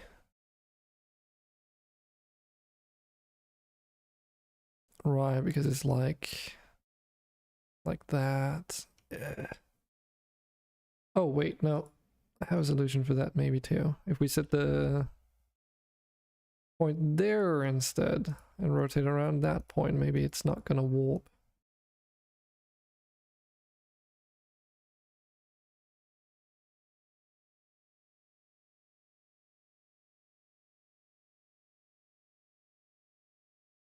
I'm not particularly a perfectionist, but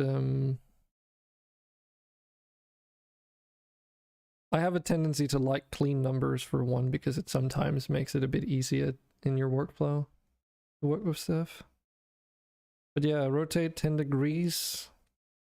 And then we do the same for the other side, but like obviously in the other direction.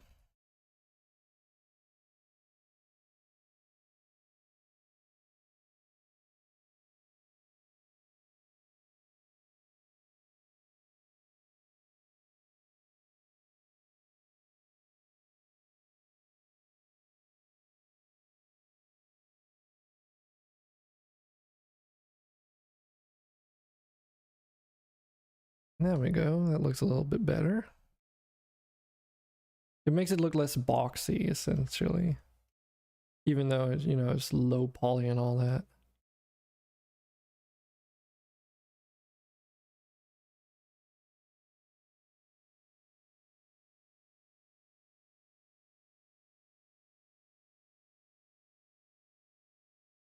Now the real question is, because at this stage, if I move that point to be in line with where those vertices are on the y-axis, then it's gonna make that slope weird. So I think keeping it as this is probably the better choice.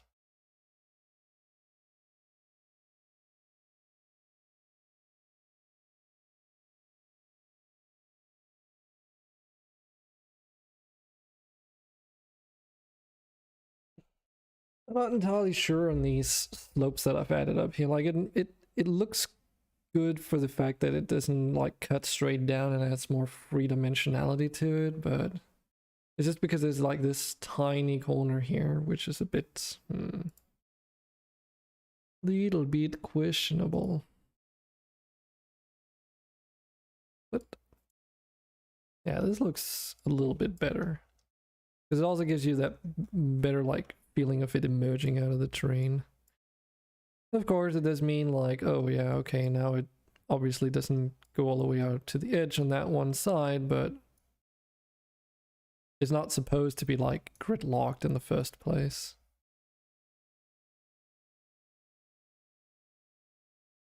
Yeah, it's like got enough geometry to it that I can actually like move it around a lot without like while still intersecting the terrain and all that. But not clipping through, that is. Yeah, this should be a fine shape.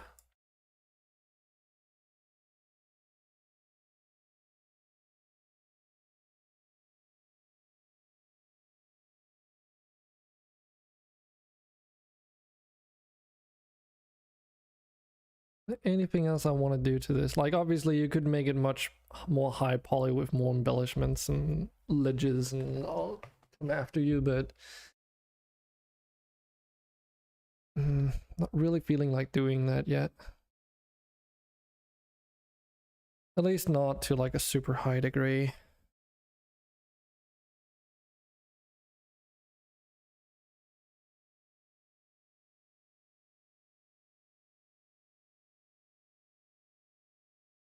Hmm.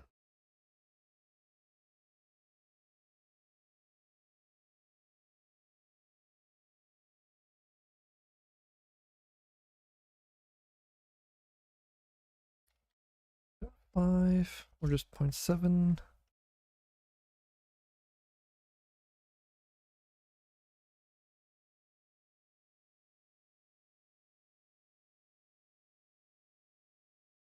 And how was it again? If you do scale to 0.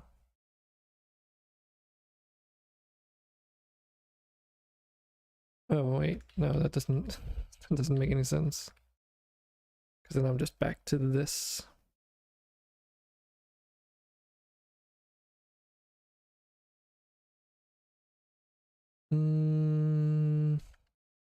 Shift, nope, not Shift E, Control E. Subdivide those suckers. Nah, that's also not a good way to do this. I want to make like an indent here.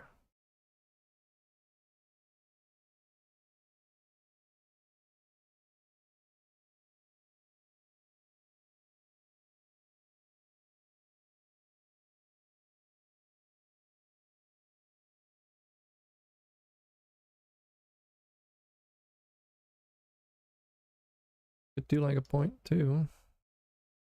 Obviously it's rotated now, so this is going to be a bit more finicky. Should have thought about this before rotating it.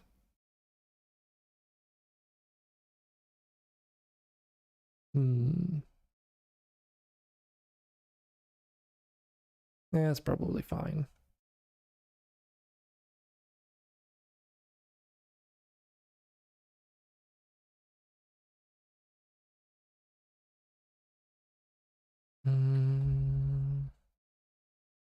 Trying to think. There's like some tricks you can pull off.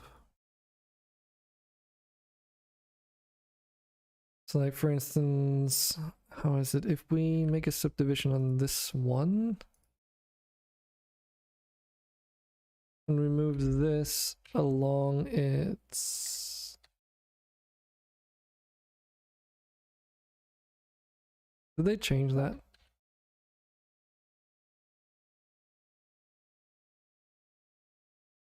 If I press X, it moves it along the X-axis. It says it's along local, then it's global.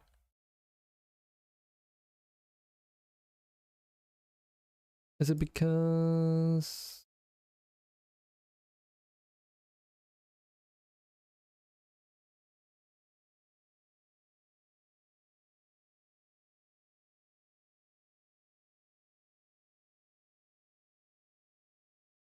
No.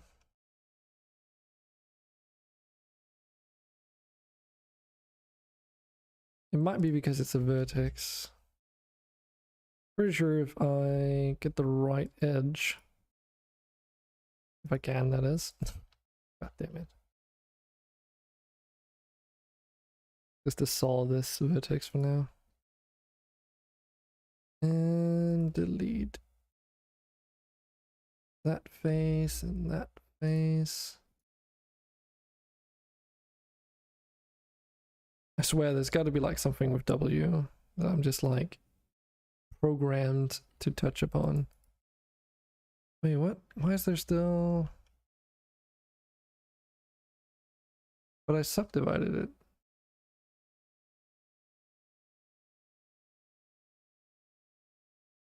Yeah. Okay, there's something weird going on here.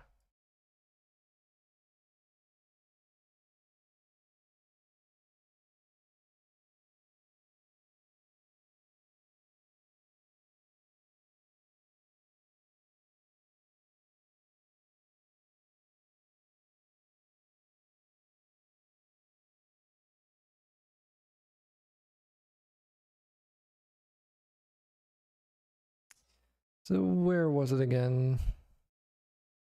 There, cleanup.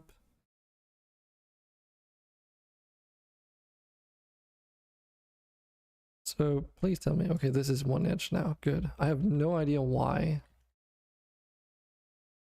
What I did, but hey, it's back to normal. So does it do it now? No. Huh.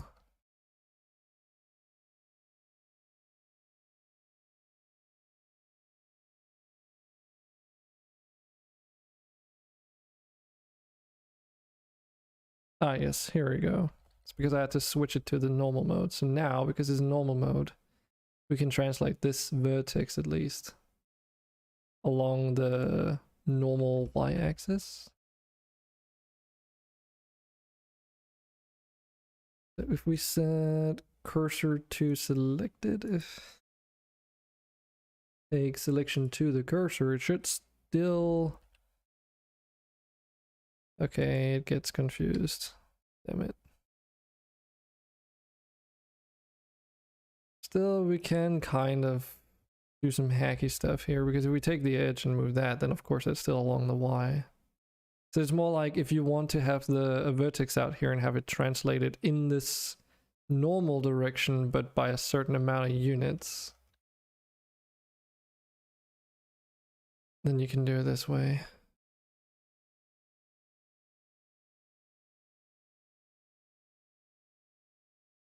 Don't know how much it is. I think it was 0.2.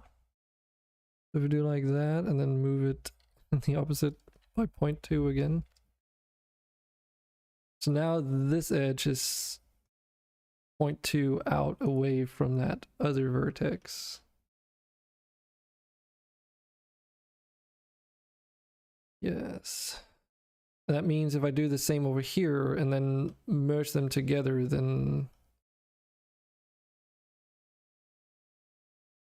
I have a bit more like control over the actual length of the faces and stuff.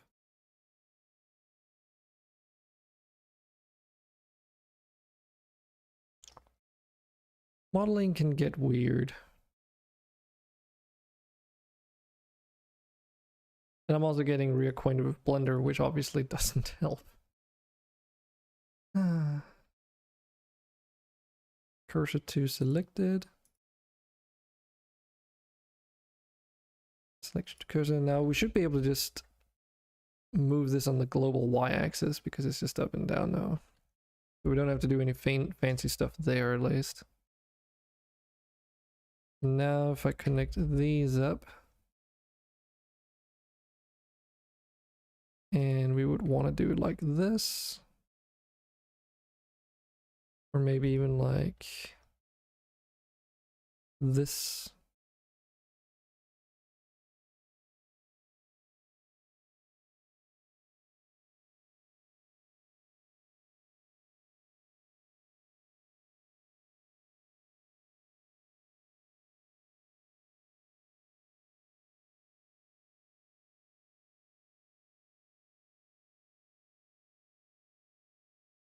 And that should be like the same distance in both directions. I'm not entirely sure.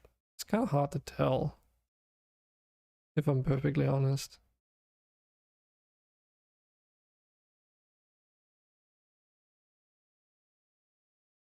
That's just because perspective is a thing, I suppose. Because we could do like this and get an idea of what it is like.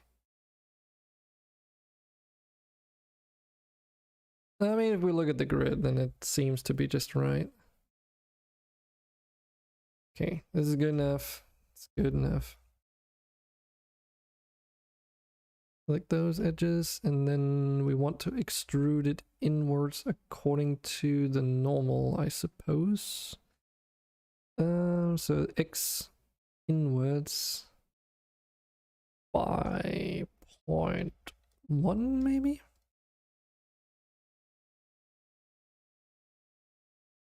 And let's see.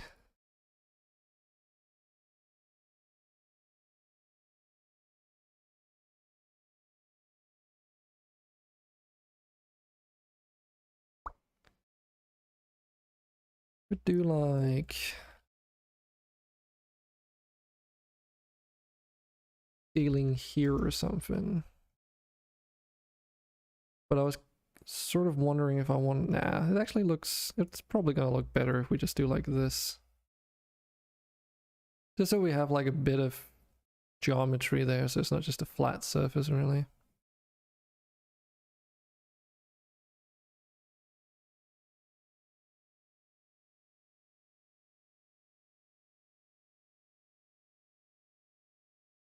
And then I'm wondering if I should do like some kind of geometrical shape here as well, like an extrusion of sorts.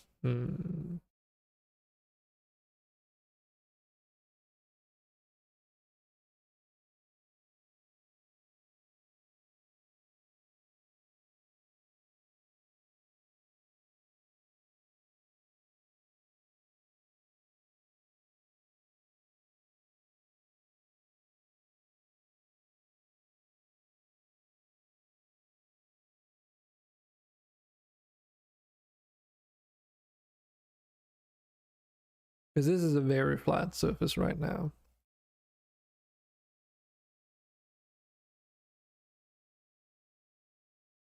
Oh, okay, I just noticed something.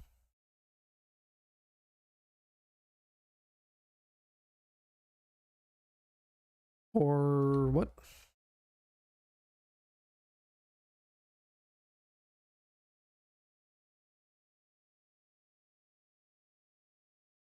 Okay, how it is again? That's that, and then 9 should reverse it. Okay, so now we're seeing the model from underneath.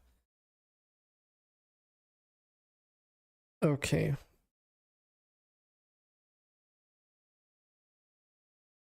This is a bit weird. Because you can kind of see that this face is like warped now after that rotation I did.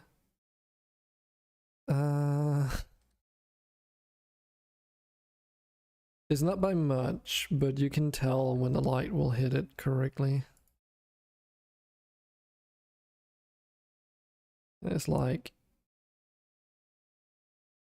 no way of dealing with that, I don't think.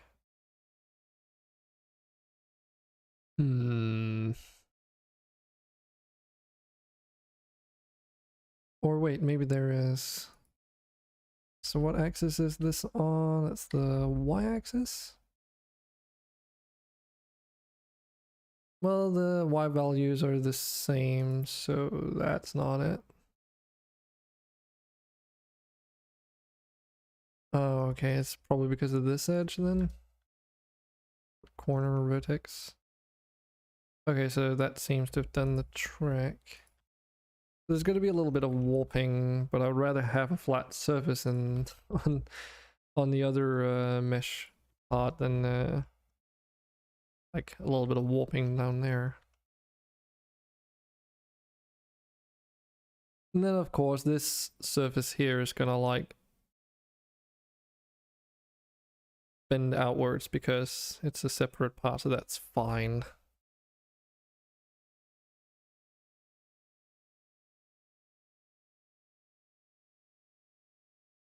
Then there's the question of this segment here on both sides.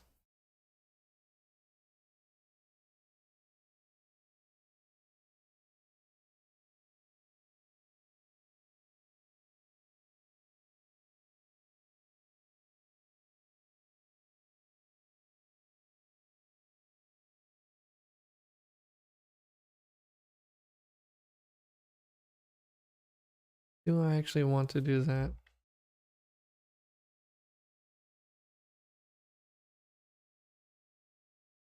What happens if we raise this a little bit? Well, other than, oh, I just noticed that as well. Ooh. Submit! Thanks for the follow now. Let's see who that was. This sure. Thanks for that.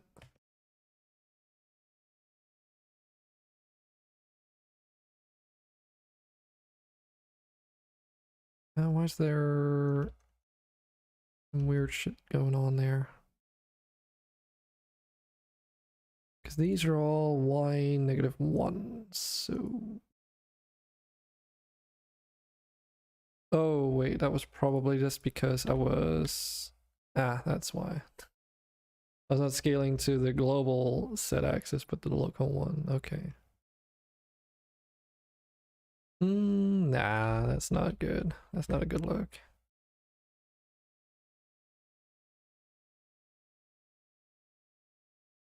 But we could have some stuff there. Then again, you can also do that with texture work, so... I'd rather keep the model a bit simple and then just deal with it in the other end.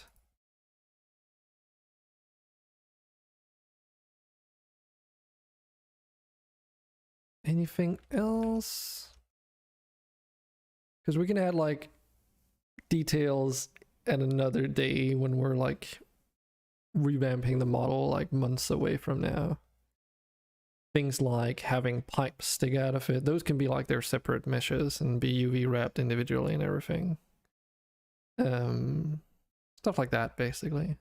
Heck, even if we want to have like some structures on top of it that are like vents or that kind of stuff. You can do it that way too.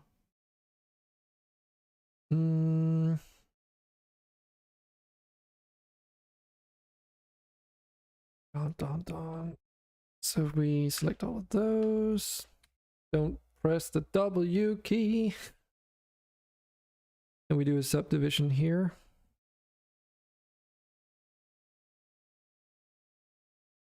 And then we do one trick that I like to do, which is just subdivided a whole lot of times, up to 10 times in this case.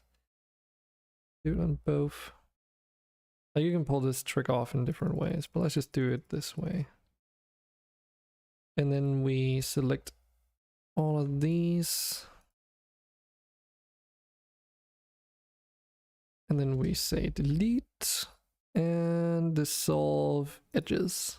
So not delete, dissolve. So that basically just means that it removes those edges as part of the mesh, and then all the other parts will automatically be sort of staying connected, if you know what I mean. So that means that we now have like a uniform subdivision on the outer skirts of this, which follows all the normals exactly like, you know, you'd want to, and you do it really easily. And then let's see if I can get this right. I don't remember. How do we do this? I don't know if we can just do like this or if it's gonna look wonky. Because this is where you do that even thickness, like shrink or flatten thing. But as far as I recall, it's like you need enough geometry for this to work. But we can say like 0.03 or 4 maybe. Hold down Alt for the even thickness. At least take a look at it. So we get that extra like get a, what do you call it, chamfering onto the edges there. Which adds a lot more sort of depth to it, I guess. Makes it look less plain, if you will.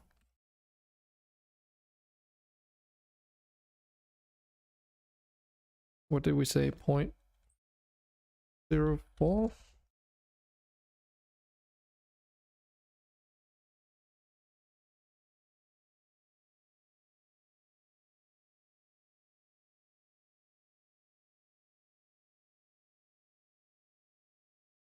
Yeah, not too shabby.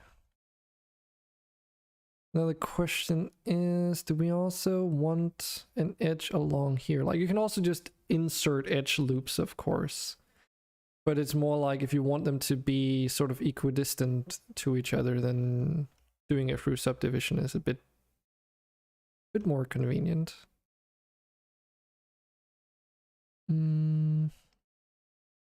This edge is kind of looking a little bit sharp. I don't like. So first, let's delete those faces. How do you even insert an edge loop? I don't even remember. Because I loop cut. No, that just does it from the center point, so that's not what I want. Knife, polybuild, spin, smooth, edge, slide, shrink, flatten.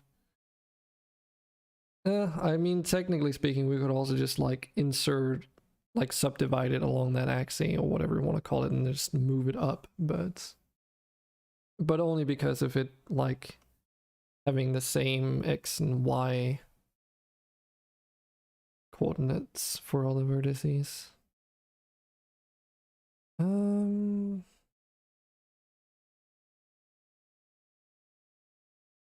Loop cut and slide. Managed to change the mode of this again.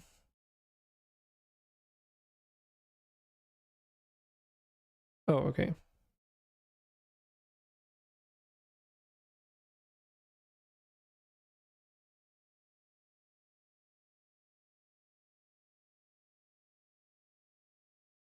Should be able to take those and do the scaling outwards just to get like, yeah, I might have to move that up a bit further actually. Let's just try and use this loop cut thing, because I guess that's the... Okay, it's not quite the same. It doesn't do the movement of it.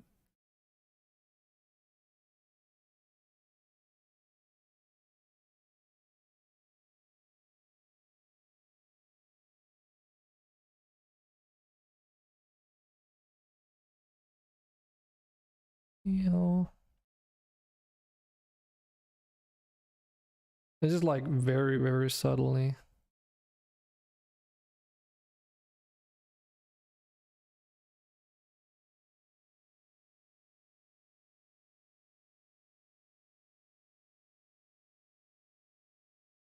And we might need to do some stuff here, because if we just connect these up, there might be a bit of an angle. I don't quite know.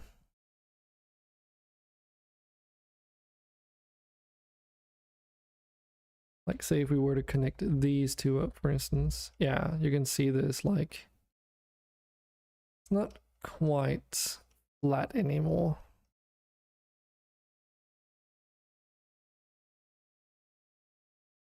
But, you know, we can get away with that. If we select those two edges, say scale on the y-axis, not the local y. The 0, so we make sure it's flat.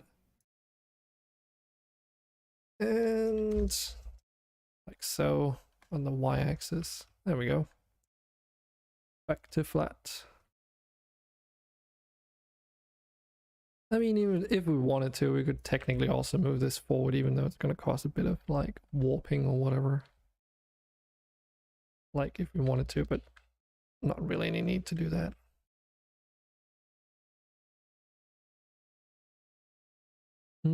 Something I do want to do though.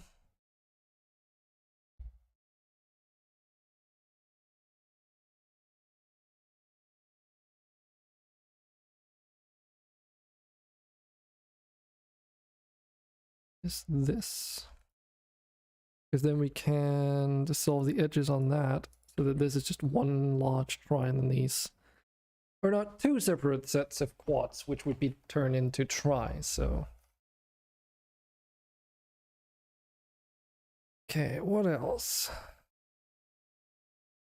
Ah yes, this edge up here might be good to chamfer. The same with the archway. What would be a good way of doing that at this point? Yeah, actually, I might have gotten a little ahead of myself there.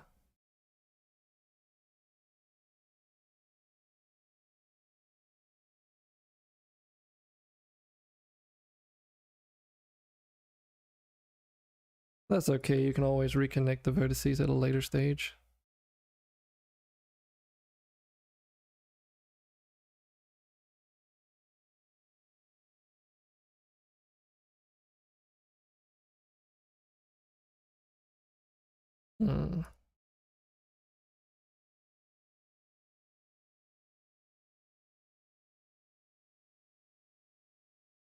Extrude.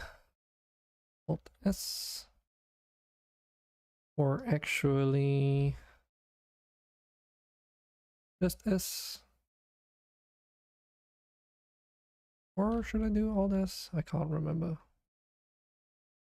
Because the difference is that with Alt S it does that shrinking and flattening thing, which works a bit different, of course. Oh yeah, and this is way too much anyway. Let's go back a bit. We don't have that extra edge. We can also say cursor to selected. Extrude those. And then just scale to our... What do you call it? That point down there. 1.05? Ooh. This is going to be a very subtle thing that we're doing here.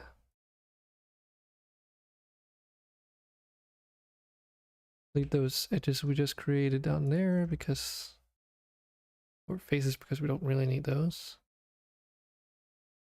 So now if we take this,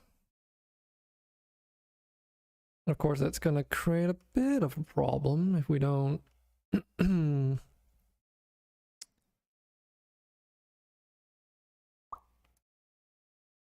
let's just delete these faces temporarily. That should do the trick. Wait a minute. Not quite. What is the shortcut again? Control P? Nope. E. Separate selection. They're now a separate mesh, just temporarily. Because we want to move this edge back a bit.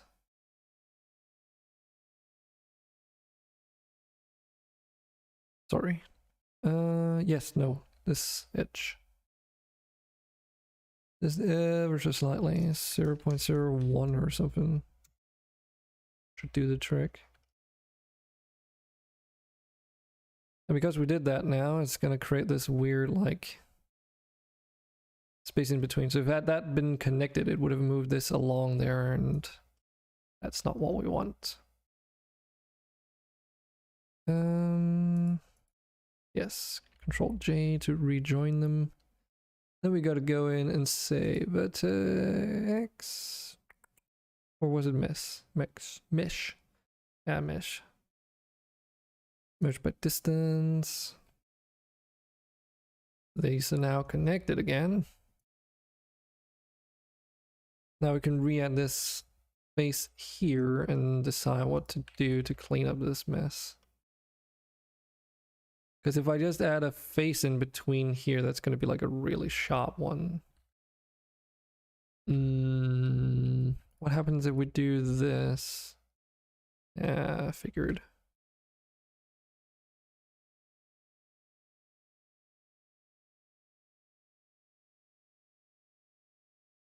Yeah, let's think about that later.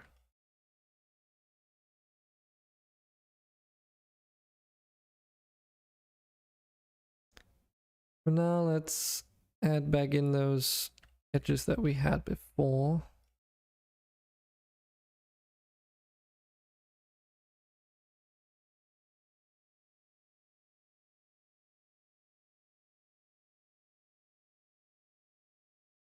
Pretty fatigued today. I mean, I'm not surprised, Helly. Go and get some rest, alright?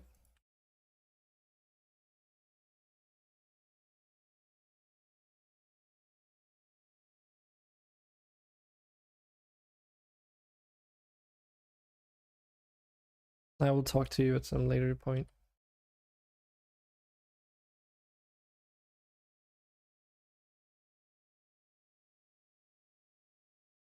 Oh. Well, you should still be able to get some hours, I would imagine.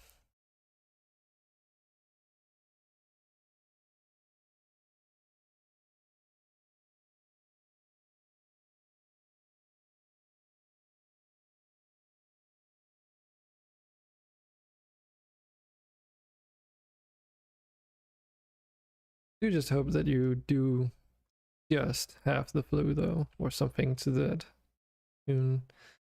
I guess there's only one way of figuring it out.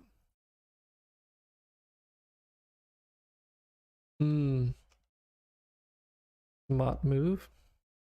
Thanks, I'll try.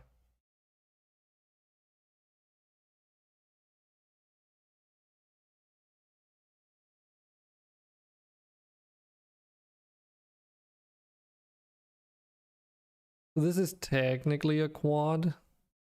1, 2, 3, 4 edges. But Unity will either separate it into tries like this, where this from that point down there becomes two triangles, or from this point down here and up to there, which then becomes two triangles. So technically speaking, you can like help it along by enforcing specific tries. So that way you can keep it a bit more consistent, I guess you could say.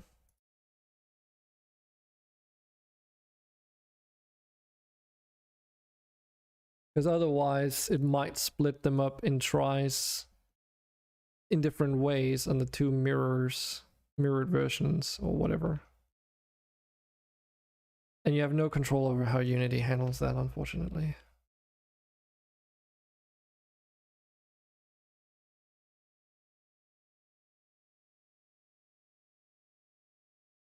The real question is, should I add like an face there? Because that would have to be definitely 2 tries.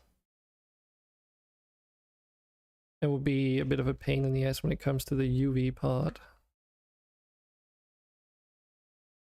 Because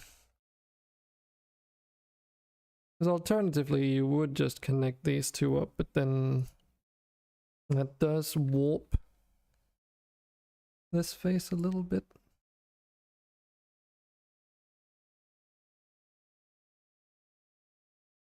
So now it's like wider up in that end than in the other end. Not super happy with that result either. But I guess we could like do this, but then that would be a flat surface.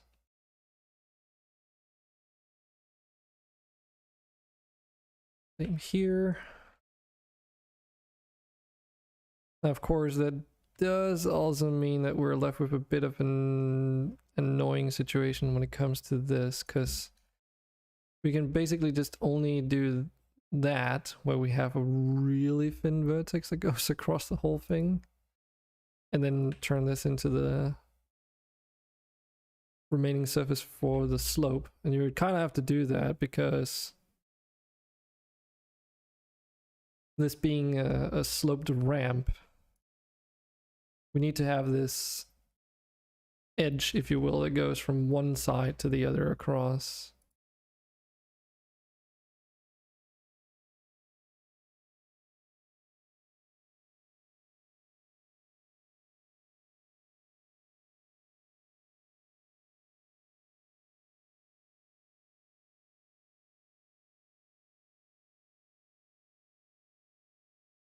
I mean, you can make this less like bit more organic as well by moving that point outwards, because these are tries after all. So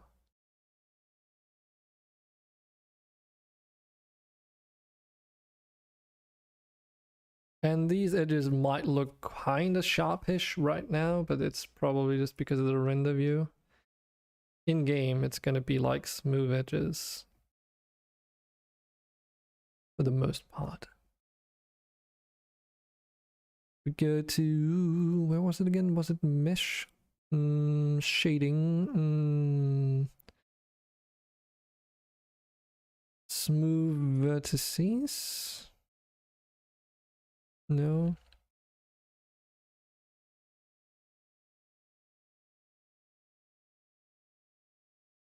Is there something else that I'm thinking about?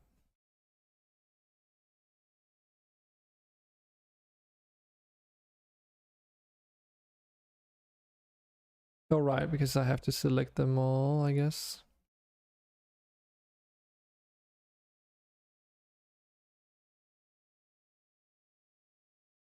Mark sharp vertices. Is that really just what it does?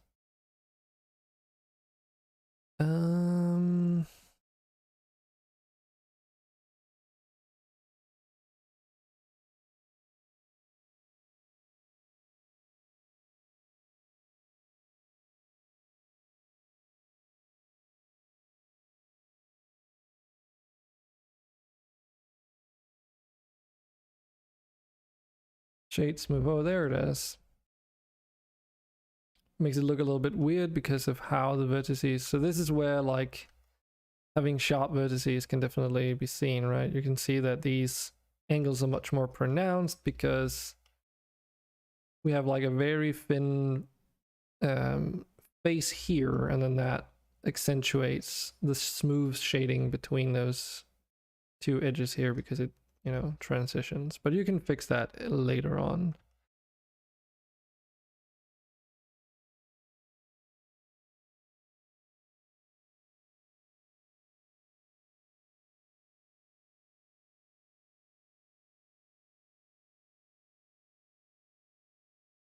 Yeah, that is what I was looking for earlier.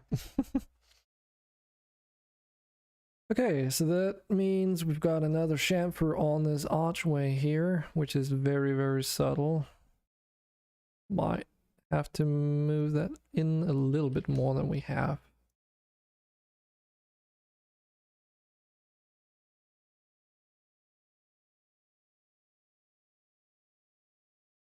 To make that edge a bit more pronounced. There we go. Looks a bit better, I think. Then there's this edge up here. So loop cut and slide.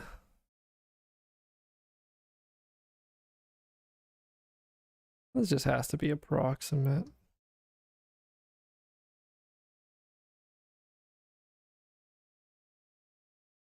This is going to be a bit weird then. Let's see how this looks. So if I take this edge and move it down the global set axis, we do get like a chamfer up here, but obviously because this edge here is like it is, brilliant description, I know, we do have to do a bit of mesh magic here. If we retopologize this in terms of rise, then we can get a better edge transition here, or face transition. So basically it continues that upwards, that edge, and then only when it comes to the chamfer, it's sort of like dips in like that.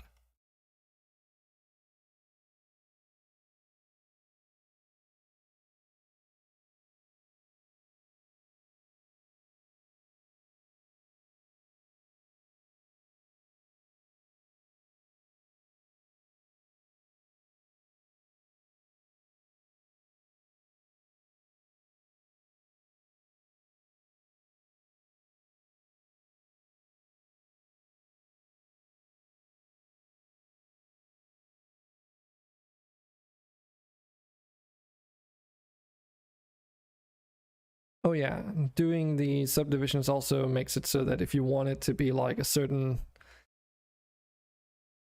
say like ratio of the edges that you want the chamfer to like cover over, or however you want to say that, you can also use it that way. So if you do like 4 subdivisions, or technically 3 I guess, and you have 4 equally spaced apart parts, that also means that that chamfer you have then would be like 1/4 of it. There's another way you can use that too.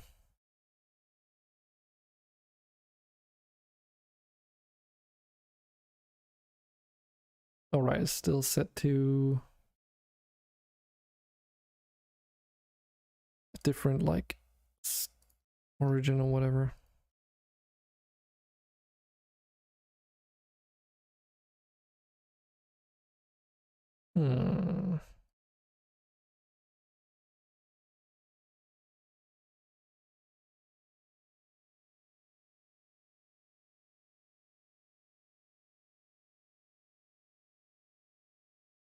If we do like take those faces and do a shrink, what does it look like? A little bit like ass. I also know why, actually, now that I think about it.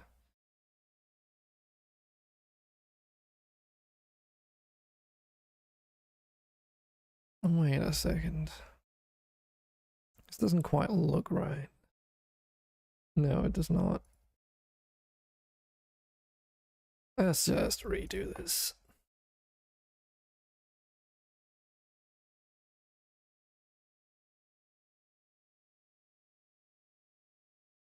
Right, because that's the normal, right? But that's not...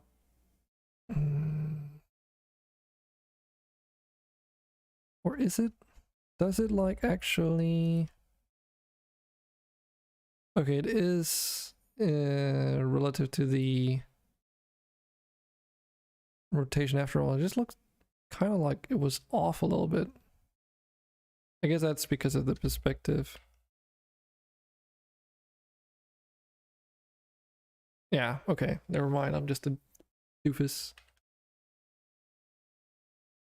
But maybe doing this scaling though, yeah, oof. At least with the shrinking does not work.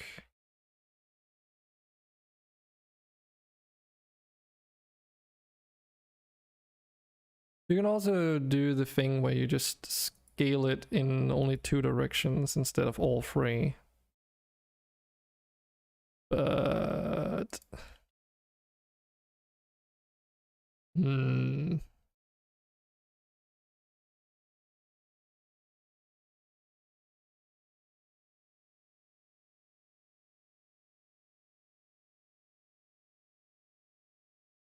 yeah, that doesn't really work so well either.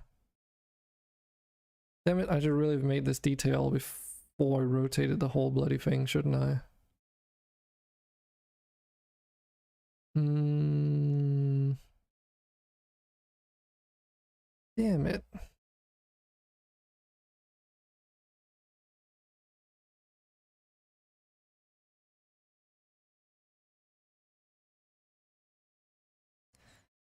I guess one way to do this would be to take this and say like, oh, I don't know, 0.98 or something.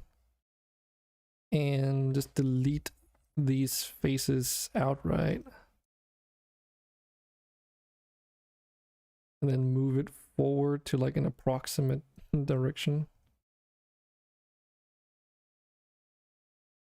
Okay, I probably scale it a bit more than I actually should have. Make it a bit larger again.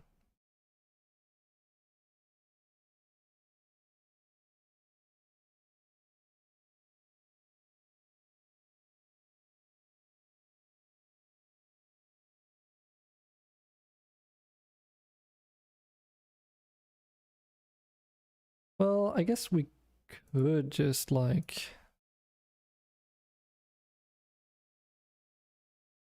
merge these.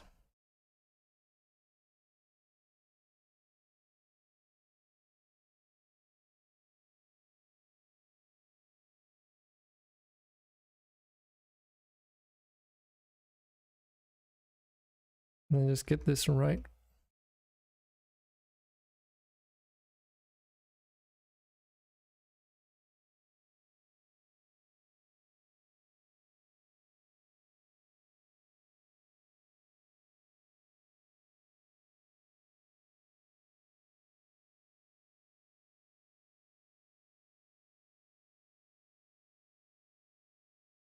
Then translate it inwards like we had before.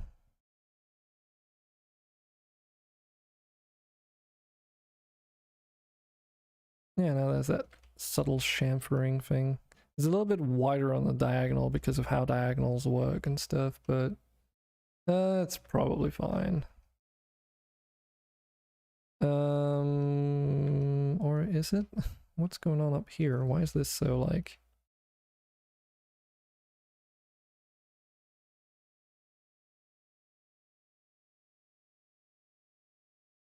Okay. Fine. Let's do it from the beginning. So if we do an extrusion here, scale it inwards. It seems to do it sort of all right.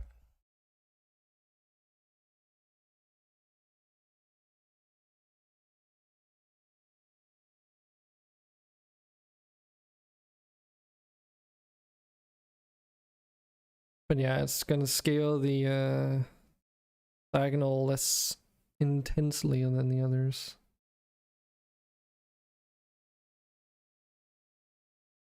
And I guess you could like move these vertices, like slide them out 0.01.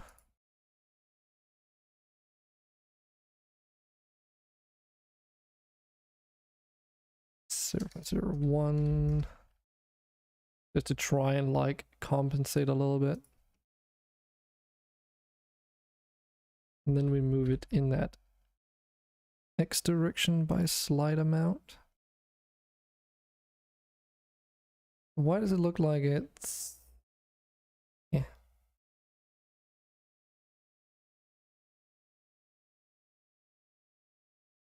because it was going outwards.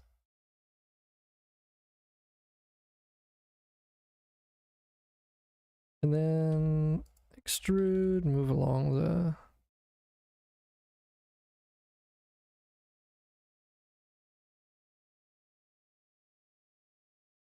Oh, right. Oh, so I was moving along the... it's not moving along the normal, the X normal. Oh, it's because it has to be the set normal. There we go.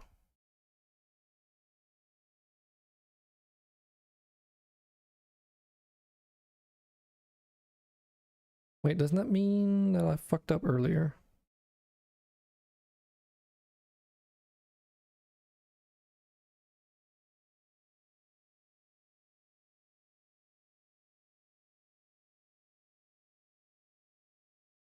No, no. We were just scaling. Didn't matter there.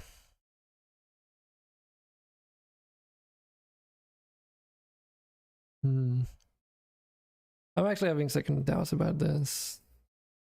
Because there is one trick we could utilize when it comes to this, which is to just mirror the UV mapping. For most of the things, I would say that's probably a good idea.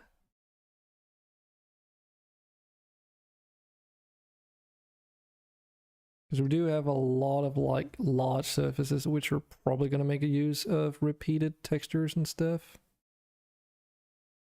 But then again, I can just have like a different UV set for like the gateway itself, and then the stone whatever structure that's going to be around it.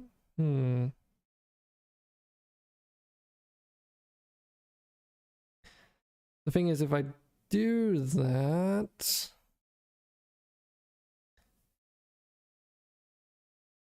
like a couple ways we can pull that off.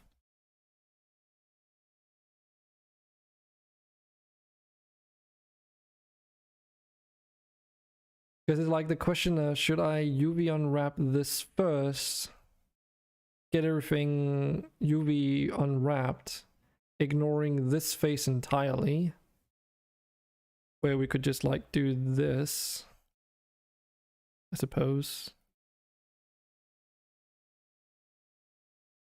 Well, almost. I would need to have some of those faces at least mirrored. Yeah, let's do that. And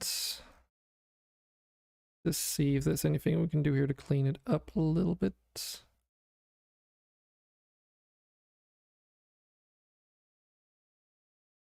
Just this down here should be optimized. Because it's a selected, selection to cursor, selection to cursor. Because we should be able to get away with this at least.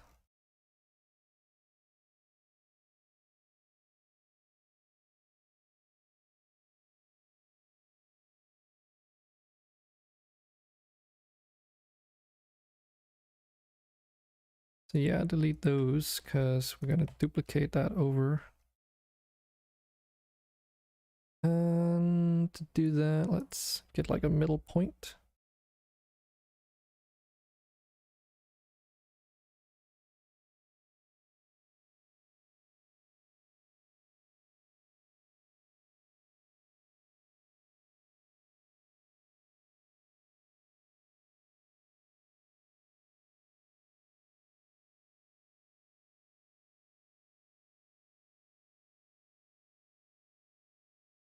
Flip those normals.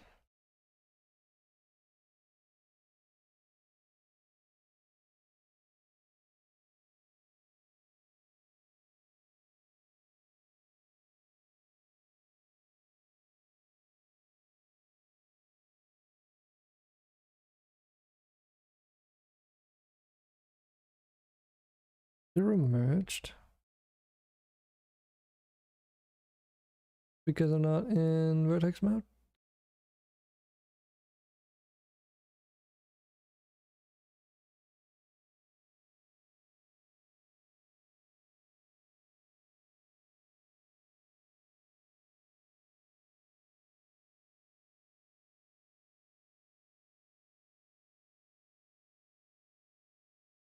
I guess the distance wasn't exactly on point for some reason. What? Oh, right, the edges over here are a little bit different, aren't they? Right, because when, yeah, okay, I get it.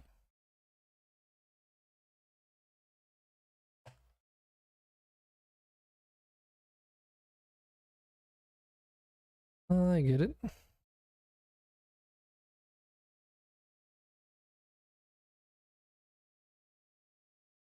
Because one side had a different topology than the other.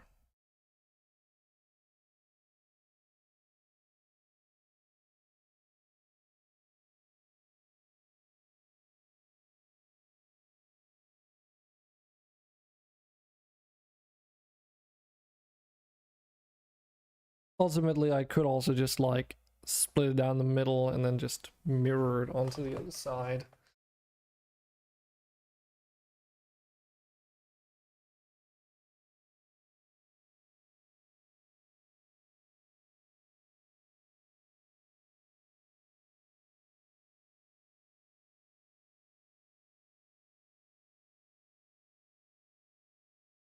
Maybe I should just do that. I don't know. Nah, because there's some things that we don't want it to be like that. Okay. Let's just take it into Unity and see what it looks like now.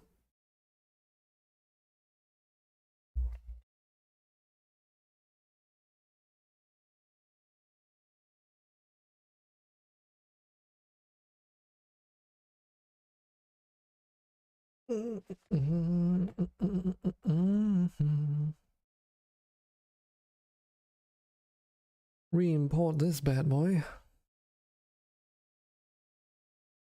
Yeah, it's starting to look like something. It's definitely something. Obviously, there's that face missing, but you know.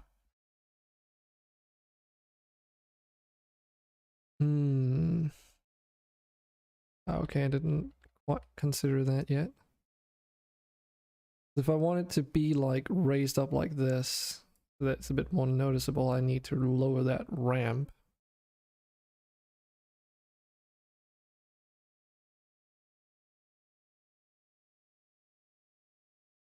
Should just be a matter of taking this face and lowering it.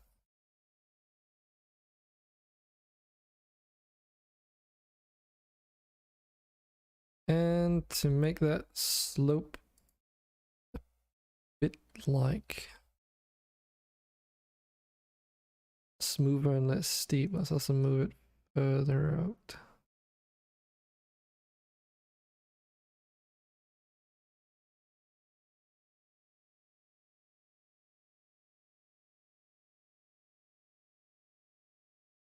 I guess for the importing stuff, it's not really that big of a deal now that I think about it, with the light sources and such. Because you add it to the scene and then it has like the hierarchies, but you know, you're gonna make prefabs out of it anyway, and they are not gonna contain the lights. It's actually only for the level terrain because I don't really need to change the like make prefabs out of them. And then that's probably why like they still have like a reference to the original model. So all I have to do is go into the levels if I want to remove those and disconnect them from the original. Because the subparts in here, like the water and the level geometry, you know, they still have references to the correct meshes in the correct model. So there's no danger in doing that.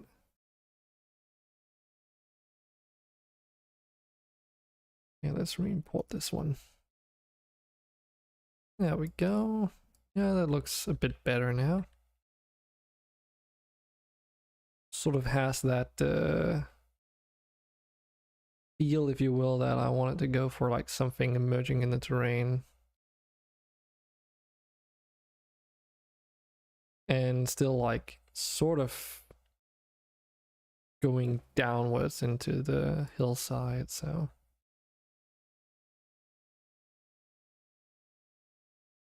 Cool.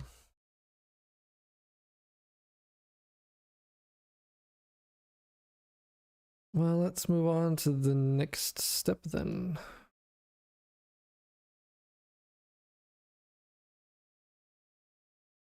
Because we got a couple things that we need to do.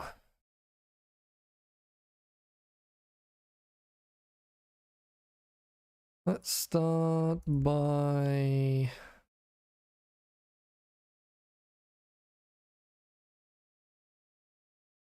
taking a look at the sharp versus smooth shading that I showed off earlier. So let's see, where is that again? What does it look like now? Modifier properties. In here there should be an edge split modifier.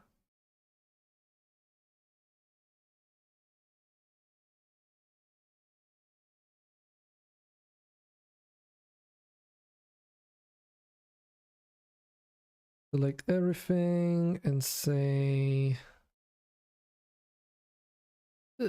shade smooth.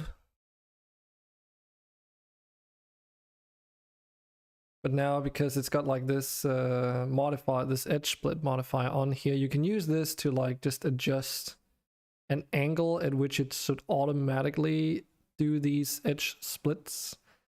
And then that will affect like which parts of the model becomes smoothly shaded. So the higher the number, the more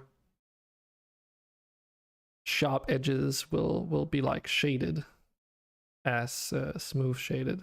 Of course, if we go all the way, then it starts looking really weird because it's trying to add like a smooth shading edge between this flat surface and this flat surface, and it creates this weird, like almost like sort of rounded illusion effect, but it doesn't work, of course. It's not what we want, but we'll set this to 180 now because we need this for what we're gonna do next. Because we're gonna start doing something which is called mark sharp, basically.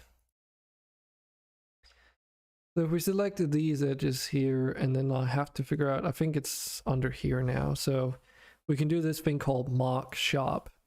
And this modifier will respect this, and basically no matter what, those edges are always going to be sharp. So that way we can go around our model and then specify, instead of being dependent on an angle, we can specify exactly where we want those edges to be. And manipulate them in ways that you otherwise wouldn't be able to. So let's get to it. And of course, if you have proper edge loops that you want to mark as sharp, you can just like do an edge loop selection and all that, but we aren't necessarily that fortunate, so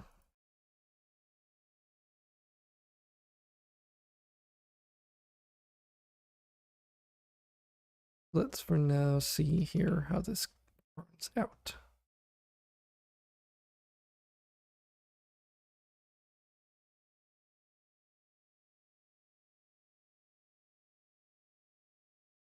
Mark sharp.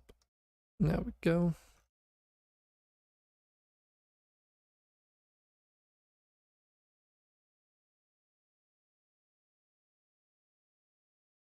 Yeah, and this is where I'm like, might have to do some stuff here.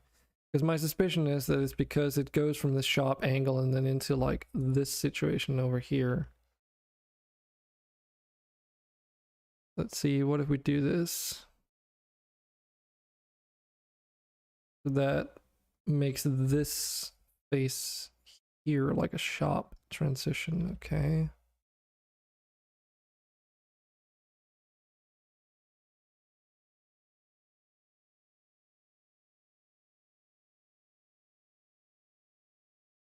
I mean, we can do stuff like this too, so that we force this to be like a sharp transition down here, creating like a sharp, or like a obviously flat surface. I don't know.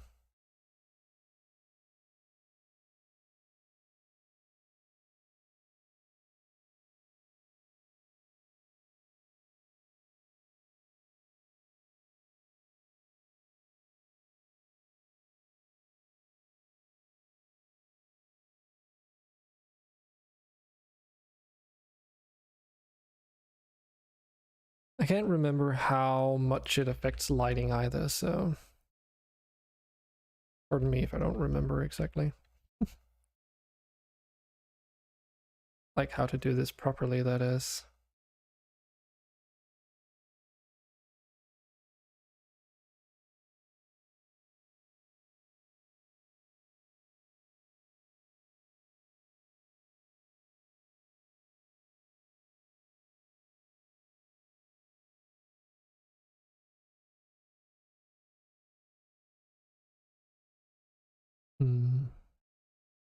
I'm starting to think, though, that it might be an idea to do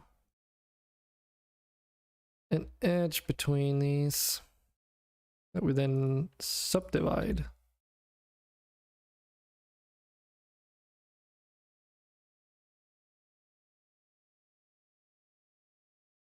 So that we can hopefully do some shenanigans to get rid of that really sharp edge down there.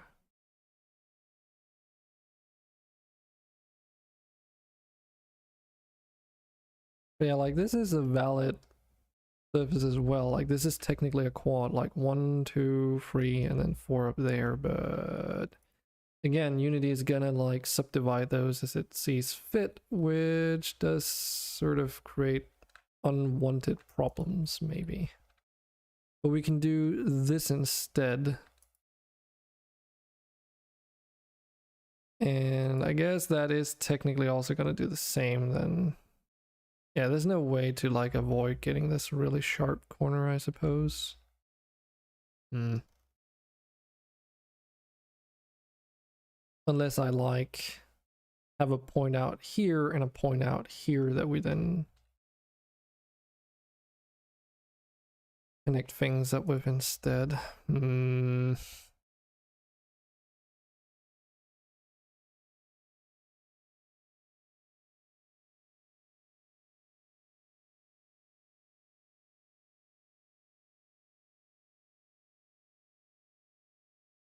Free negative direction. Because no matter how you slice and dice it, there has to be like some kind of try between this.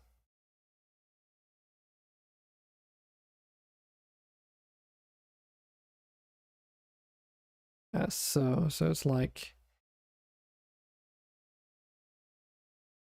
we can sort of manipulate this.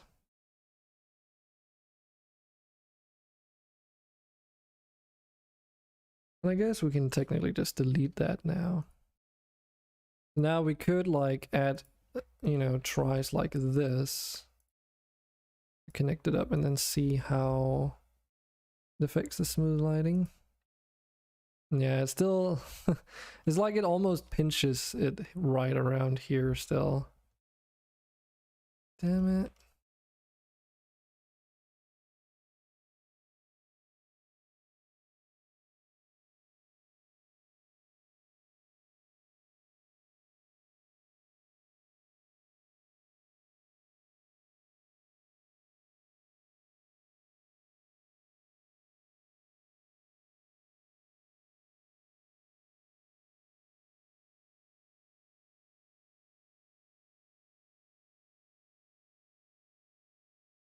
So like technically we can manipulate these points now and see if we can get them into like a position where it's not really an issue. Like this is obviously going to introduce a new problem, but okay. Just delete these for now, I suppose. So if we scale it on the x-axis and we move it on the y-axis,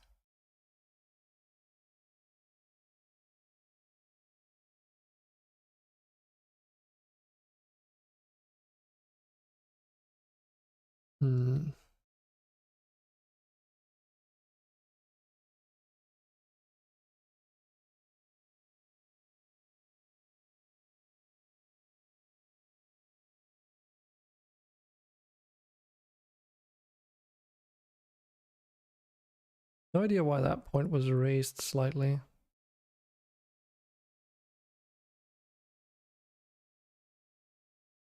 The other thing, of course, is this point, which is probably part of the problem, I'd imagine.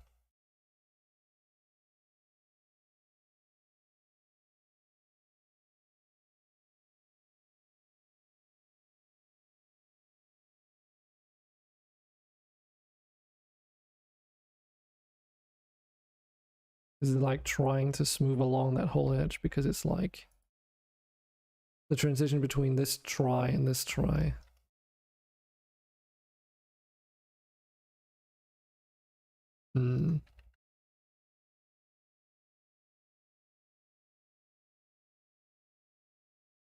Should be able to just get away with this at least.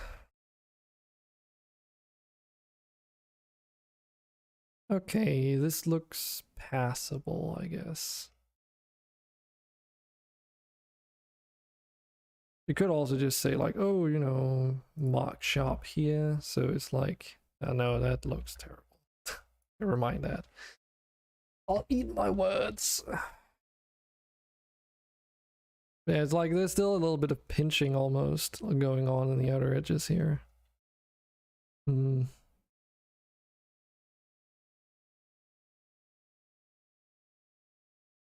Doesn't seem to be any way around it, sadly.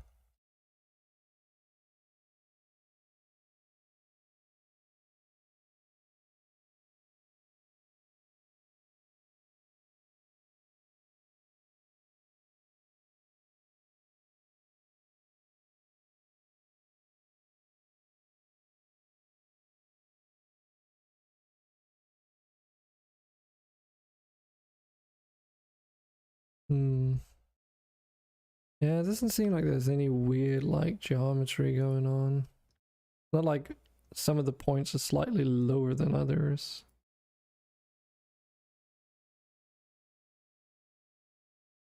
Because what would the... I mean, there is one other option too that we could try.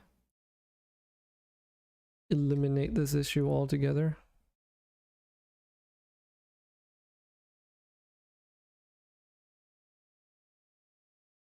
If we do like this on the other side.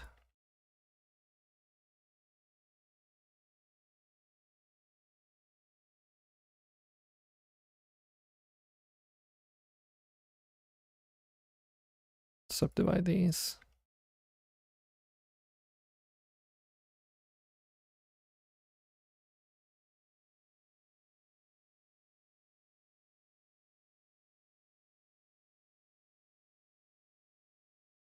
Does mean we have to redo this.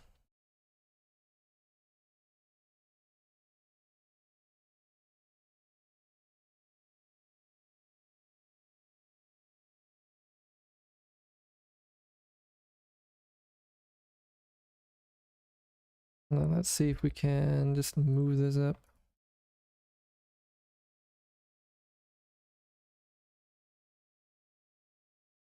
Nah, it doesn't get rid of it. Damn it.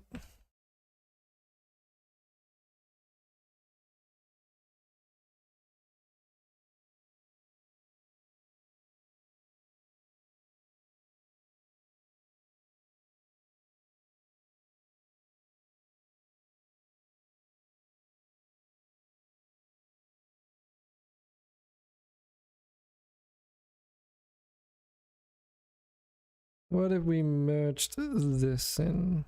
What would happen? Yeah, we still retain that sharp transition, unfortunately. There's nothing I can do to get rid of that, because it's, not gonna lie, annoying.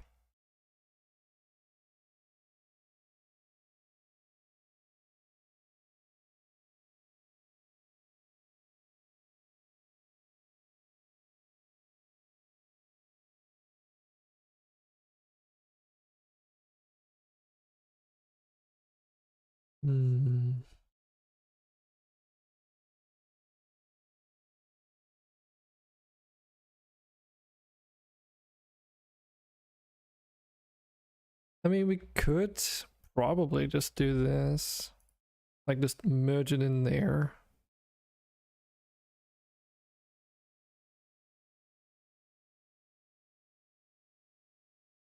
since I can't seem to get rid of it otherwise. And then is it these? If I dissolve these vertices? Nope. It's because I have to dissolve the edges, maybe. Yes, there we go. That looks much better.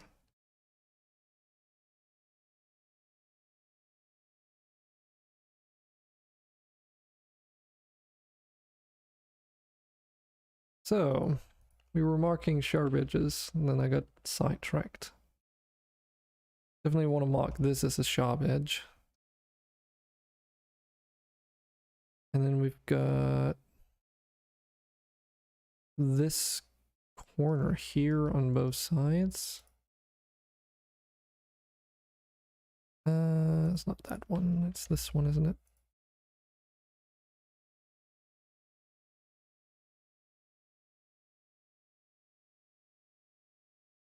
And we also have this archway in there.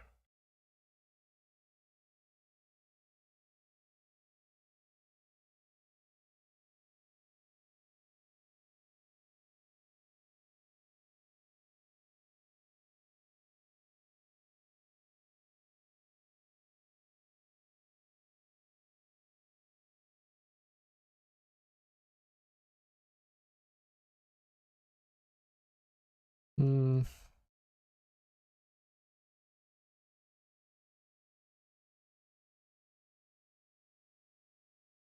of course, you know, it looks a little bit off because it's all reflective and stuff, but that's something you change in materials later.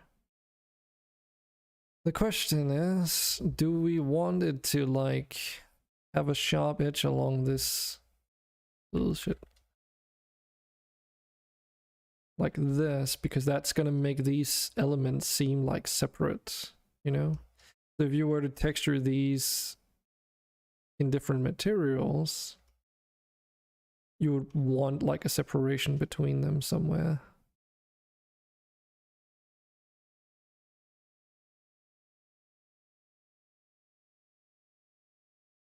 I guess you would want something like this, maybe.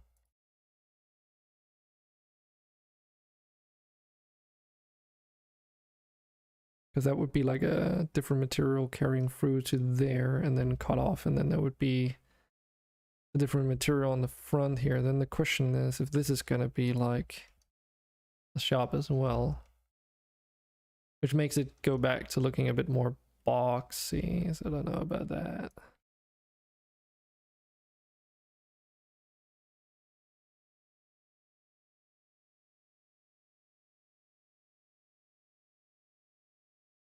You know, we can also like technically mark these as sharp, so it gets this sort of look, if you will.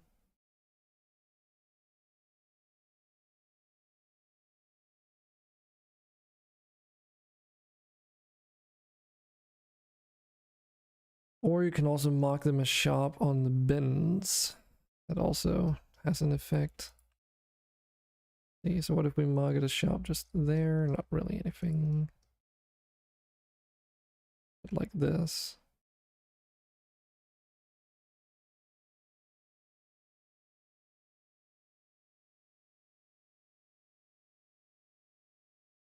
But nah, it's probably fine like this.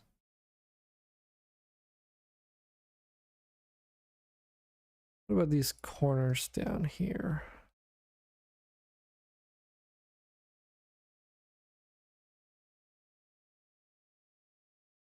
Because if we just mark the corners themselves as sharp, but then keep the chamfering part, it's almost like a transition from like sharp up and then it blends in.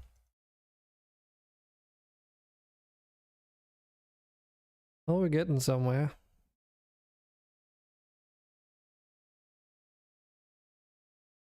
That reminds me, if we were to just go into Unity now, then it would just look like this anyway. And that's because of how this whole thing is set up.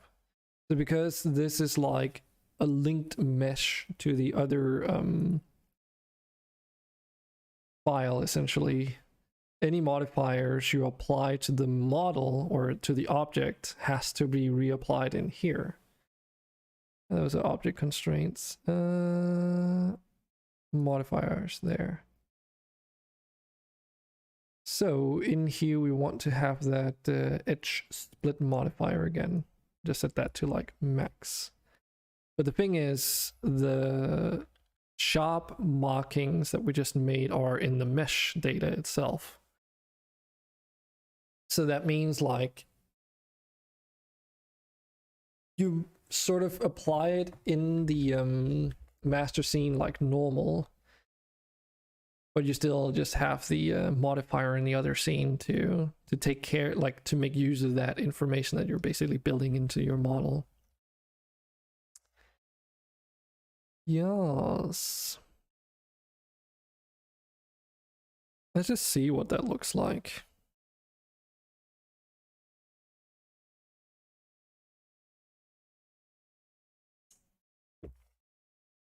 Because even though it isn't like textured and just uses a default shader, lighting in Unity is a bit different than in Blender, so.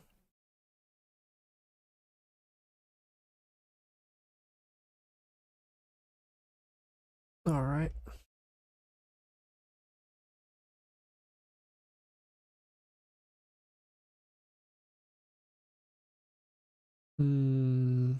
Right. Might want to, can I just select them like this? I think that works.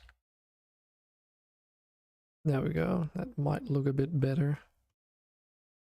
Still shiny, but you know, material. That being said, that's the mark sharp stuff. And let's see. Viewpoint overlays. Here, edge marks? No.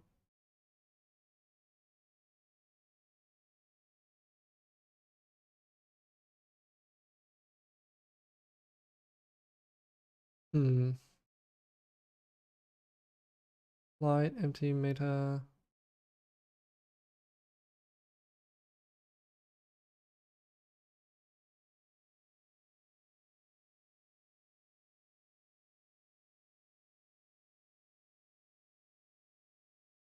Oh yeah, that's true. Might want to set it over to matte cap actually. This is usually better for modeling because it gives you like a, instead of using a global light, it sort of does this shading where you always have like a light source when you're looking at the model. It's almost like it's, you know, your camera is the light source itself. Gives you a better idea of what the contours are like. Something that's recommended when you're doing like sculpting and such. But if I remember correctly, there's like some limitations with it, because since it's a shader and stuff, you don't use the actual materials of the model, but like a specific material used for that sort of rendering mode, if you will. And that means if you have textures and such set up in your material, they don't show up because, well, it's a different shader, as far as I remember. But anyways, that's not what I was looking for. I was kind of looking for a way to hide the mark sharp stuff. But I can't find it anywhere.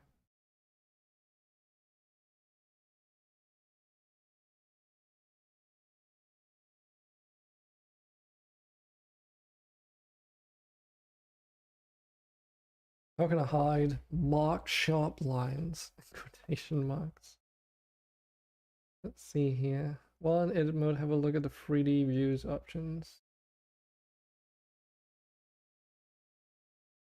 It's 2.8. Oh, UI overhaul. The options moved to the header overlays mesh. So it looks like we're in the right place. So here. Oh. There it is. I just completely missed it. The reason why we want to do that is because we're going to be working on the seams next. The UV mapping. So this gate is definitely going to be like its own UV map. So we need to mark that as a seam. And this is where the display thing comes in handy because, well, actually it's not super necessary. That's true. Yeah, I wasn't sure about this, but I wanted to make sure that I knew how to deal with this. But yeah, the seams, they get rendered on top of the shop markings, I guess. So it's not really that big of a deal. But yeah. Might want to just like hide those so you don't get confused. You can also use the shop markings to like get an idea of where the seams themselves should be, but because they usually are fairly much like go hand in hand, but you usually need a lot more seams than any of the other stuff. So let's see.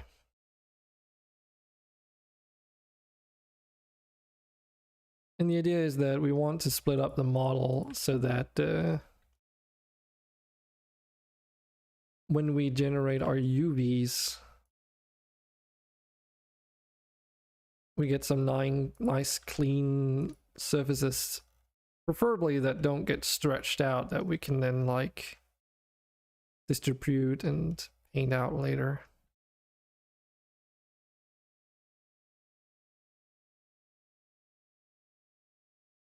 And of course, I'm not going to be spending like hours painting it completely nice as a start. Like I'm just going to fill in with some colors so that it has color to it, but not like actual textures. I've done that with a lot of the details props that I've made before. I even started streaming this stuff. And, you know, they look appropriate. And they have the color, they got the right scale, so it's like a way for me to see if the model I made actually fits in.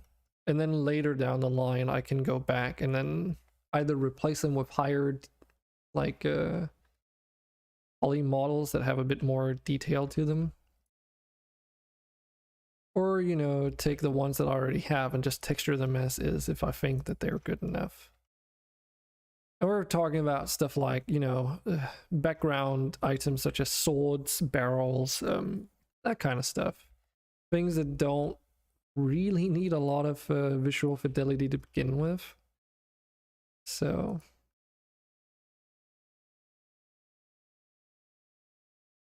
they don't really need to be super detailed.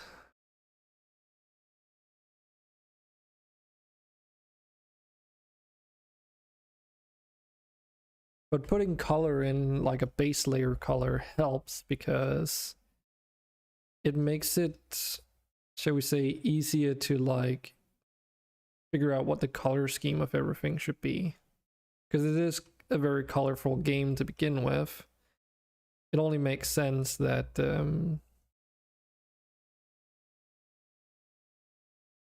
you get the color base right as well before you settle on something. So just having them as gray models is not super nice.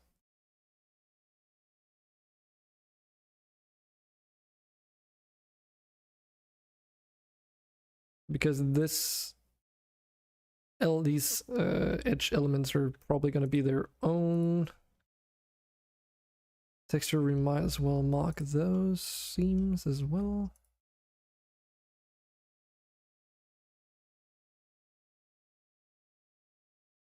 And this front piece here.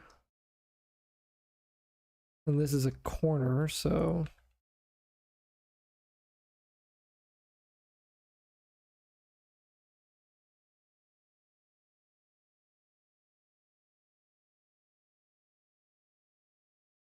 I might want to have a seam going down this,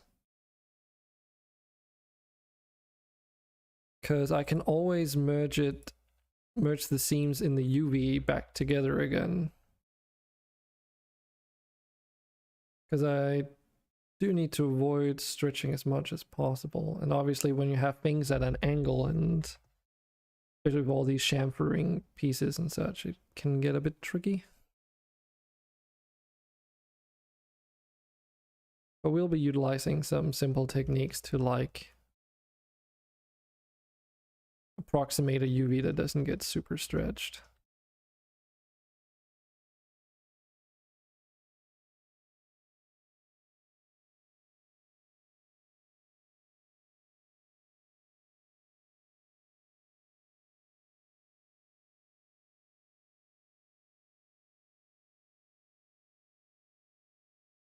Yeah, that should do the trick.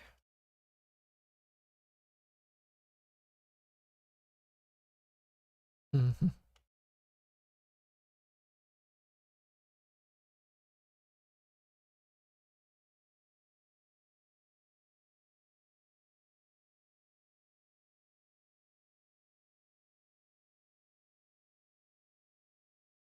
This might not even matter that edge. We'll see.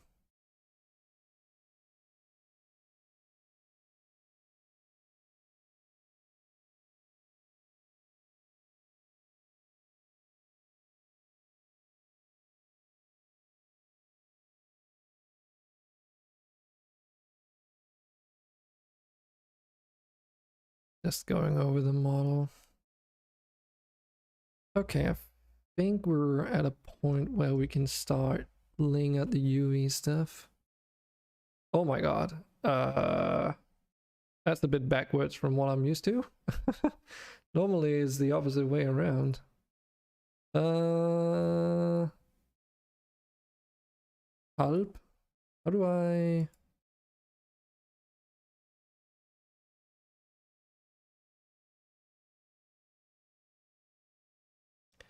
So how do I actually set this up is the next question. So normally the UV editor used to be like the opposite, where you had your, this isn't even showing it here, like this, where you had it on model view on the left side and then UV on the right. But now they've reversed it, because why?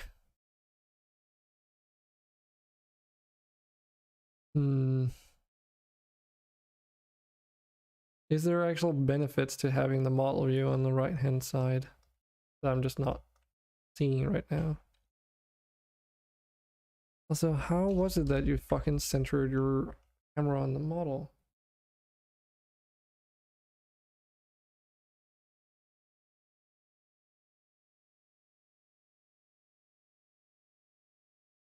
Align camera to view, camera view.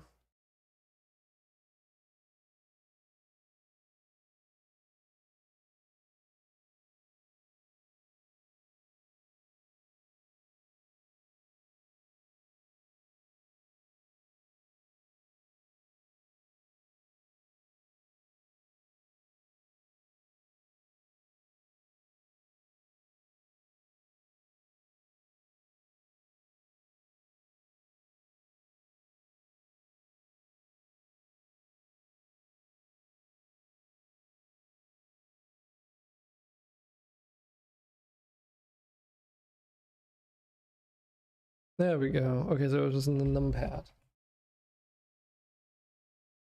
Okay. So I almost had it right. It wasn't the period sign per se, because on my numpad being European, it's a comma, not a period on the delete key on the numpad.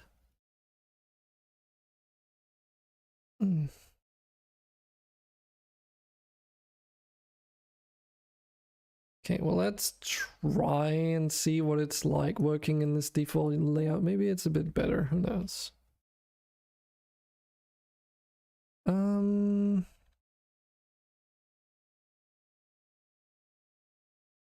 What? Normally we have like all these fucking options here, but in UV editing they don't exist. What? Why? Oh, they do, but they're in the bottom all. Oh my god. Why is everything being moved around depending on what viewports? Oh my god.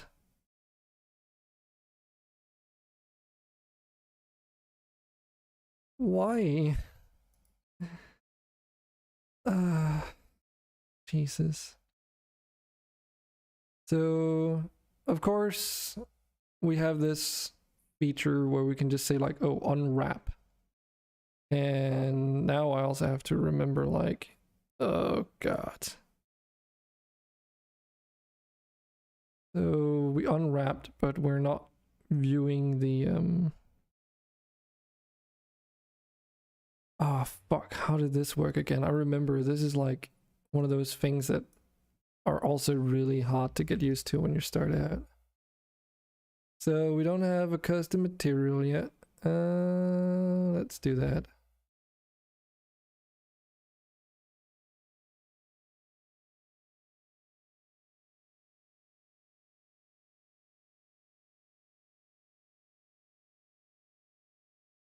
Let's call this vault material. No, wait, what? That's not what I wanted to rename. So F2 just, okay. And, oh right, because we have to like say new material there.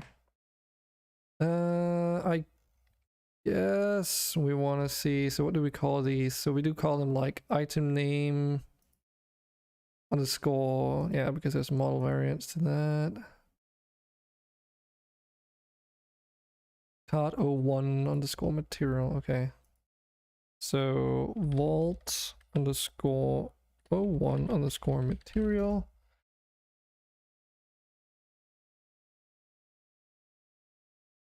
Sign this. And of course all of this has a different UI now, so of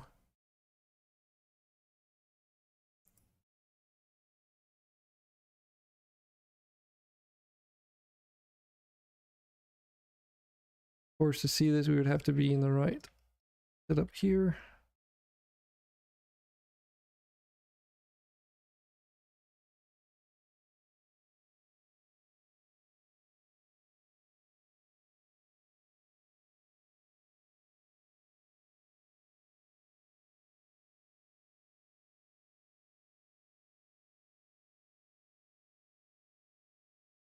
On the texture properties, we want an image or a movie. New, and then that would be vault. 01 texture. Nope.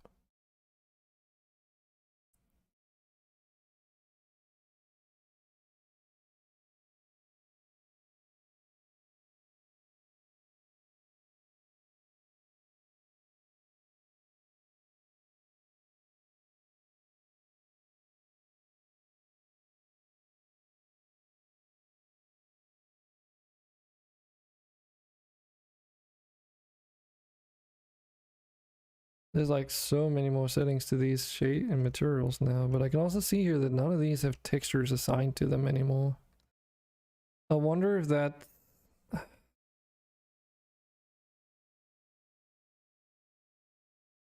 wonder what's causing that.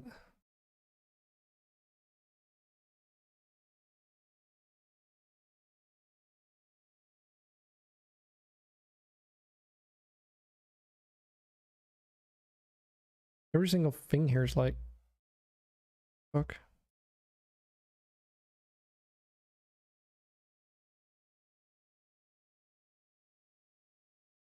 Are you telling me that I need to like... rehook up this whole thing? So like, this is the cot, of course, but no, okay. So unless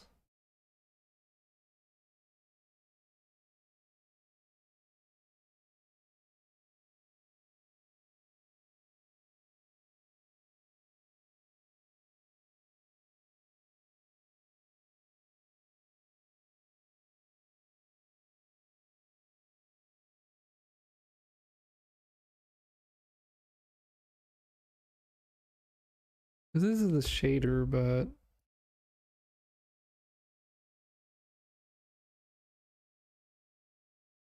it's a subsurface color, base color. So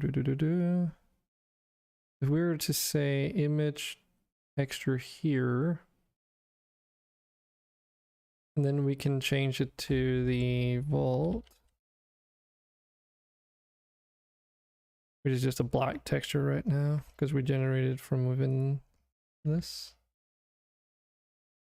That means that all these shaders are now, or materials are broken because they're using legacy materials that just don't even exist anymore. Is that it? Like, for real?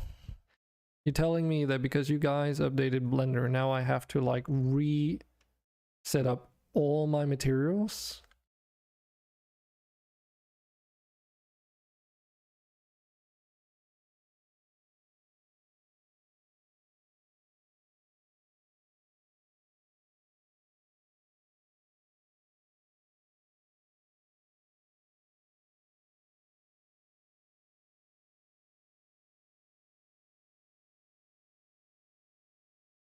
Unless I never set it up in the first place, but I'm pretty dang sure that I did.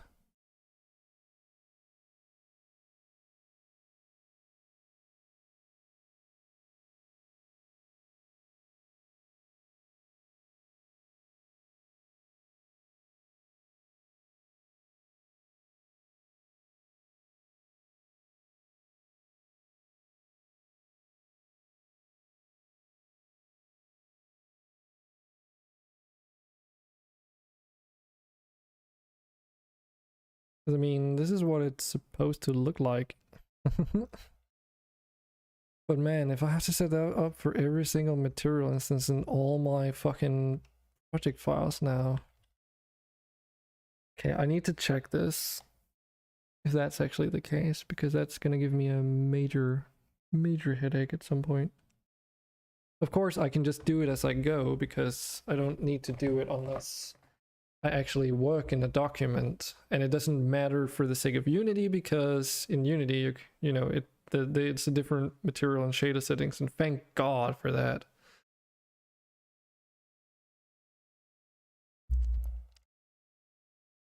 Because Unity just generates like a standard shader when you import it and then hooks it up to the model so that it's like a bit faster for the pipeline to like implement it. But not gonna lie, it is gonna be very obnoxious if my other master files are the same. Let's see, here we have all my houses, and this should be this master file. And yeah, oh my God. Well, I mean, it's not the end of the world because it's like doable, but holy shit, that's bad. You'd imagine they fucking made at least some kind of effort for the legacy shaders to materials to like convert to the new system at least. Because now all these materials are like, God damn it.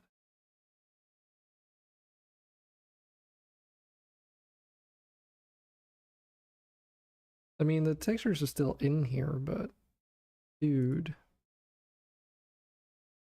Like, just dude. Of course, you know, if you use the particular texture in one place and then apply it somewhere else, it should automatically carry over.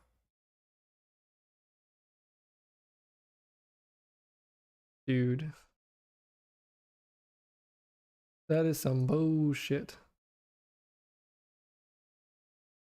Because like I would have to go through this for every single one of these to fix these. And for every material that has a texture to it, it's gonna be in, oh my god. I'm just gonna leave this document and just forget about this for now. Because that's gonna make it really annoying since like matching colors up, I would need to do this. If I have like in my trees master file, all the different trees there, there's also gonna miss all the references to textures. Oh god. That means that if I want to add new trees and the color space is gonna have to sort of match the others that I've already made, then I would have to re-hook up everything. And that's just something you shouldn't have to do. That's why I haven't updated my Unity project. Oh dear god. Hopefully Blender never does that again, because imagine you have like a 3-year-old project or something. I mean, technically this project is actually older than that, but like a really large scale production project, and then, oh yeah, by the way, they just updated Blender, and our new employee artist here, whom we've set up a computer for, now has the new version and is gonna just not work on that. So we get forced to use legacy versions of the program because as long as you can get that, of course. And you know, to be fair, I could just revert back to legacy version of Blender, but god damn.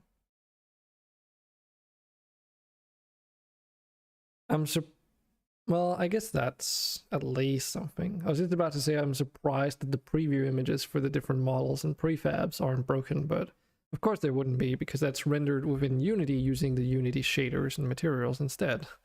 And they haven't been changed, so... yeah, this file is pretty big. But it's also because it's like both contains all the different house variants and the building pieces to make them with, so it's to be expected. But I wonder what happens if I actually drag this out. Okay, so at least here, you know, the changes I just made didn't fuck up anything, so not something I have to worry about, at least. Good. Well, not good, but you know, better than nothing, I suppose.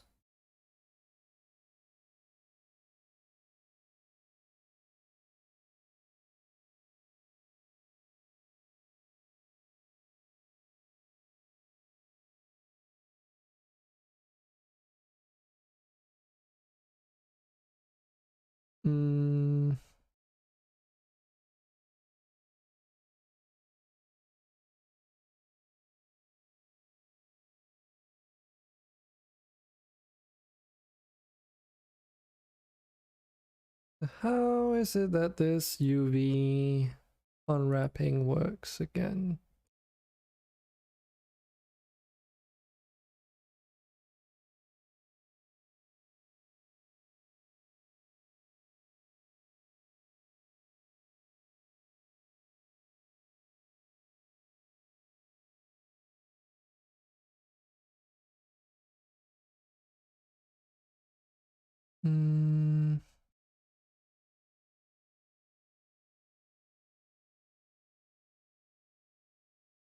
I have no memory.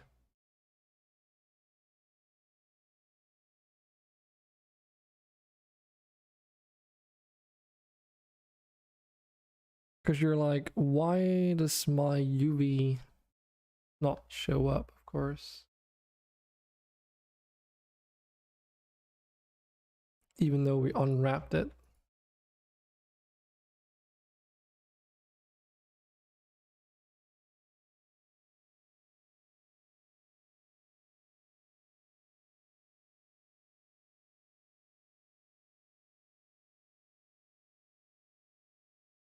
Because we're in the UV layout and there's like nothing showing up, right?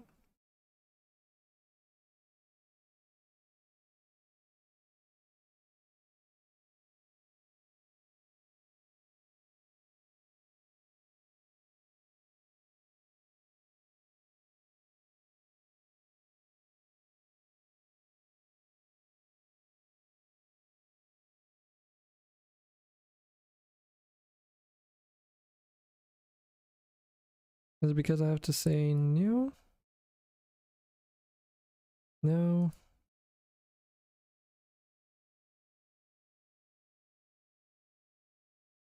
Already done that.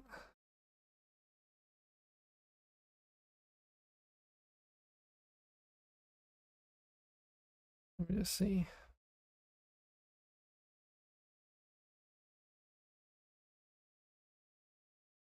Because this is just the image on the background, I'd imagine.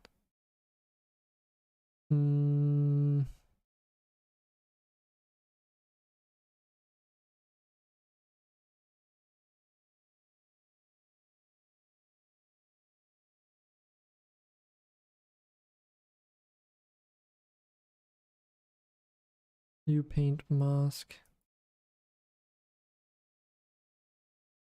No overlays. Like channels. I really can't figure this one out.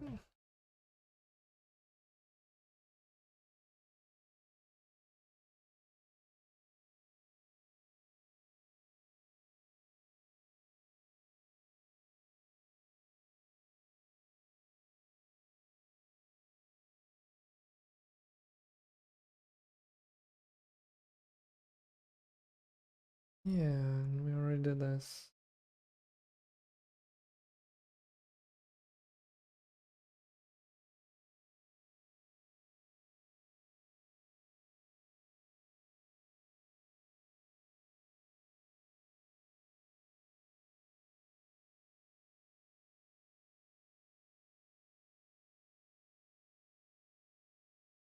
Okay.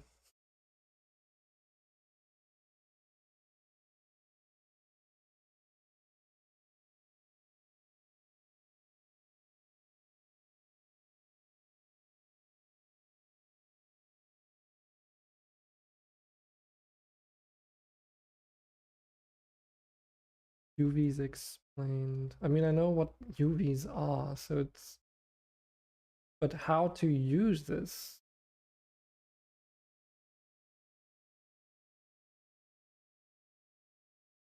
Like, why is nothing showing up when I'm unwrapping?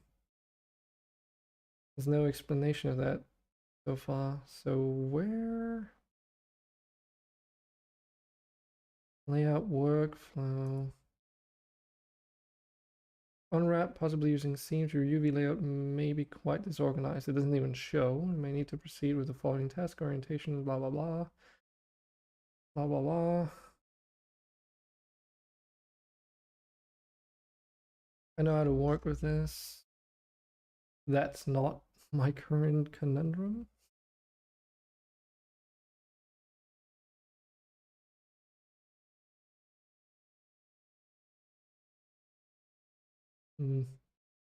It contains several menus and options for working with the UVs. I mean, that doesn't exist anymore. Well, it is down here, of course, I guess. But this is the old manual, I guess. So I need to find the other Unity manual. 2. Not Unity, Blender. 2.9 UV unwrap. This bring me to 3.2. Okay.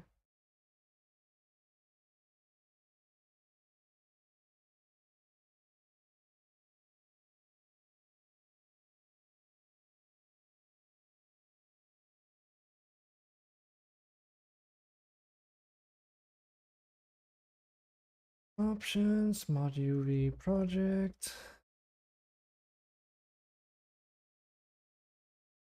Begin by selecting all faces you want to unwrap in the 3D viewport. Select U unwrap.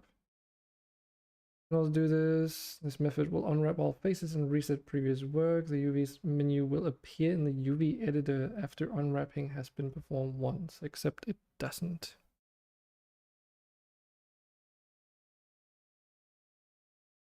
Unwraps all faces to provide the best fit scenario. So where's the UVs? Where are the UVs? Why are they not showing?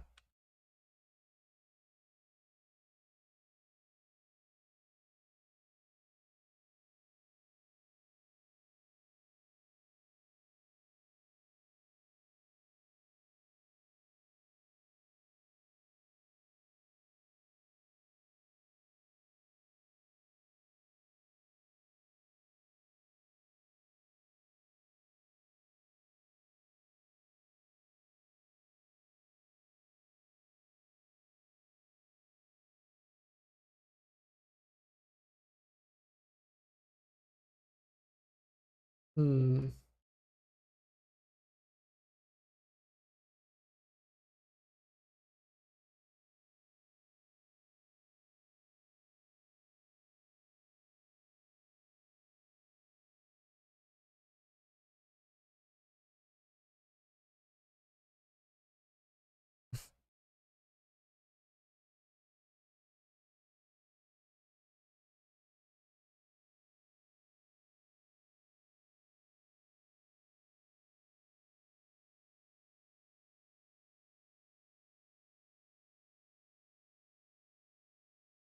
Recently split the UV and image editor, and you seem to be correctly using the former.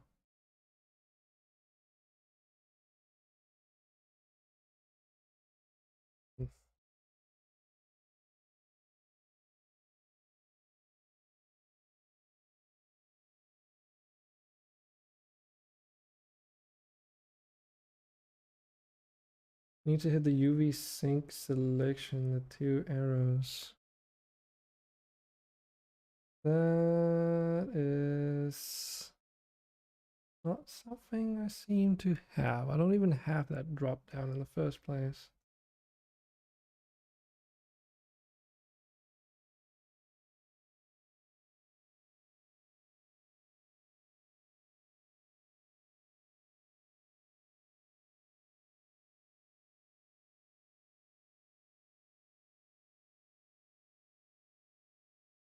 Like it doesn't even look like that anymore.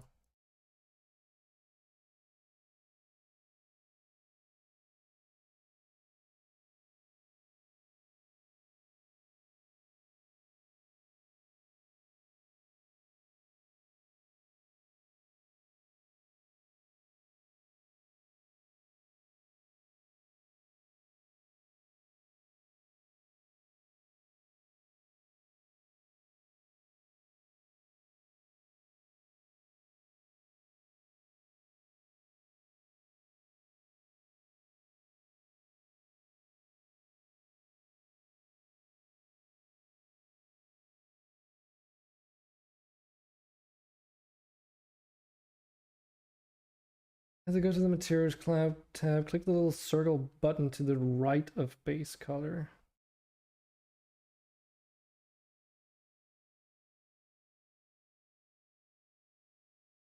Which is now an image, so.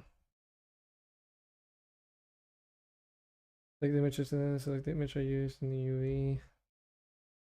I mean, this is that, right?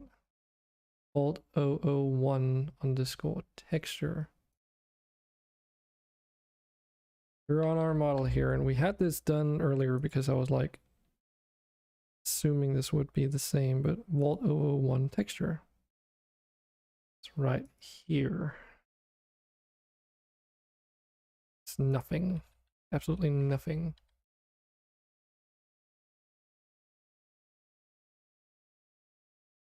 Go to object that properties of the UV map section. Just create a new one that fits it for me. Had this problem today, found a solution for my case. But this is like from 2021 still, so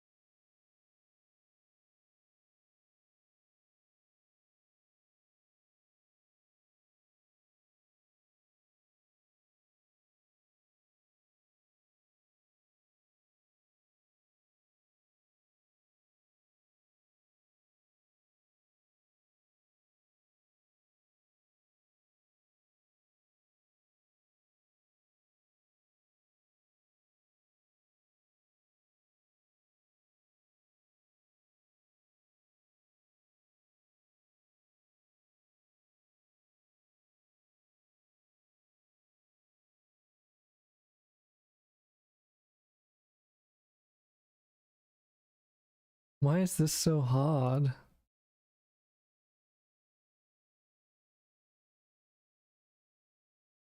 Oh, there's the UV, but why does it only show in the paint layer? Is it because... no? Where's my selection tools anyway? Enable pixel values under the cursor, annotate. Eh?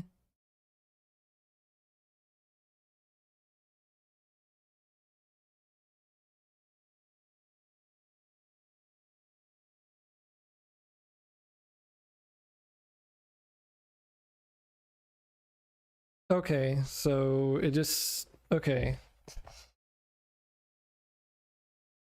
Interesting. Well, this looks more correct now. It's like a... it must have been like a legacy bug or something. Now I have all the options I need. There we go. That only took like way too long.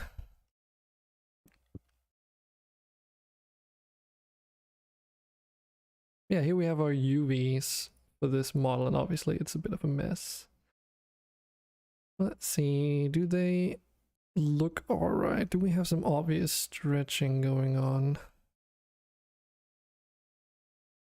I'm wondering if I should split this front face here at least. For the time being. I also have my actual edge selection tools and shit like that in the right position, so might make it a bit more convenient to work with.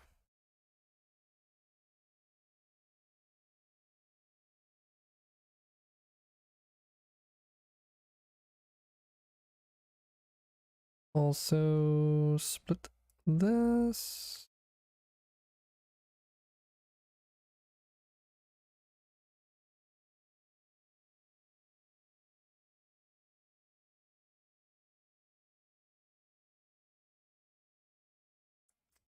I suspect it's still connected down there. Where was that drop down again? Was it this one? Bomb, bomb, bomb, bomb. Damn, where was that again?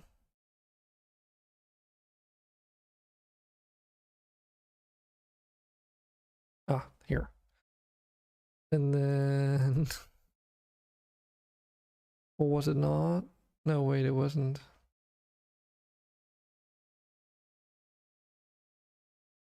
Was it the options thing?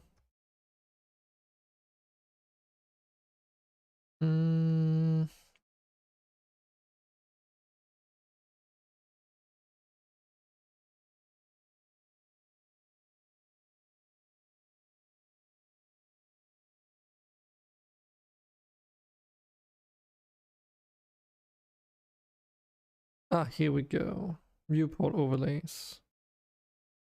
Because this is a different work space.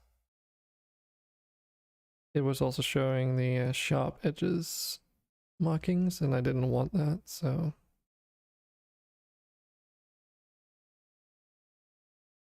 okay, let's make that seem like this, maybe?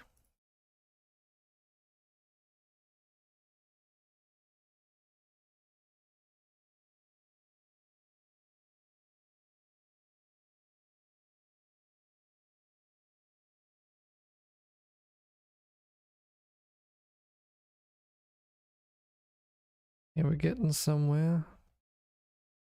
This is the archway and the bottom there, so that is now no longer disconnected. Guess I missed something, I guess. There we go. Okay, we're getting there. So that has to be the archway, it is.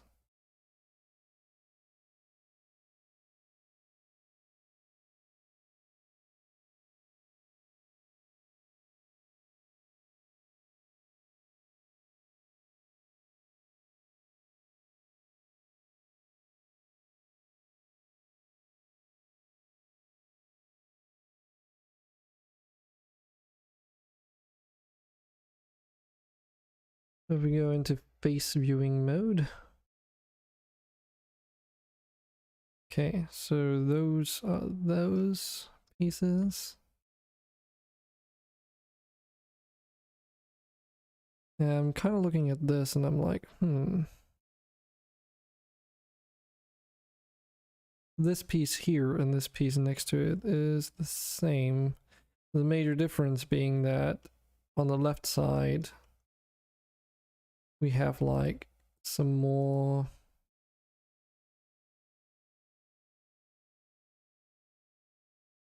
stuff going on basically. Then why is this like so much smaller than everything? Like, or than the other, I mean, I have a suspicion why. It's probably because it's being stretched.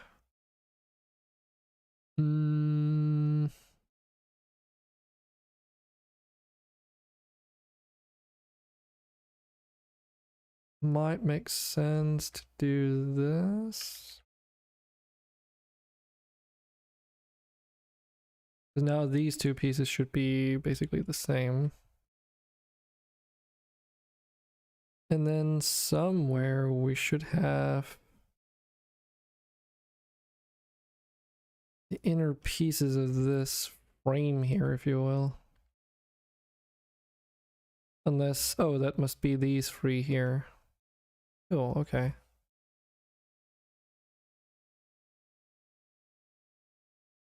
And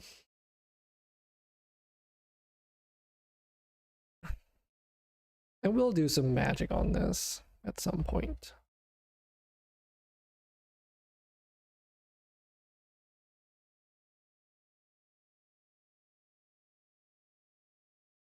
What about all the other pieces? Because the thing is, when you just do like a UV on wrap, you do have some options that you can like set in here.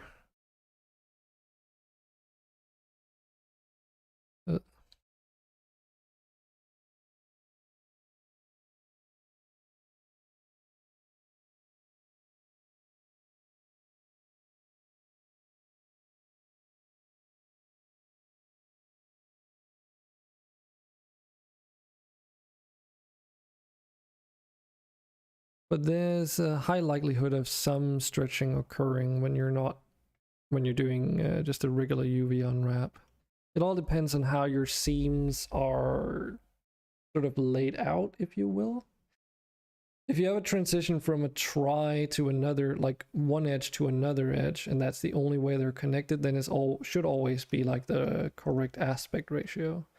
But as soon as you have a face where more than, you know, two edges connect to things next to it, or however you want to, like, it's a bit hard to sort of explain, but like for instance this archway here is morphed as far as I expect it to be, at least, because it's like a curve, but then not just a curve but also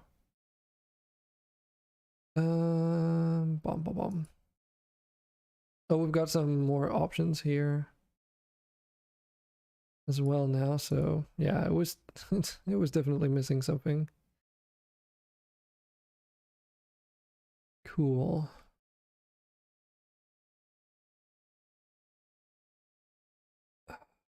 Sticky selection method for extending UV vertex selection.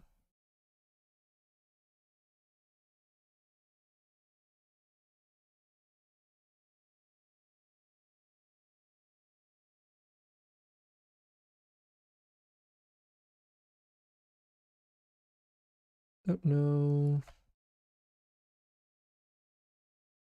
That's what I want to do. So I'm looking for something that I know you can do where it will like sort of synchronize your selection between both.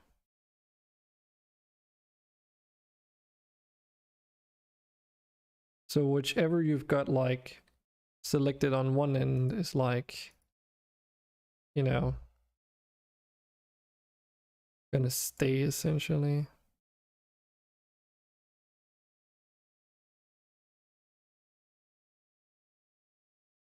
Unless I'm already doing that and just misremembering. Because I would want it to show me exactly where these vertices are. On the model, that is. I can't remember if there's... What does it say?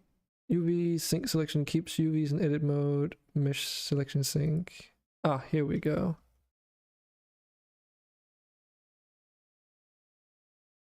Now this means that if I select the whole model over here, it's going to select all the UVs over here, and vice versa. If I don't select UVs over here, it's going to select them on the model. This also allows me to see all the UVs of the model or UV layout at the same time without necessarily having them selected over here.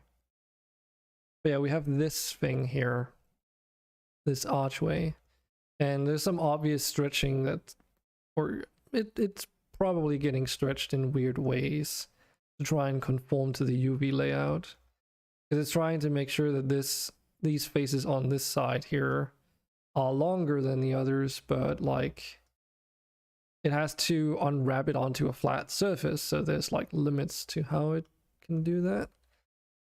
So let's see if we can use this method here. So if we go into this orthographic view and put it straight head on, and we instead do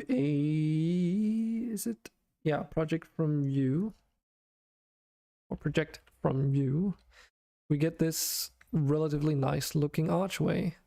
Of course, there are some issues with this, because essentially these vertices down here are being hid under those. So what we should be able to do is if we go into edge selection mode, I reckon, and we have to make sure that we're just only selecting the ones that we're needing to adjust for the UV.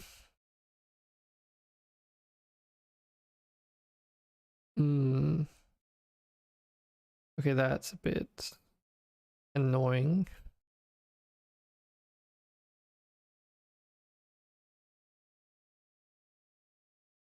Can I say like...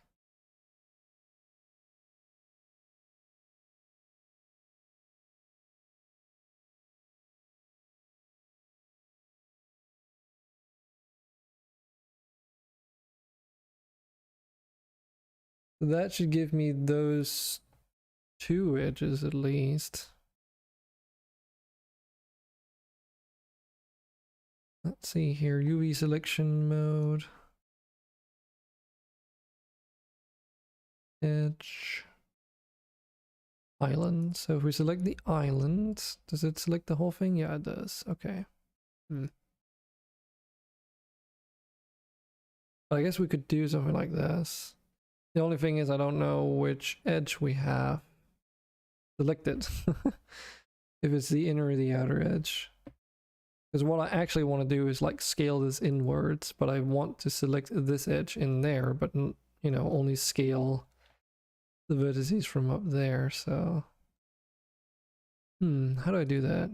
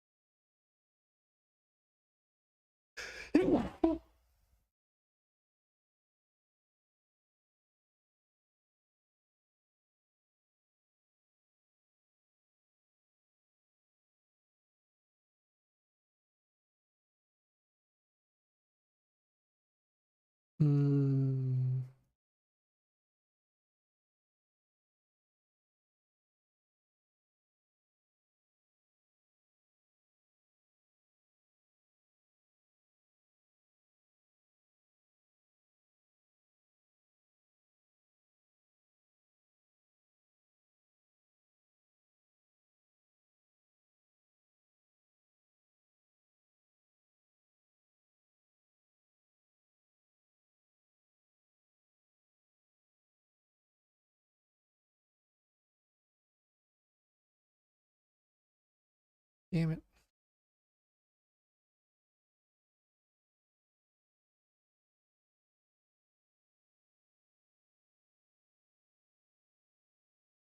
Because like if I do this,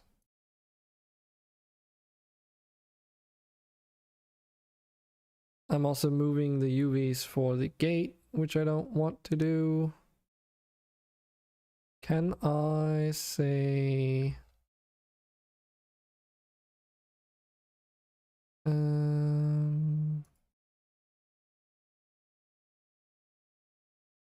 No, because that deselects it on both. God damn it.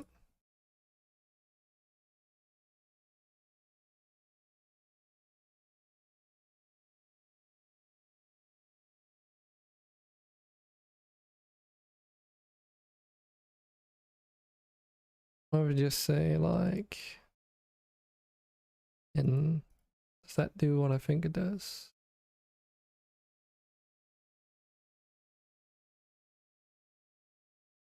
No.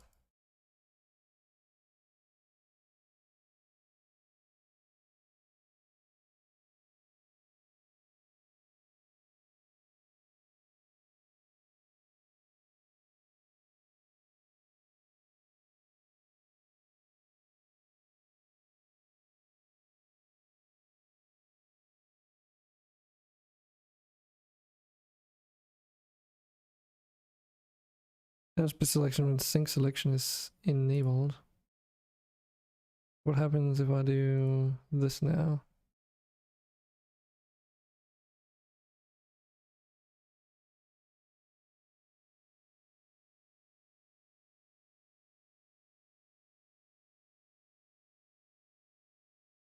I mean, it still selects the whole thing, which is the whole problem. And deselecting them on some of the other UVs won't work because... that's annoying.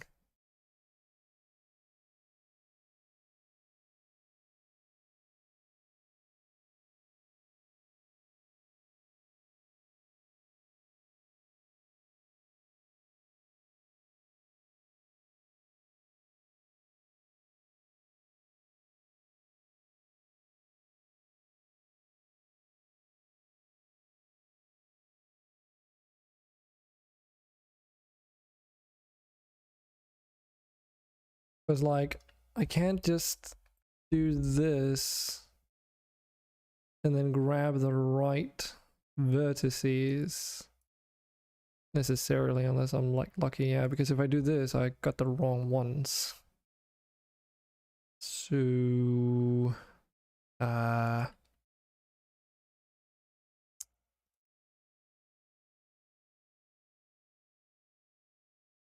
do I get the ones underneath is the question.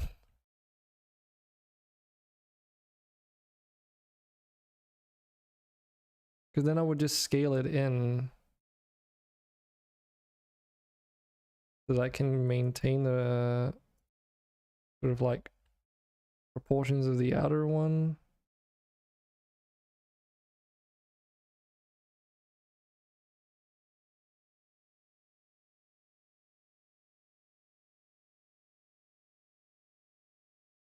Why is it so hard? What if I say and set clear selected UV vertices is anchored between multiple unwrap operations? But that, if that's unwrap operations, that has nothing to do with like which ones I've... God damn it.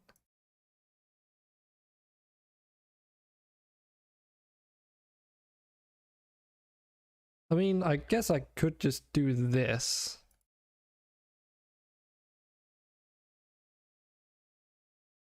Which is that I just moved them a couple snap points higher up. That's probably the easiest way. There's probably another way to do it too.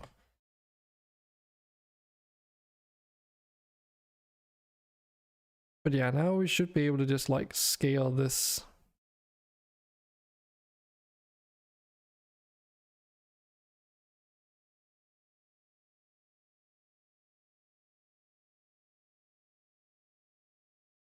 And move it down if versus slightly, I think. Don't know if that's necessary. But yeah, the idea behind this technique that I've been using for some of my stuff is to basically keep it in one piece so that you can make transitions texture-wise with minimal stretching. but also keep your UVs fairly clean so that when you sort of distribute them around in your UV layout, they're like fairly nice and well proportioned. It's not a perfect method because there's a bit of stretching that obviously does occur, but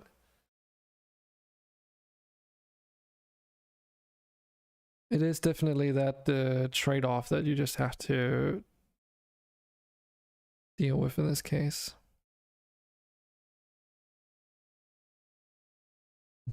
Another thing that can also be done is you take this archway and do it from the top, and then you just lay it out as like a strip, basically. The question is if I actually want to do that. Then we would do like this, and it would be another like project from view, which would give us this basically.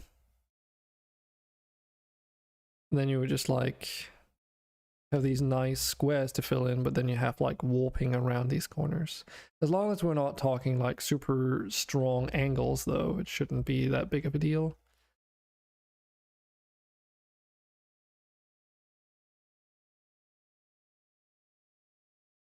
Now the real question is, can Dragon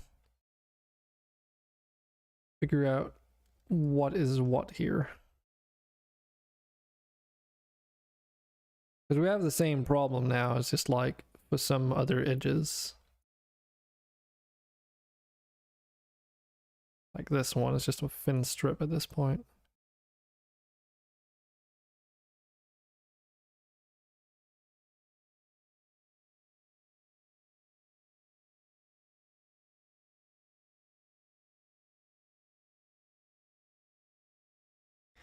Well, I can definitely say one thing for sure. This is good practice.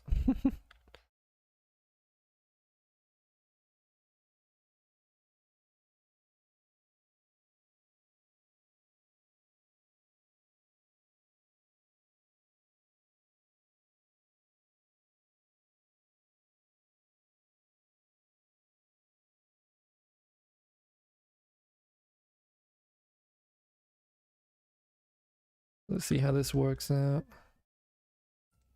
So then this should be that middle edge there. And it is. Everything else is like proportioned fairly okay, I suppose. Because it's going to be like the width of this edge here and then the width of this edge here for the diagonal parts, which would be that down there. And then this one, of course, being the last edge up there. And then right now, this is like, you know, obviously looking very narrow because why is it that? Oh, it's probably because this would have to be like another full unit up like that.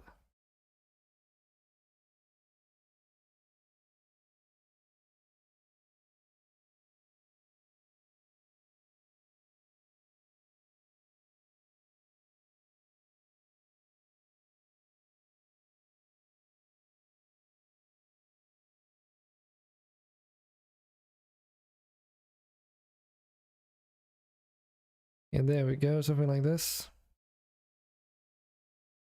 So yeah, you have like a bit of warping going on between those areas, but you know, it's not the end of the world.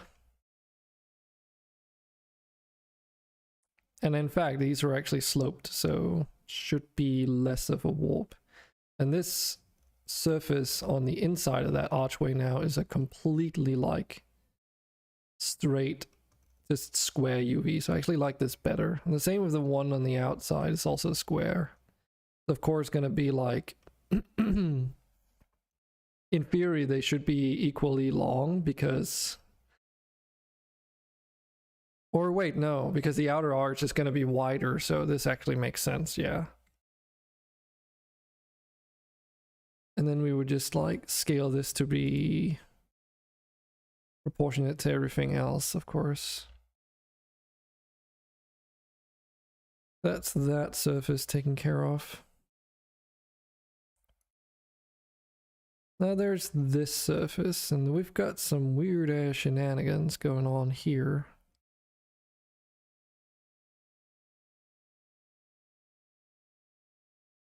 So if we select that and mirror the selection like so, we get to see exactly, yeah,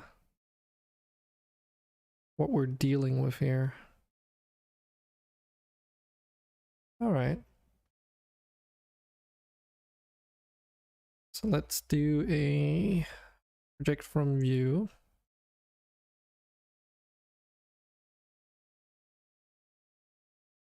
Move that out. And of course we need to work on this a little bit too, because we have these edges or sides here that need to have like a bit more UV space that we can paint on.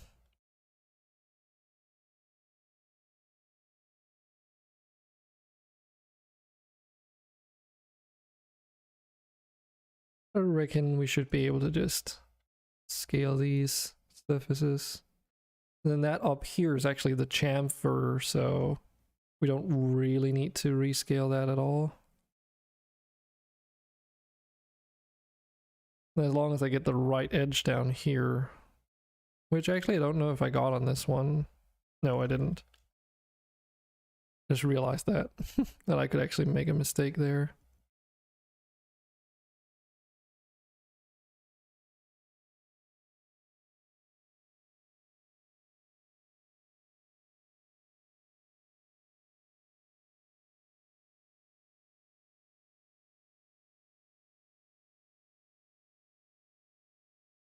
See if we can grab a hole in the right one this time. Which one would that be? It would have to be the one that's disconnected, I presume. Because how's this set up again?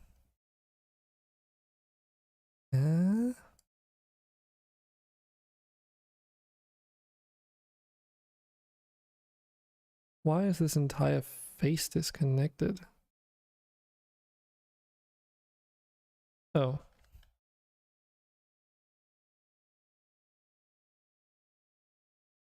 That was why. Is that because of the mirror selection shenanigan thing?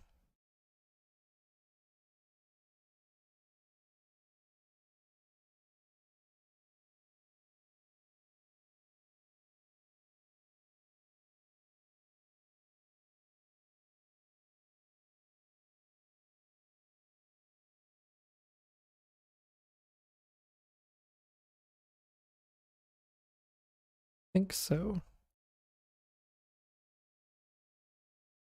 Well, this seems like we got the right ones at least now. The only thing is that these should be disconnected because of how this seam is working out, but maybe it doesn't do that when you do a projection thing.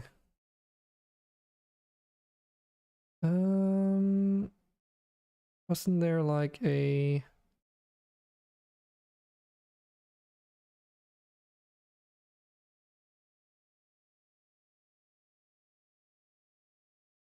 it's only available in this the sticky selection mode. Because now if I couldn't select that, it's definitely disconnected.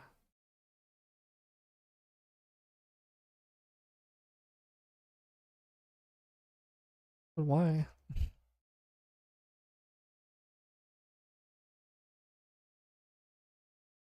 Should it actually be like that is the question. Oh, the answer is kinda yes. Oh. Oops. I see what happened. this vertex or this face there is not supposed to be part of this at all. Okay, we have to, we'll do like a protection of the wall anyway, but a bit unexpected. Can just move those away so I don't have to do this again.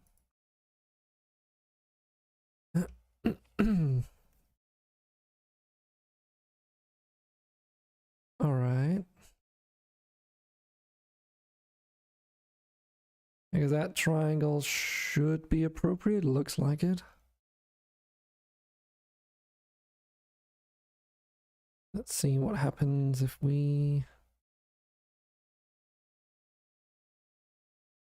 Whoop.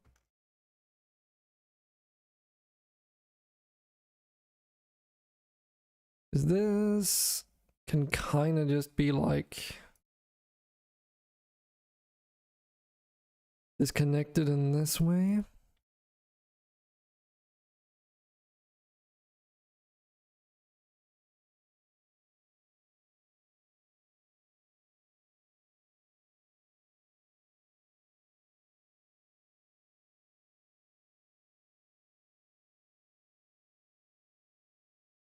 They want a little bit more space towards the back to avoid that unnecessary stretching, of course. Doesn't have to be perfectly matching, but the closer you get, the better the scaling of the texture once it's applied to the surface becomes.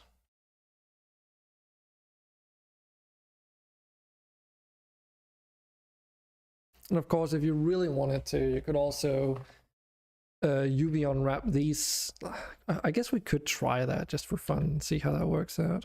Because you can also just say like, oh, just unwrap this part here, which is gonna just give you that face. And the same with this part here. So now we have these disconjoined pieces, if you will.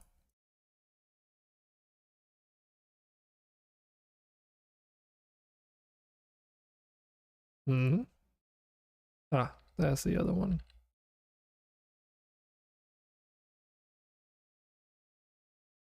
Let's see.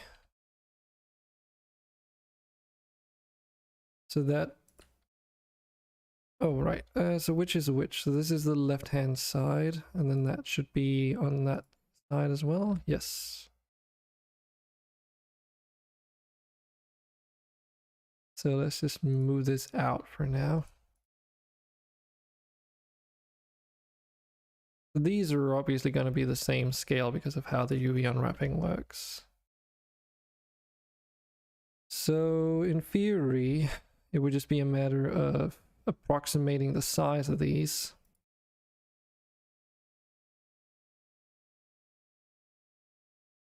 And then let's see.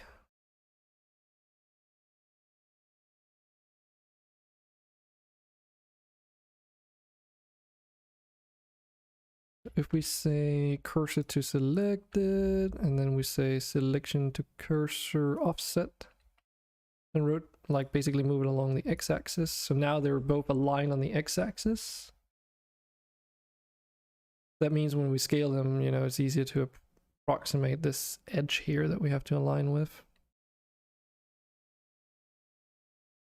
A little bit smaller. Again, doesn't have to be perfect. And let's see how this works out.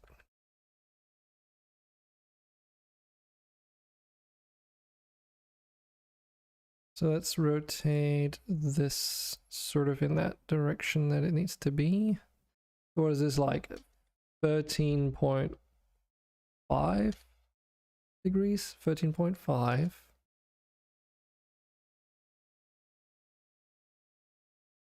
13.5. And because they are on the same horizontal axis,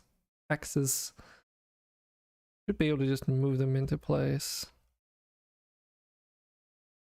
Like we can even like still scale them if we want to.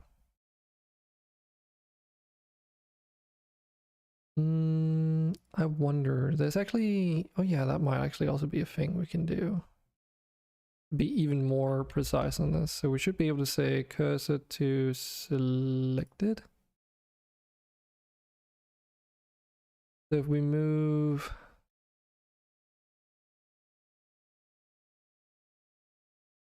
this into a position exactly where it needs to be, like this might actually be an even better approach. Because the thing is, we have the aspect ratio of this face down to a T, right? In fact, it doesn't even matter what the, I don't even need to copy the rotation or anything now that I think about it, because this method gets around that problem. There we go, that's close enough. Of course, you know, you can never, it's not, it might be possible to like get this completely perfect, but that's a bit overkill. So M is still the merge here. So if we say at, not at center, isn't there like at center? No, I don't want it to be in center. I want it to be at last, but that doesn't exist here. Okay, well then we'll just do like that then.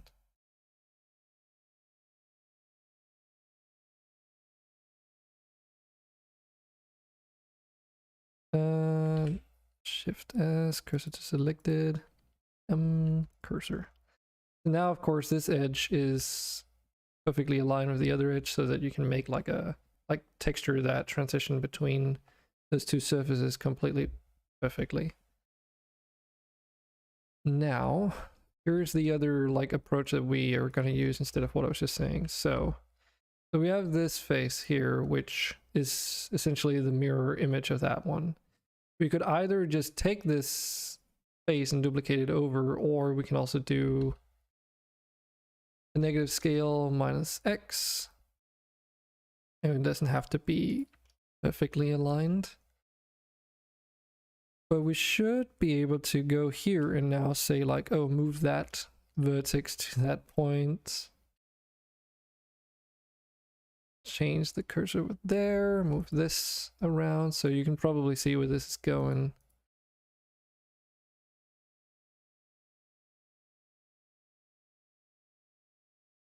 And this is probably way overkill, but I like to have things, you know, be in order. So now these two faces are completely identical.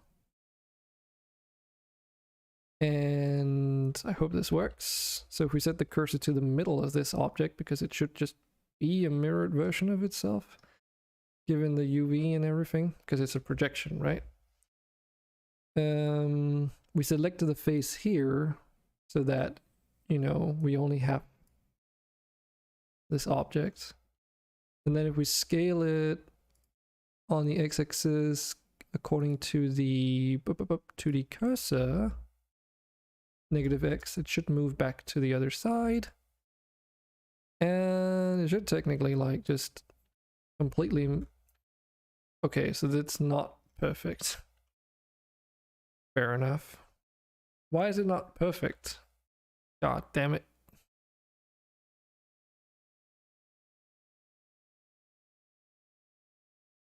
It should have been perfect, but it's not. That tells me that for some reason this ramp here is not perfectly mirrored. Huh. Either that or this is not actually the center point between those two. For some reason.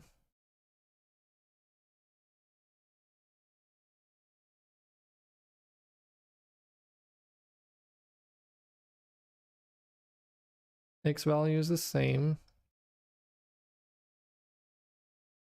0.9 in that direction. Not 0.9 in the other direction. Okay, that's why. How the fuck did that happen? Okay, I'm not gonna question it. I guess that's just me not having modeled in way too long and now like suffering the consequences for it. Okay. Whatever. But yeah, that's one method you can do to like completely perfectly mirror stuff if you want them not to share the same UV space. And of course, something that you probably want to do, merge by distance but not that close.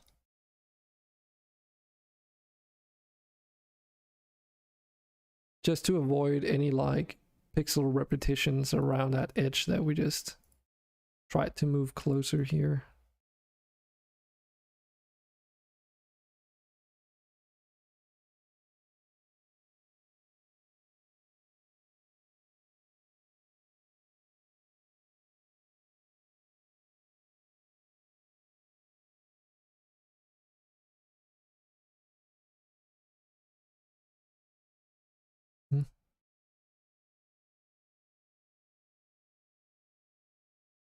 Okay.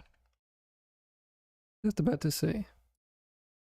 Yeah, it's not quite merged up there. That's okay, we can do that one manually. Because it's a selected.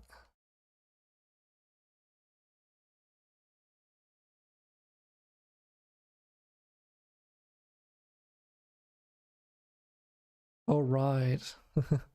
These aren't merged, are they? Oh, maybe they are now. Because I said merge add selection and it's like, but that just means I'm taking one vertex and merging that one vertex with itself on the selection, but I guess it automatically connected them anyway. Oh well. That's a platform done. Even though I realized that the model is not perfect. It's probably alright. It's like such a small deviance that, you know, no one will notice. So in the effort of, in the interest of saving time, I'm not gonna change that. This should all be like just one flat surface that we can just say project from view.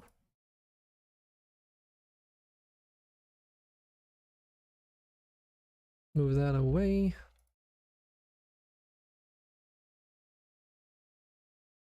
So what about move that back to median point? Yeah, I fucking expected that. So notice how the gate UV is kind of lopsided. That's also not really good, is it? Because that means that textures are going to be stretchy towards one direction, which is not nice. That's okay, because we'll just do another projection. Like, I like to use the edge highlighting or marking for the UV and then going in and unwrapping it as a starting point, but then refine it using like other methods essentially. Part of the reason why is to establish some kind of sense of scale, which can be difficult with some of the more like the shapes that you might not have to go into detail and unwrap in other ways. So for instance, should be able to at least use this gate here to great effect, or like archway as like a proportion scale thing. Similarly, this should be scaled down to fit the outer edges of that at least. So basically like find common vertex edges that should like align essentially in scale. So for instance, this is the inner archway, so effectively the distance between these should be approximate. Like, it's not perfect. But you just want to avoid like having some parts of your model being super high res and then others not, unless that's kind of what you're going for. Similarly, we can use the bottom of the gate here to scale this down to size. And of course, we can manipulate these a little bit so that we can like chuck the actual gate UV in the empty space underneath this archway. So when we lay out the UVs nice and proper, we save a UV space that way and optimize our texture more. That's not the current goal though, of course. And we could, technically speaking, mirror these elements. And also these. Like, these are actually just the same item. What is this triangle here? Where does that come from? Oh, that's that inner triangle there. Okay. And then these are the faces around that triangle, so I just want to put those together so I know where they belong. And then of course we have these two, but they're like mirrored versions of each other, which you can do a trick to like mirror these where you just say like, oh, you merge the vertices that are equivalent to either onto each other so that they have the same like proportions and everything in the UV. And then if you want to, you could even like move them apart. The question is though, because there is one thing to take into consideration. If we do want or decide to essentially overlap these two UVs and utilize the same texture on both sides, it means that you'll have repeating patterns on both sides, which means that if you want one area to look a little bit more different than the other, you just can't. And for really large surfaces like these, I don't like the look of that, to be honest. So for this model, I'm like thinking I would like these to be able to have like variations in texture, so you can have vines growing differently on both. You could also accomplish that through like a separate model, of course. You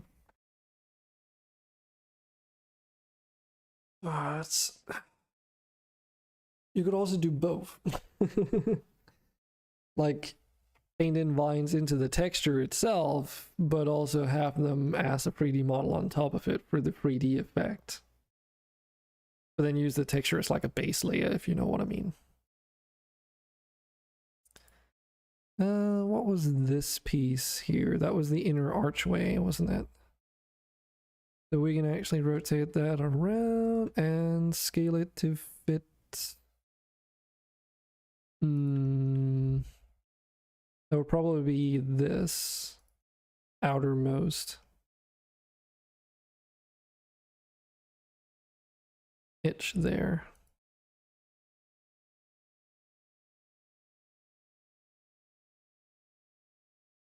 Because I like to do a bit of a trade-off when UV mapping, where it's like convenience versus efficiency and all that stuff. Because it's also nice to have certain parts of the model be closer together in the UV when texturing, because it makes it like the process of actually painting it later a bit more convenient, because the colors that are supposed to match up are closer to each other.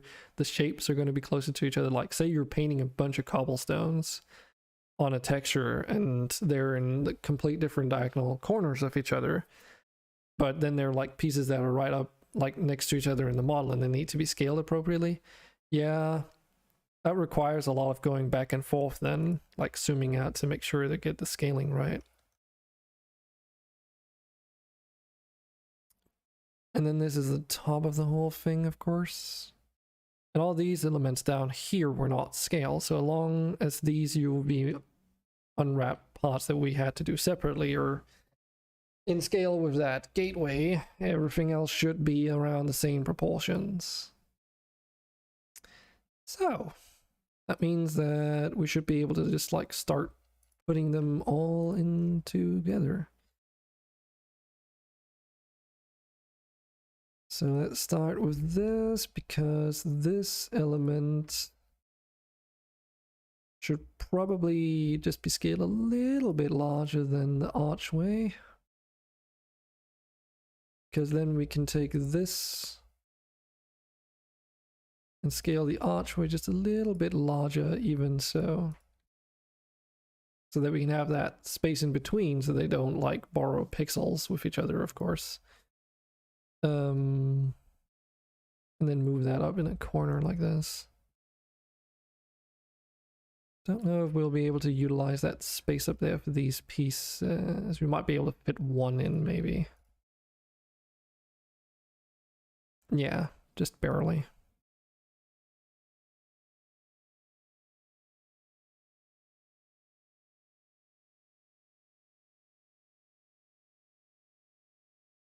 Okay, what would be a good piece to put down there? Because this is basically like a jigsaw puzzle at this point.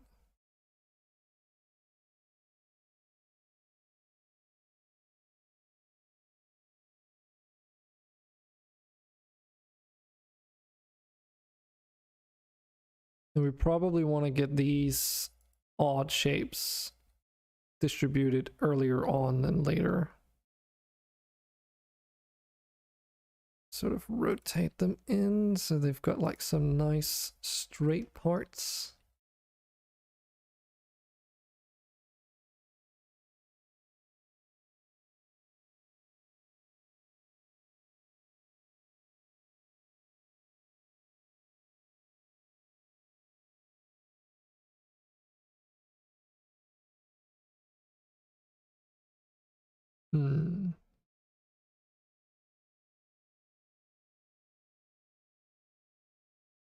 Because of course there's that empty space in there that we can utilize, because that's essentially where this piece fits in.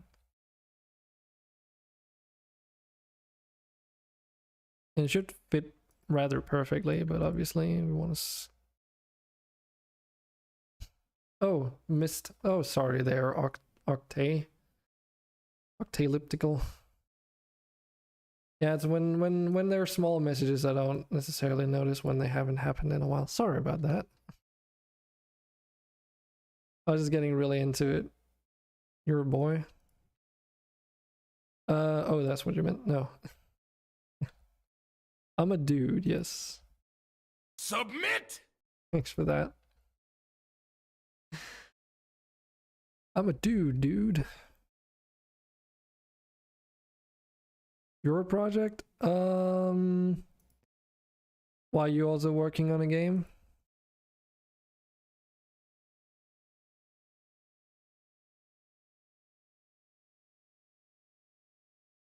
Probably not right now, though.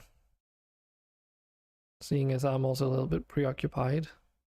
I've got like some really strict deadlines I need to sort of like hit, so too much dilly-dallying is kind of what I want to avoid. Sorry. But if you want to share, I do have a Discord for that kind of stuff.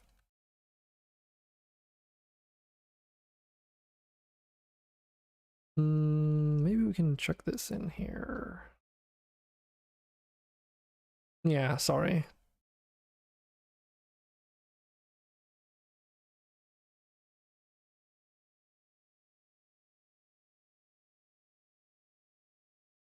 Fair enough. Laters.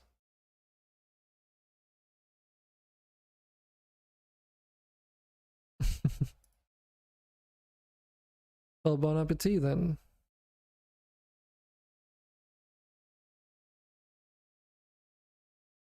Okay, this is not really going in a direction that I'm happy with.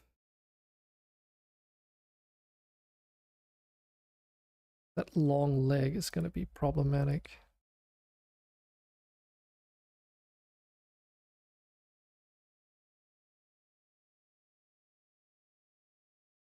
So we might be looking at something like this, but then, yeah.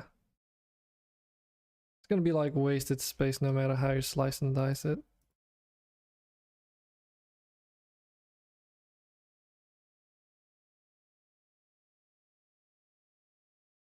Make use of some of it like this, but then you have that empty space up there.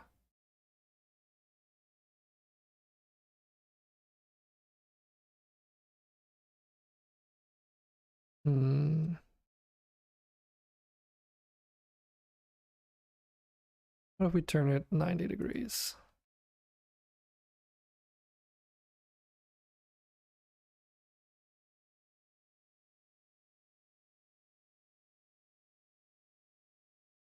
Yeah, that might make a bit better use of the space.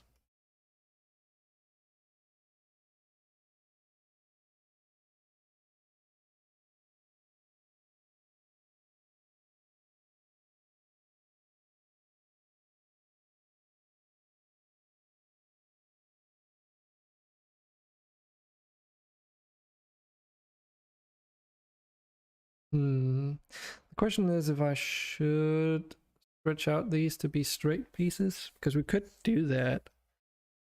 Oh right, that's true. I totally forgot about these. Damn it.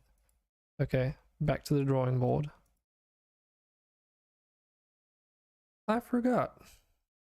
These pieces are actually connected, aren't they?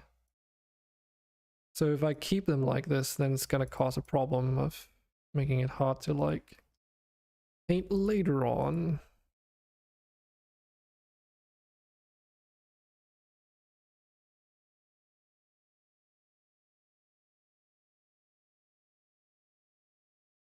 This is gonna be tricky, isn't it?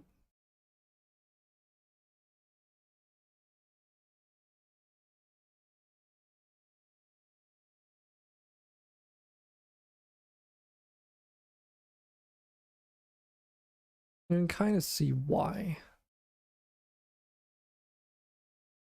Because that face down there fits with this, or that edge down there fits with the edge up here, and then that edge going down there fits with the... God damn.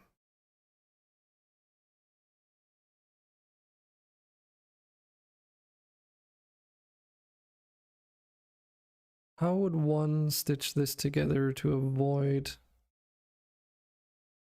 as much stretching as possible? I mean, we could probably do the left side, duplicate it later, and then separate the UVs so that they're still like separate in the layout. But then I only have to like fix up the UV once at least. Because we're talking like some really weird stuff here. Get that approximate.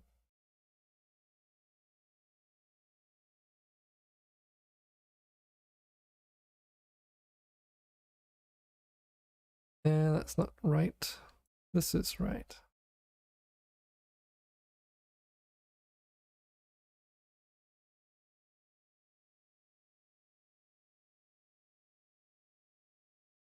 Yeah, like even this edge going up here is not even straight.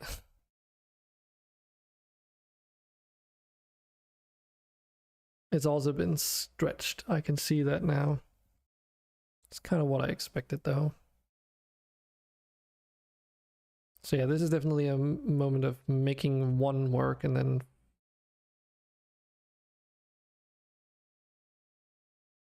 duplicating it across, but I can see there's some weird shit going on.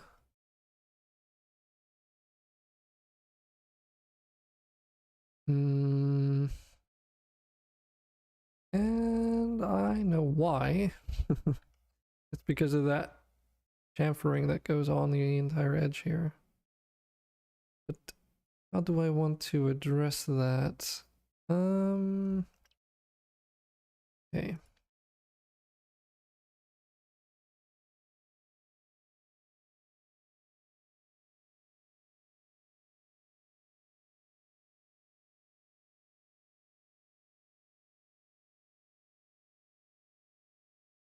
Yeah, let's try this and see how this goes.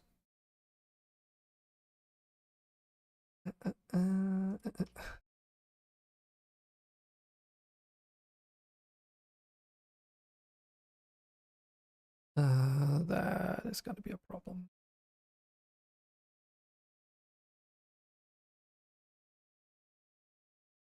Your seam.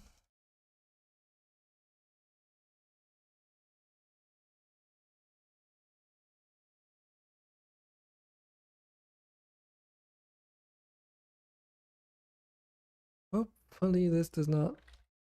I don't know if I should. No, I should not. But maybe if I do the seam here instead, it's gonna work out better. We just get this straight. So it's this and this and this face. And of course, the entirety of this, including the ones hidden in here. Right? No, not quite. Don't need those. We don't need those or those. Only interested in the stuff around here. I think that should do it. Because the idea is that then we do an unwrap and hopefully this works the first try. So how does this edge up here look? Okay, didn't disconnect it. So I assume this is going to be a straight line now. Yeah, we have these corners at the like the chamfering in here as well. So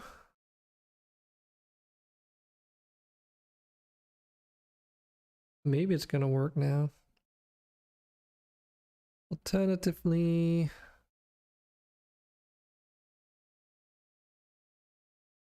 yeah, this is the annoying part where if I want to try out a different seam here, I have to redo some stuff. But it might give a better result, so let's give it a go.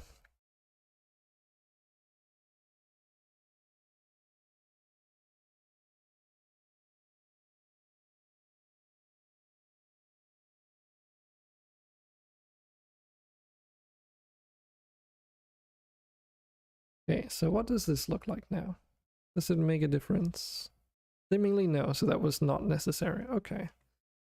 Well, unless it complained and nah.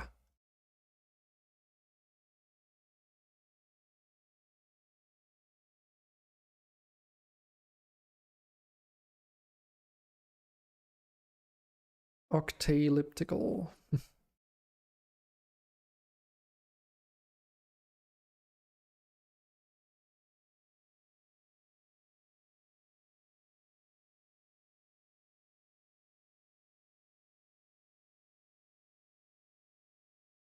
Let's see if we can get these correct.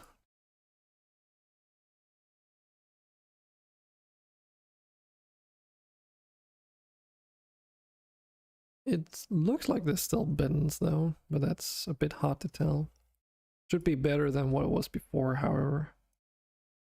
But how do we deal with this situation? Because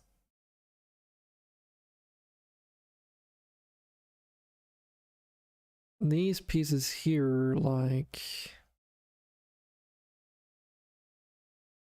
might be able to do some magic. I don't know. We'll try. So like, say you were to... Yeah. Why is deselecting? Oh, because it's the vertices. Right. And you might probably want that one.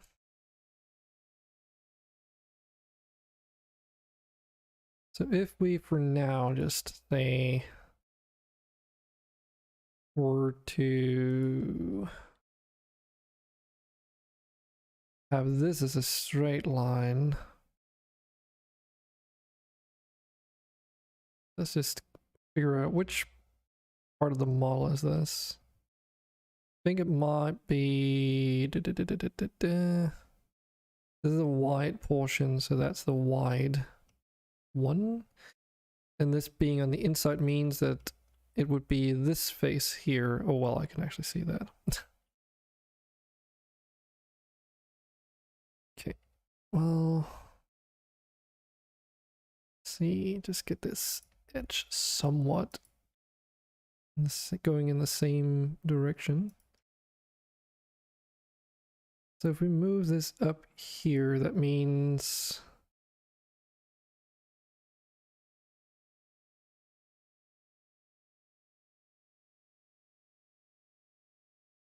this stuff here has to be these triangles here. But we can probably fix those up.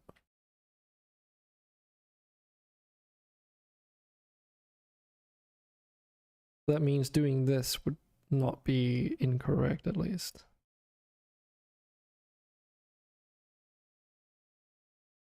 That also means if we take this part and rotate it sort of around and move it up in this direction, then that wouldn't be wrong either.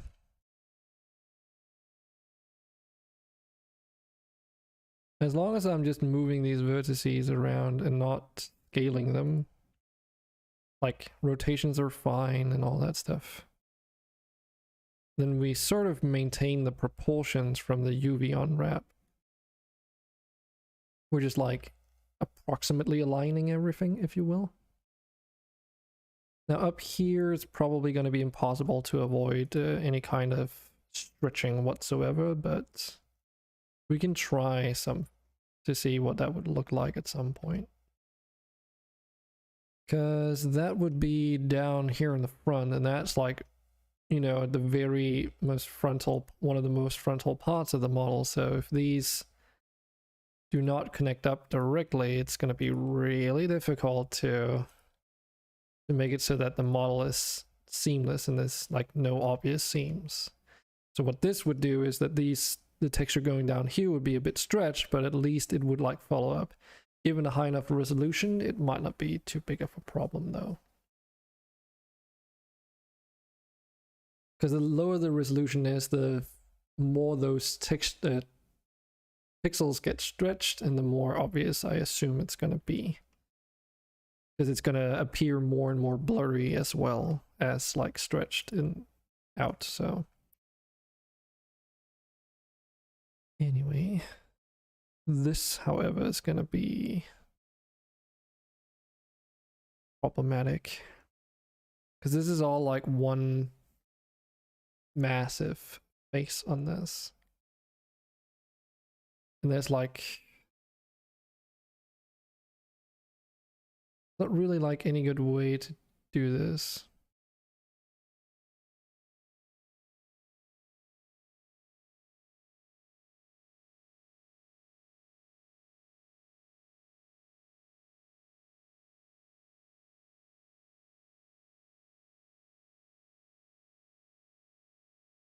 Because I can kind of get away with it on that shape because of how it works. But if I were to do a similar trick over here, what would that even be? That would be like this part, I think. So if we took like, say, this part and then rotated it around, and of course the scaling is completely off. We would have to scale it up to fit sort of like this. Then all of a sudden, then that middle part here gets super stretched out. We retain the proportions of this triangular piece though. But maybe we can get away with this.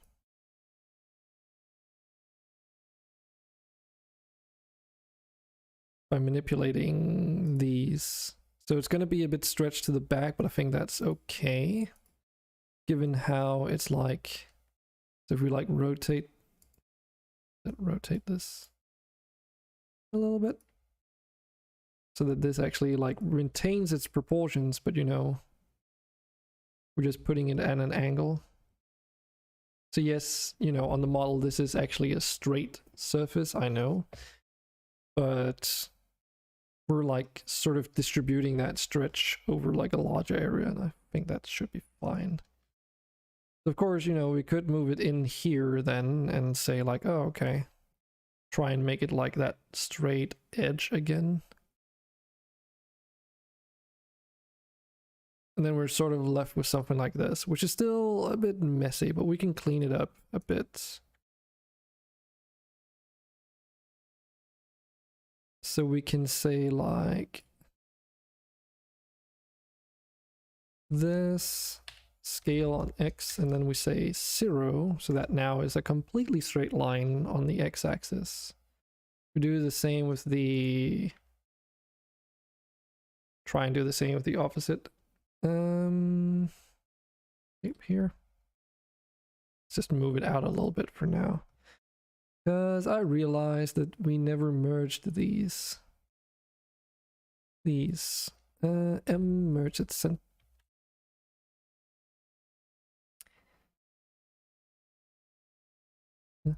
Oh, click the cursor thing. It's all the way up there.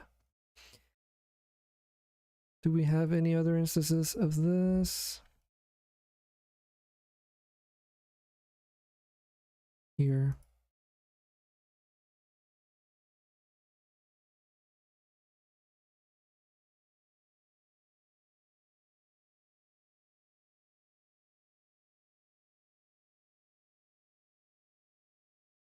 There's another one. Okay, that is all one edge now. Okay. Seems like we ought to just rotate this a bit.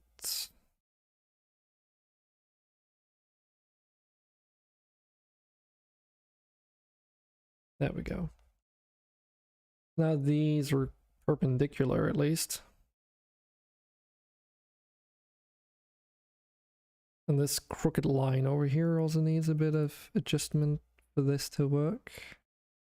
Oh, right, we've got another vertex here which is still disconnected.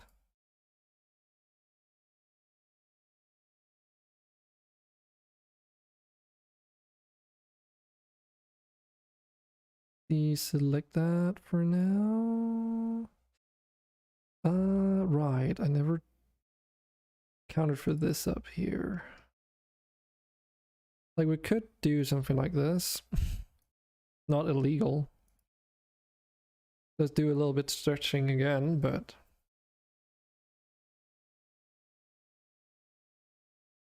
should be alright.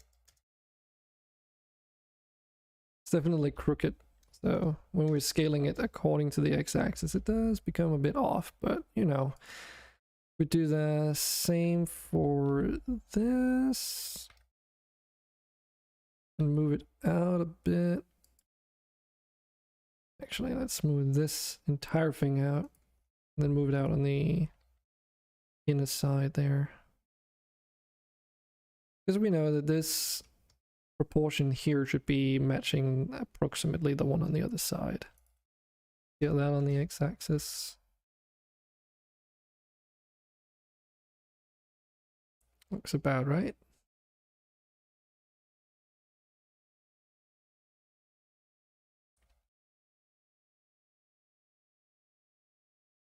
Now we can refine this a little bit if we need to do any adjustments.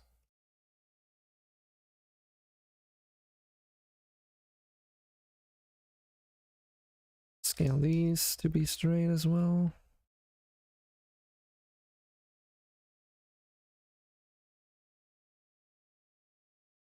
Fuel.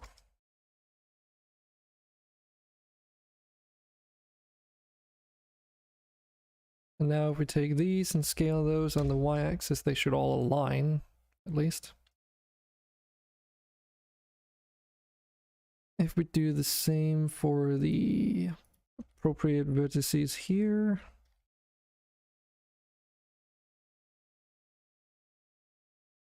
And there's a reason why I'm doing it this way. I could also just like say, you know, merge in, but I do want to align them at first because it means that this one out here, we're not going to merge in. So if we want to keep this line straight in the UV map, after we merge these two together, then we have to align all these vertices first. That's the easier that way. Hey, Argon. Raiding party, who you're coming in with?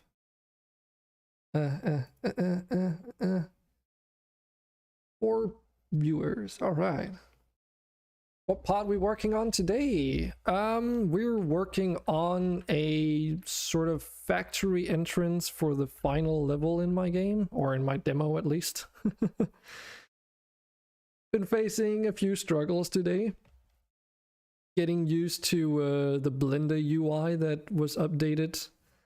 So that's not been a fun ride because some things are like very different.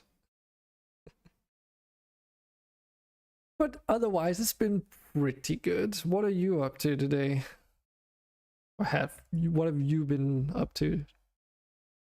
Yeah, I mean, when I started today, I couldn't even remember how to even navigate around, so it's been an uphill battle. But they've also changed like some core stuff in there, so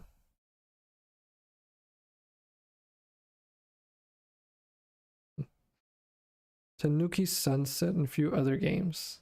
All right. Cool. We're gonna go for a walk in a bit. Fair enough. But yeah, it's like I have this level in the demo right now, which is the last story level. It's not the last level per se, but for the main story it is, and it's been looking like this for a very long time, so, you know, quite empty. And as part of the narrative that exists in this level, there are a few set pieces that I never got around to making, namely a sort of ruined factory, kind of like techie entrance that needs to be in this scene, and then I need to make one more asset at some point, and then populate it with trees and rocks and that kind of stuff. So yeah, that's kind of what I'm working on today.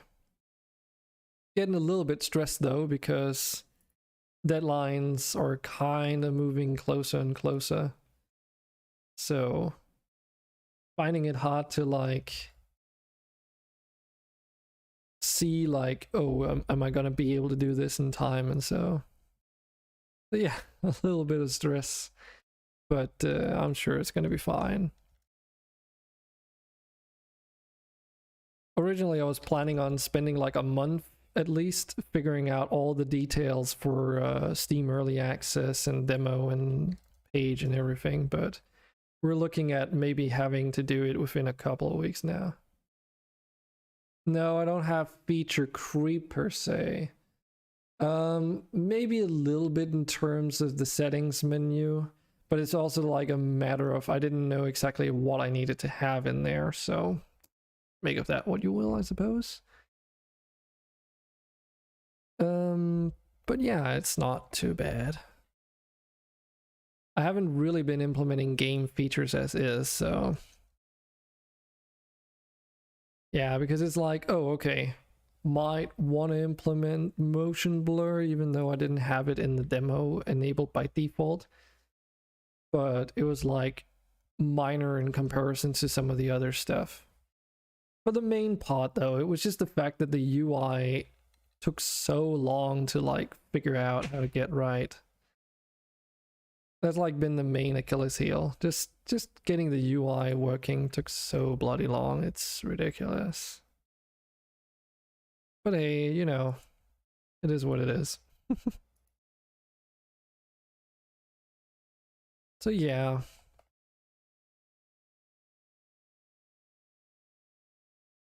And once the demo is finished, like, the plan was to have it so fleshed out in terms of the Steam side of things, like the release side of things, that I could just dive straight into like making content for the early access version. But now we're also looking at maybe like having less time for that.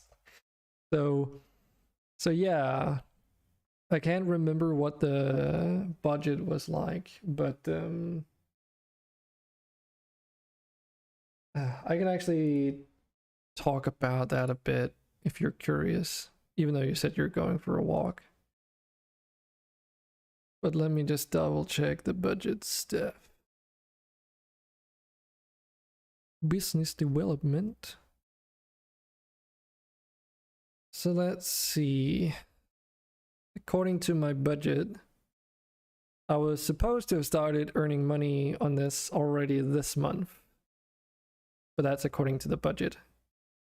And then August, well, it should have been like a positive net gain or whatever you want to call it, instead of a loss. September should be a slight gain. I know this, you might say, oh, this doesn't sound realistic. And there's a reason for why it is like that. And then October I should be able to be self-sufficient, and then moving forward it should basically be. So the initial plan was to do like a full release by October, but I might have to end up like doing it much sooner now. Because they've cut down on my social benefits because the system works the way it does. So I'm getting less of a payout now than I was before I even turned 30, I think it was. Which I was already like struggling to get by at that point. Granted, I have been granted money to develop this game, so part of that money is going to go into like, you know, paying bills essentially, which is not exactly what it's supposed to be used for. But that is just how it's going to be. Because the net gain that is listed down here is what's, they're basically going to be subtracting that from how much I receive in that month from the government in terms of the social welfare system.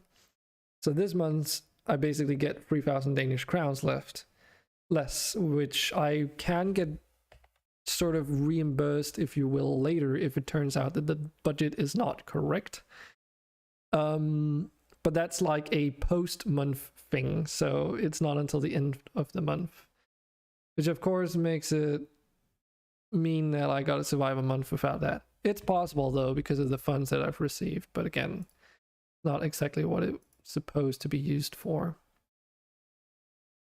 So yeah, a little bit stressed in regards to that part, but it's honestly not, like, it could be a lot worse. Let's be real here, so yeah, it should be good. But yeah, I'm just UV wrapping this this model sort of to a functional state, and that's all it really has to be. Now we should be able to take these vertices here and scale them on the x-axis so that they basically get merged. And do it on the opposite side as well. There we go. Don't remember, yeah, it does merge them natively like that. Cool, so that should be the annoying part done, kinda. Let's go up here and get this sort of scaled, I suppose. So if we scale this down to fit that triangle there, which essentially is a piece that actually exists in this cavity on the model, then we should be good to go.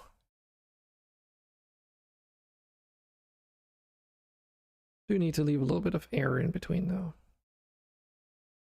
And these are like really large surfaces of the model, even though a lot of it might be submerged in the game. But it means that it's important that they don't show up as like super low res, because they have to show up nicely at a long distance after all. Smaller details that are on the inside can be like lower res, no problem, because you'd have to be hugging the wall in order to even see them and be super zoomed in and all that. So for those, the general color direction just needs to be on point. So that being said, go back into model view here. Because we only unwrapped one half of the model. Because the idea is to take that now and just mirror it onto the other side. Exactly what I'm gonna do. Make sure to select the right vertices though. That should be all of that.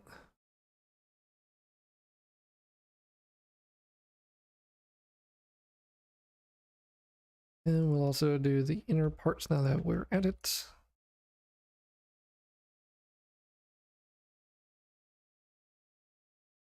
And that should be all.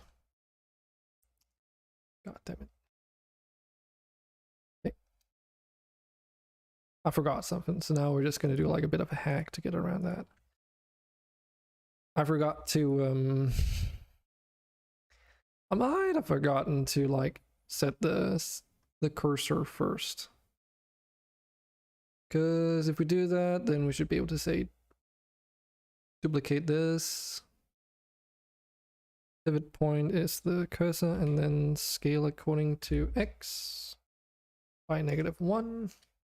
Flip the normals. And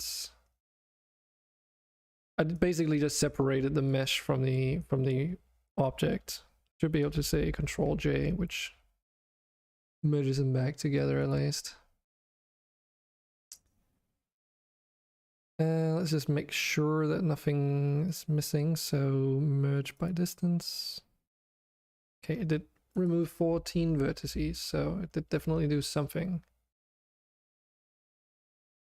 Let's try and just, yeah, seems like everything is all right.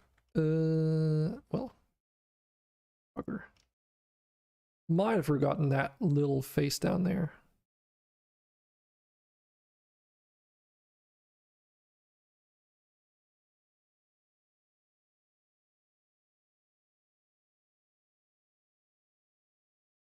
There we go. And let's see.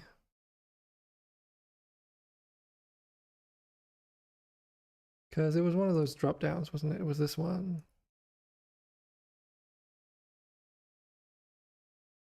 Okay, those are not supposed to be marked as sharp, I'm pretty sure.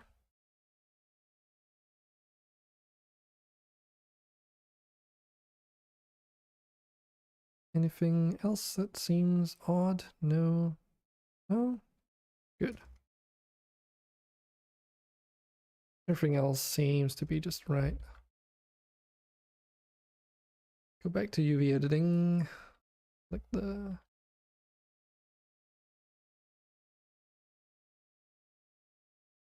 Cool. So, yes, and they're not even connected. So I can just basically take the other side now and then move it across. These edges can probably stay like this, like mirrored. These open faces here, though, I might as well keep separate because I'm going to have a cavity anyway that they can be in. Let's move these out now.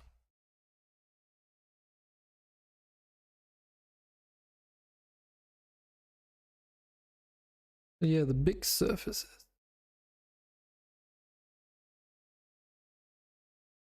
Kind of expected that these would be the ones that are the most troublesome. They're fairly irregular shapes. Yeah, there's like no way that I can put these in without losing a bunch of space.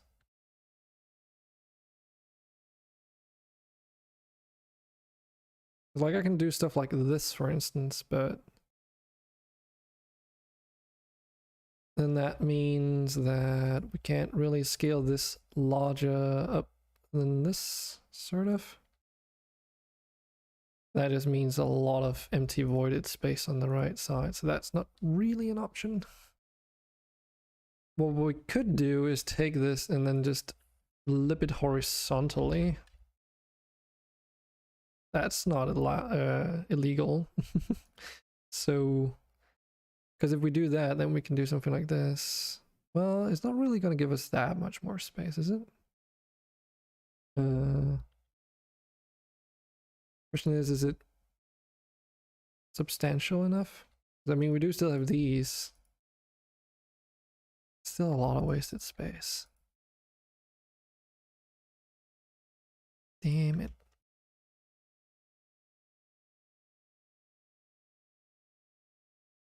Move that out of the way for now. If we take this and move that down.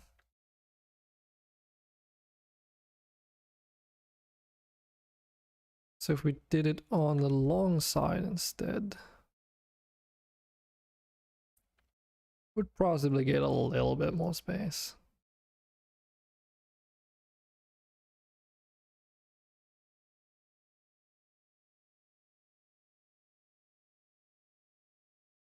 Not a lot though. Or not get more space, but we're utilizing it a bit better.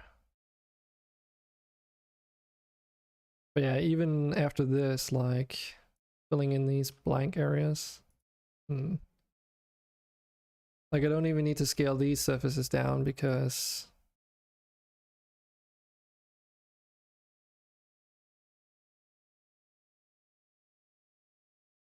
they can fit in other spaces.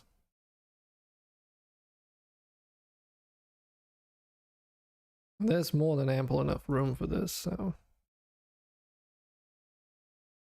It does mean that if at some point we want to add some more details like pipes or something, I do have the UV space available to include it in this texture of the model. Which is not a bad thing, of course, like. But you can of course see that if we were to just duplicate the textures from one of these sides to the other, we could have like a much higher resolution texture for these, even if it would be mirrored. But I was thinking it would be nice to have like the ability to do different decals on both of these sides to make them look different.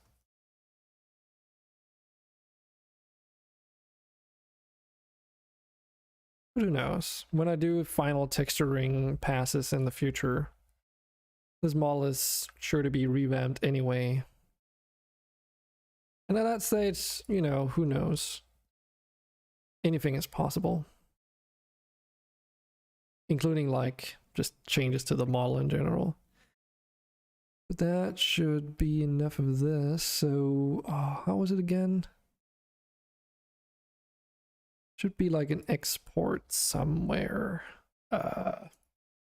UV or image. Let's see. I think it's UV. Export UV layouts. Let's check that on the desktop.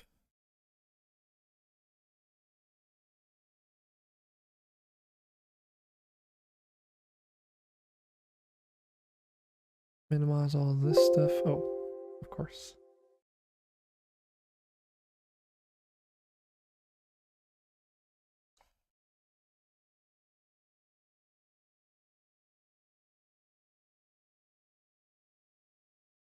Importing.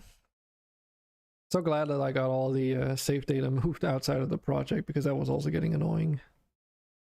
Don't touch this.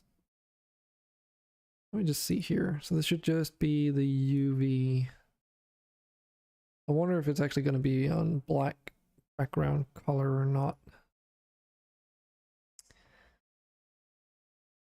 Okay, need to navigate to the folder. Okay, well, we're technically already there.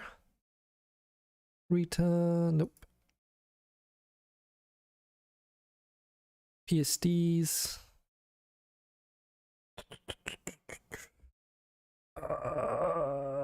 Models, probably. Do we have a details one in here? No.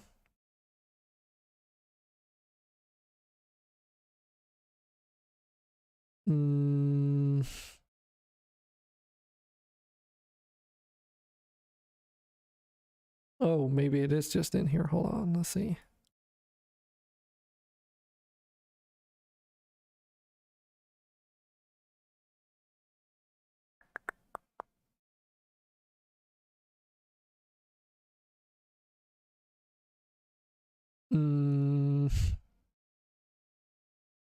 Now, where the heck did I put the textures?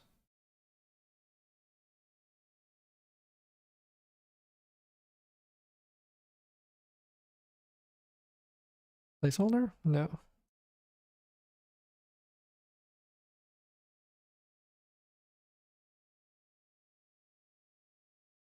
I would assume it would be in models, but it doesn't seem like there's a place for it. And the creative folder only has one document, which is just a sketch. That's something I made a long time ago.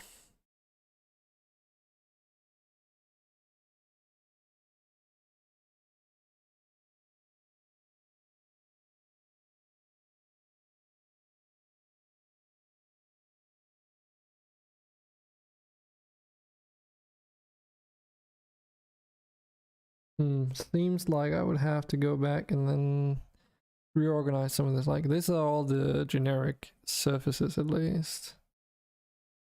That's where the most of the texture work is anyway. Game title. Oh yeah, this is also a feature that isn't implemented. This is another game entirely.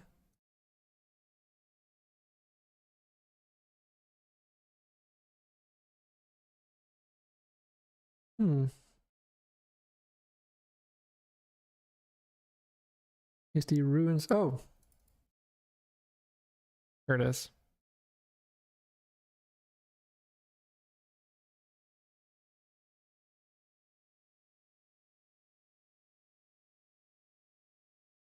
Yeah, I need to get all these files migrated to Krita.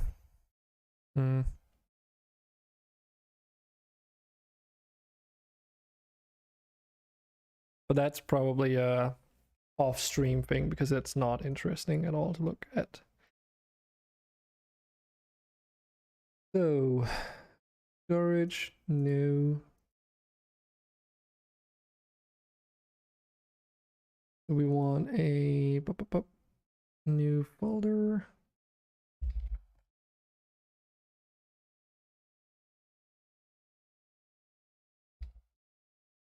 There we go. Was it what did we call this? Was it main story? Story set pieces. So let's do the same in here.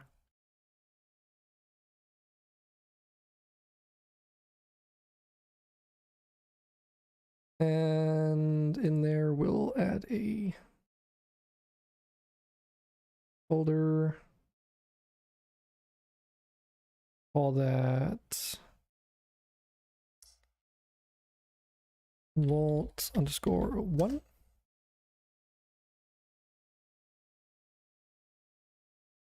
And then this is where we're going to need that UV map that we exported.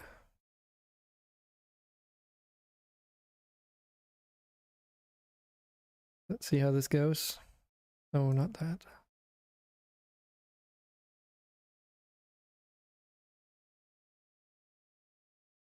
And let's rasterize this layer. Multiply. Yeah, I kind of figured this is what it looked like. Okay, let's just go into Blender and see if we can improve on this. There's like this thing over here where you can like, I think if I say like this and I go, wait, actually, does it show up? Oh, it does. Oh, that's actually really useful. So I can actually get a feel for the stretching. Ooh.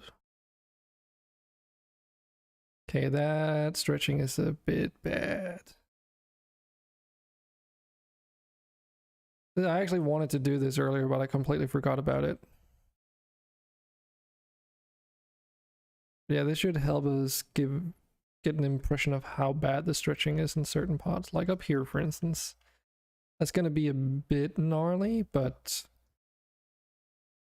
I mean, I was thinking about going with like some kind of concrete-ish texture anyway, so Which part of the model is this anyway? Or the UV rather?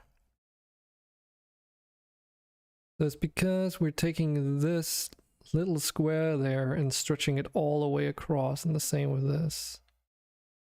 Yeah, I can see why that's a bit of a problem. So if we were to say, just for exercise's sake, move this around a bit. Like, can we actually get this to a point where it's not super annoying? I mean, this would definitely be better than what it currently is.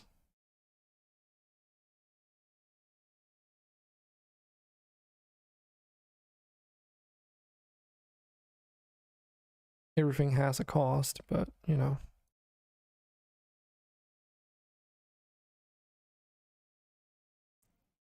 Because stretching a small surface over a large area is a bit worse than stretching a large surface over a large area, or like warping it, if you will.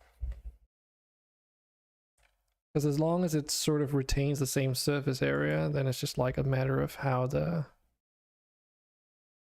texture would be aligned. Let's just go back to the blank here. So that would be that and that.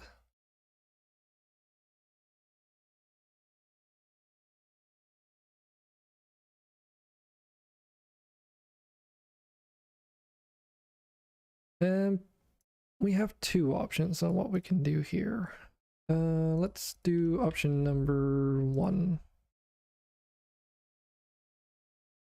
I think if we do this, it should be right on top, right? So select that, say cursor to selected, and then selected the cursor with offset. Okay.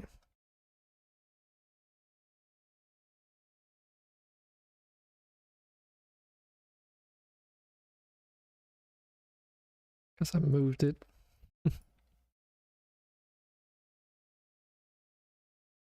Try this again. Cursor selected and selected the cursor offset. There we go. Because that means that if we go back into the UV grid view right now,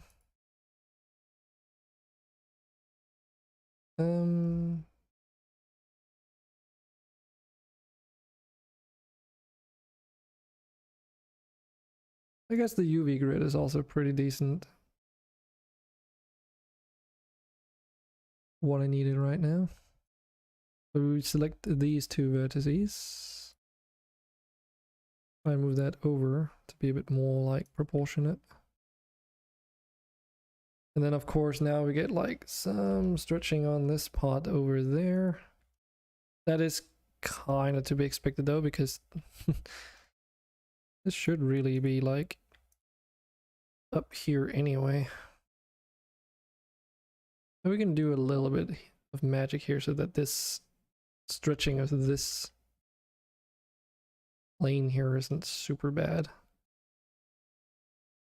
And this is going to be halfway submerged in the ground anyway. But yeah, doing any like tiles here, if you do that, it's gonna still look all right.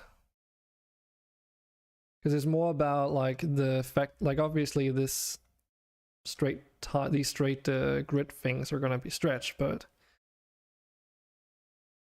if you lay out the UV so you're avoiding as much scale stretching or proportion stretching as much as possible, then you can just paint it in appropriately at an angle and then it should still look right. As long as the individual pixels are not too like far apart on the UV, then it's should be looking okay in the end.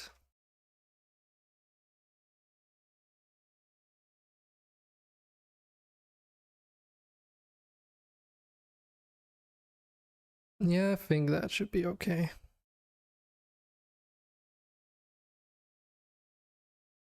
Let's go back to blank.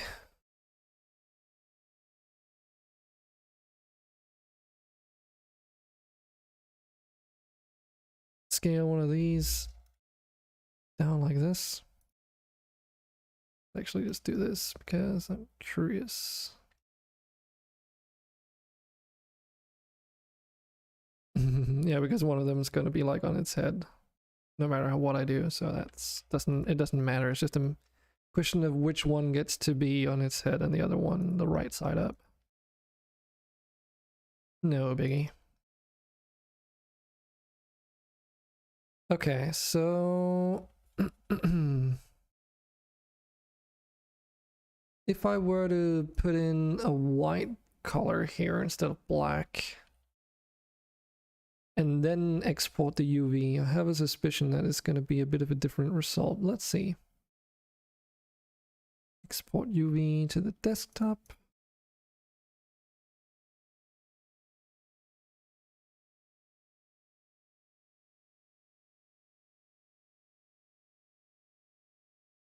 Maybe not. Looks pretty damn the same.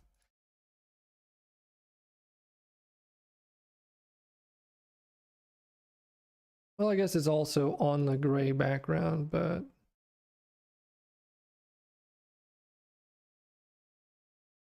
so it used to be a thing where Blender, when you exported the UVs, I think it used the material, like underlying material, in order to figure out the color of the exported UV's background layer or something like that.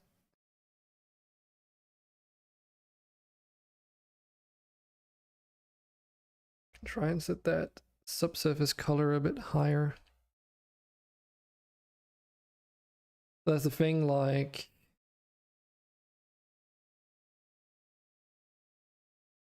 it should be currently using like a texture rather than a base color. What was it called again? Vault. And that's why I was like thinking, okay, maybe it's because the vault texture is like underlying black. It would come out as black in the end, but that doesn't seem to be the case.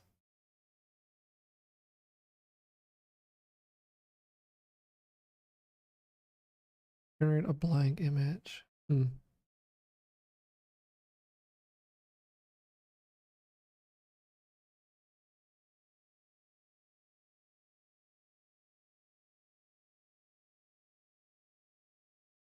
Let me just see if there was any settings here.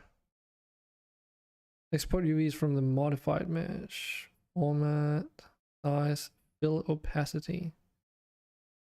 Oh, okay, so maybe that's it then.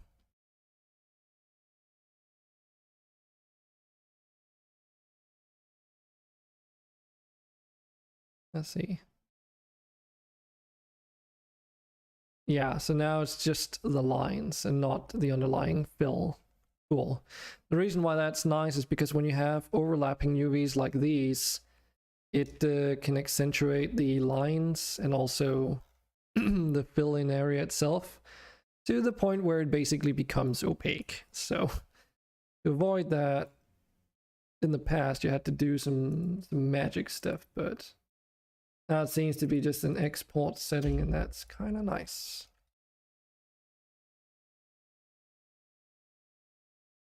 Yeah, so now we just have the lines here. Rasterize this layer.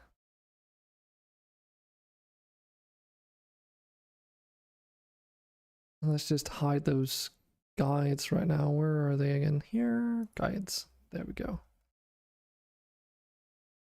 Then we just need a simple layer underneath. So if we set this layer to multiply on top. I've been using Krita for way too long. I cannot even figure out how to use fucking Photoshop anymore.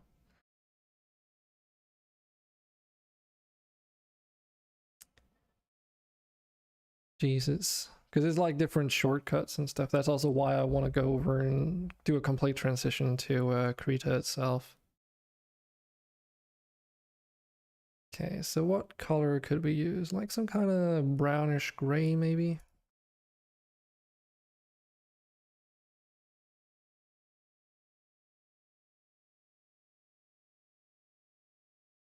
Or grayish brown, depends on how you look at it. these elements maybe.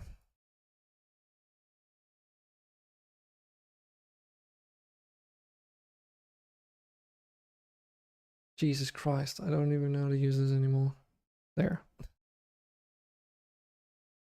The issue though is to make the transition from Photoshop to Krita is a little bit harder than it at first seems, I suppose you could say. Because Krita has PSD, what do you call it? Support, so you can technically open up your PSDs directly in Krita. The issue though is that if you're using blending options for some things, which I am, amongst others, those don't carry over super well at the moment. Because, you know, their implementation of it is an approximation of what's already there in Photoshop, that is. So it basically tries to interpret how Photoshop does things, and it's not exactly the same. So for instance, the different blend options like overlay and multiply and so forth behave differently in Krita, meaning that if I were to just import them over, like as an example, actually the backdrop that I'm using on the stream with that dragonish hand thing, if I were to pull that over into Krita, the rocks or spikes or whatever in the foreground and all that become really, really dark because the way that those blending effects are computed is just a little bit different. And in some cases for Krita they just outright don't work at all. Which means that I would have to redo a lot of work just to do the migration. So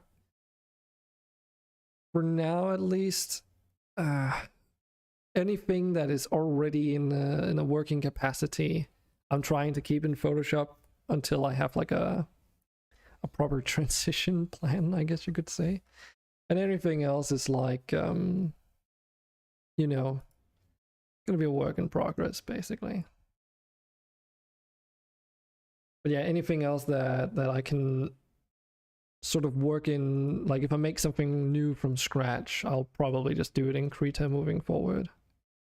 It's also like brushes and such are like different for Krita, so I am losing out on the brush presets that I used to use for Photoshop. Not that I have those anyway, because it relatively recently got uninstalled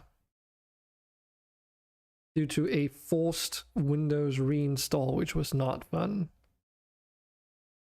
Basically, it had to do like a memory RAM check process at some point, and it did the process all right, and it said like, oh yeah, issue detected.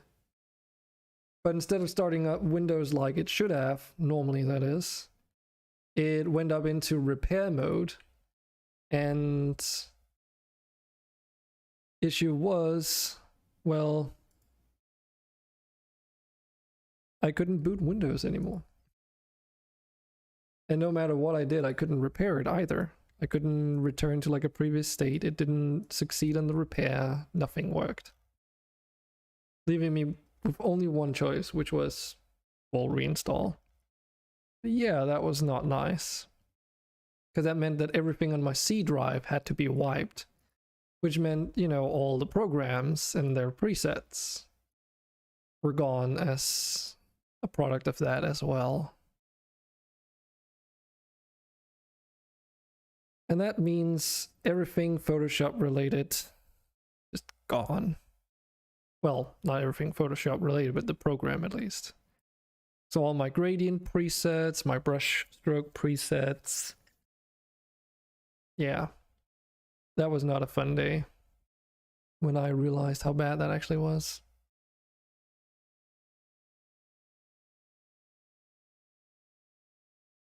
Yeah, let me just take a look at the model. So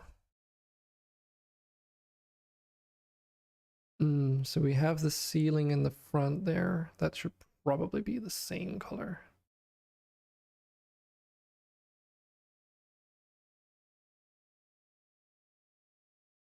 Nope. That's right, over here it's fucking I for the eye drop, and then Krita it's P. Or pipette, I suppose.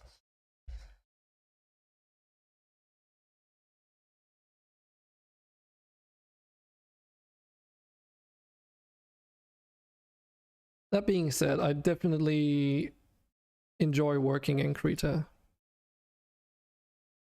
It's a really nice program and it's free.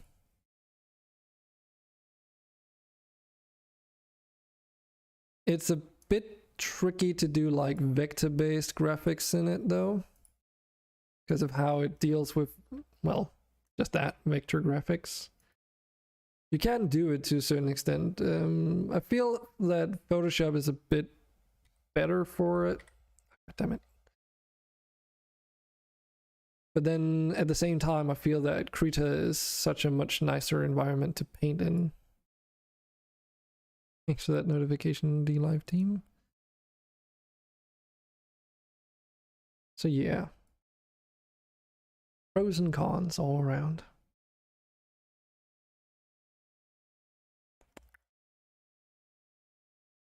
So this plate down here, let's make that like a sort of grayish color, like sandy gray.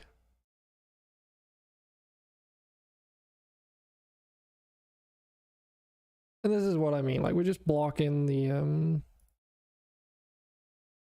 sort of the color feel that we want for this, so that there's some color in game, and then we're just gonna leave it at that pretty much. Let me think. Because these are the archways that are all remaining, right? Well, apart from these are the indents, actually. That would be a transition from this color for the walls.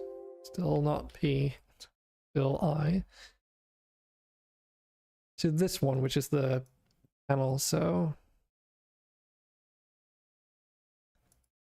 somewhere in between there. So let's make that, actually let's make that a darker color in between there, just to see what that looks like.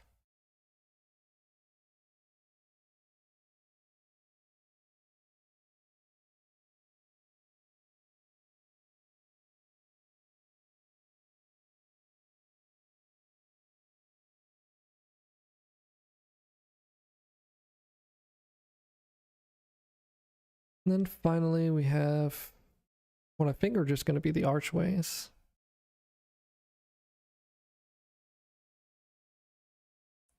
So let's just try with like dark grayish color on that.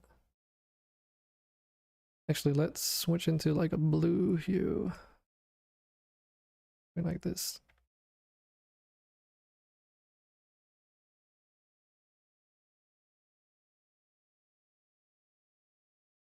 I don't know if they should vary in color that much.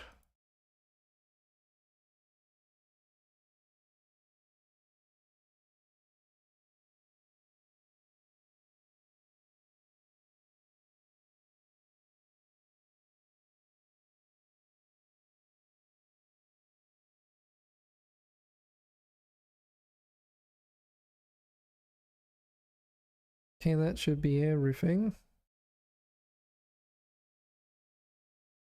So now we can disable the UV and export this image. Save as, because it works a bit different here. PNG. Should probably just have named it properly right away, but oh well. So we need to take this into the assets folder, because those folders out there are just for the raw documents. Like they're still getting synchronized to a repository, but obviously don't want to have those in the project folder because there's no reason to. since those are actually exported. So we are in textures, we need models and is it details? And then this is vault underscore 01 PNG.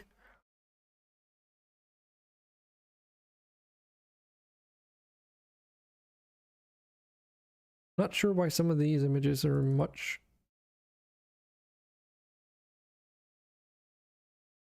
larger.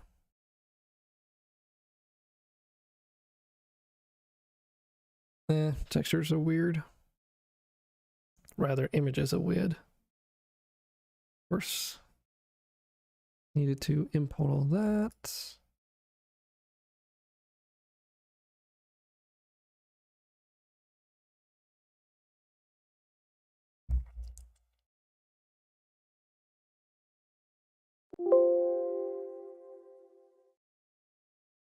There we go, that should do the trick.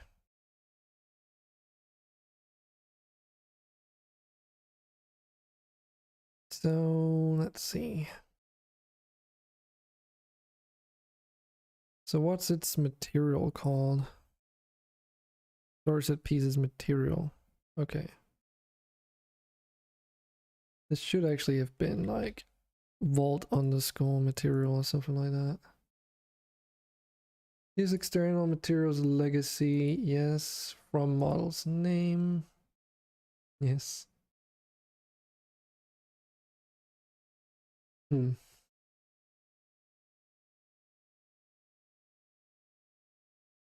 well. So vault underscore 01 underscore material. Remember to set the saturation of that to white because for some reason that's slightly gray by default. And then we can just type in vault 01. And it's applied, of course, but looks like shit because of something we have to do real quick. Assume we have to re-import this one. I don't think I did that.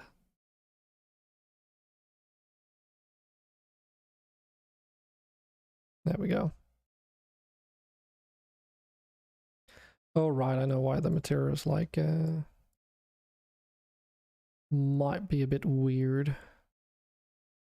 Because in here, this is a different material, isn't it? No, no, it's not.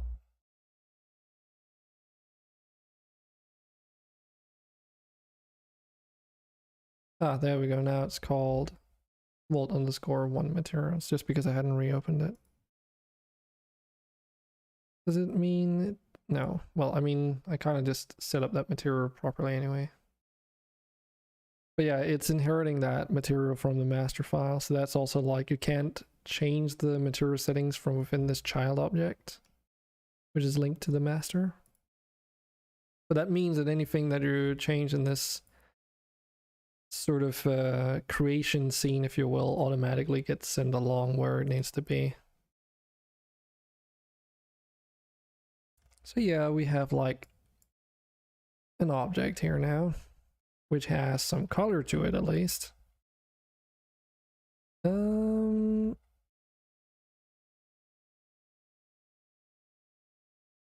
we go. Of course, it's super basic because it's just the base colors, but oh right. Don't know if this is gonna be, should stay like dark gray.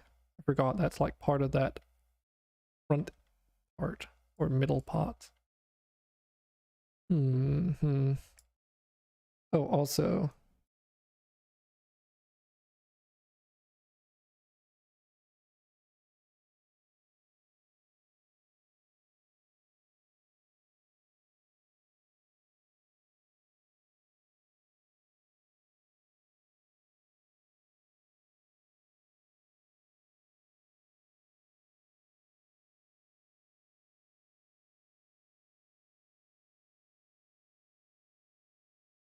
Why is it still like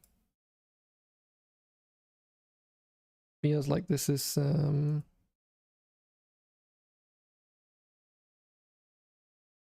slightly reflective?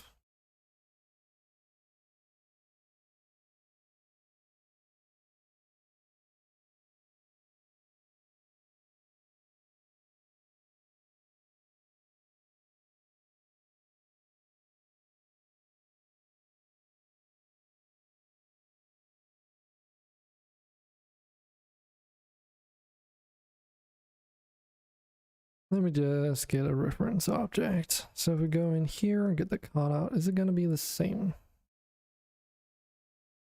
Yeah, it is. Okay. Just double checking. Oh yeah, standard specular setup. Okay.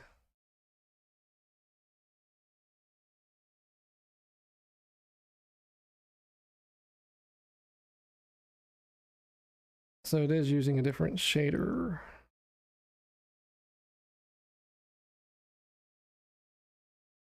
Yeah, because in here you can set the specular to be non-existent. I basically turning it black.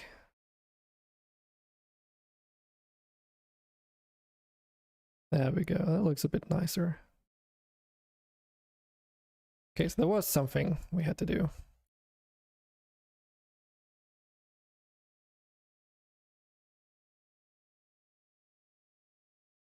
Julio.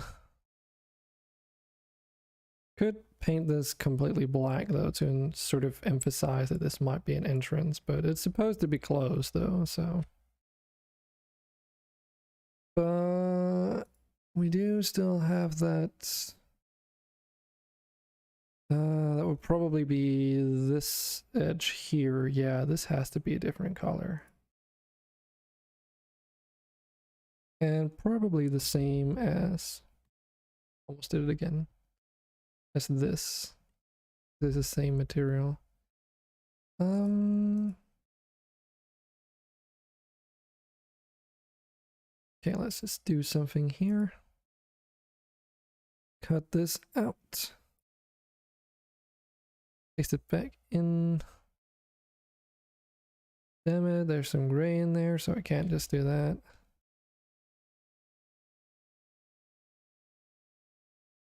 Or was it because I had the wrong layer selected?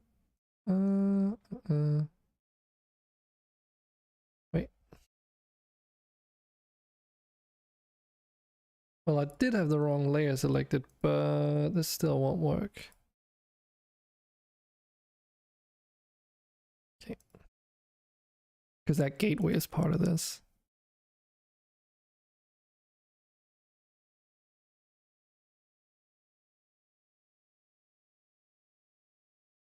No biggie.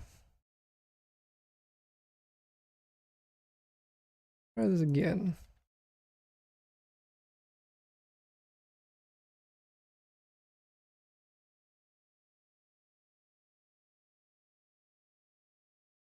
Don't snap. Thank you very much.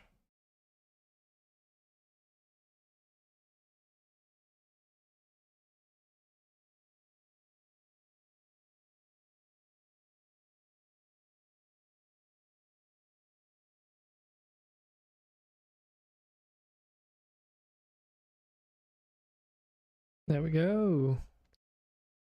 Oh yeah, and this is where, like, with the when you're using the eyedropper, that's where it gets annoying to have that overlay color, because you're like, oh, I'm just gonna color pick this here, and then you like realize, oh right, it's getting like the colors being changed because of the overlay for the UV being multiplied on top even.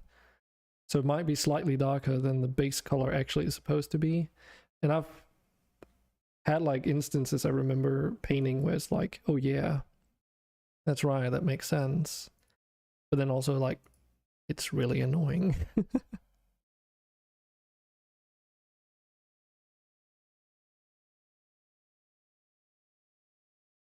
Hmm.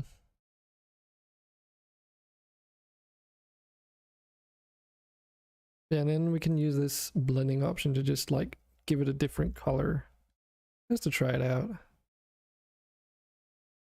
I think those are probably fine now.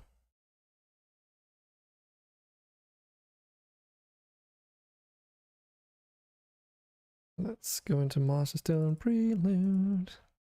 Textures. Models. Details. Then we have to remember to change it to PNG. And it was vote 01.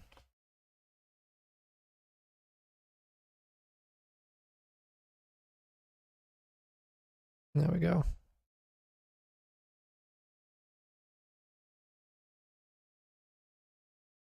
Yeah, that works a little bit better.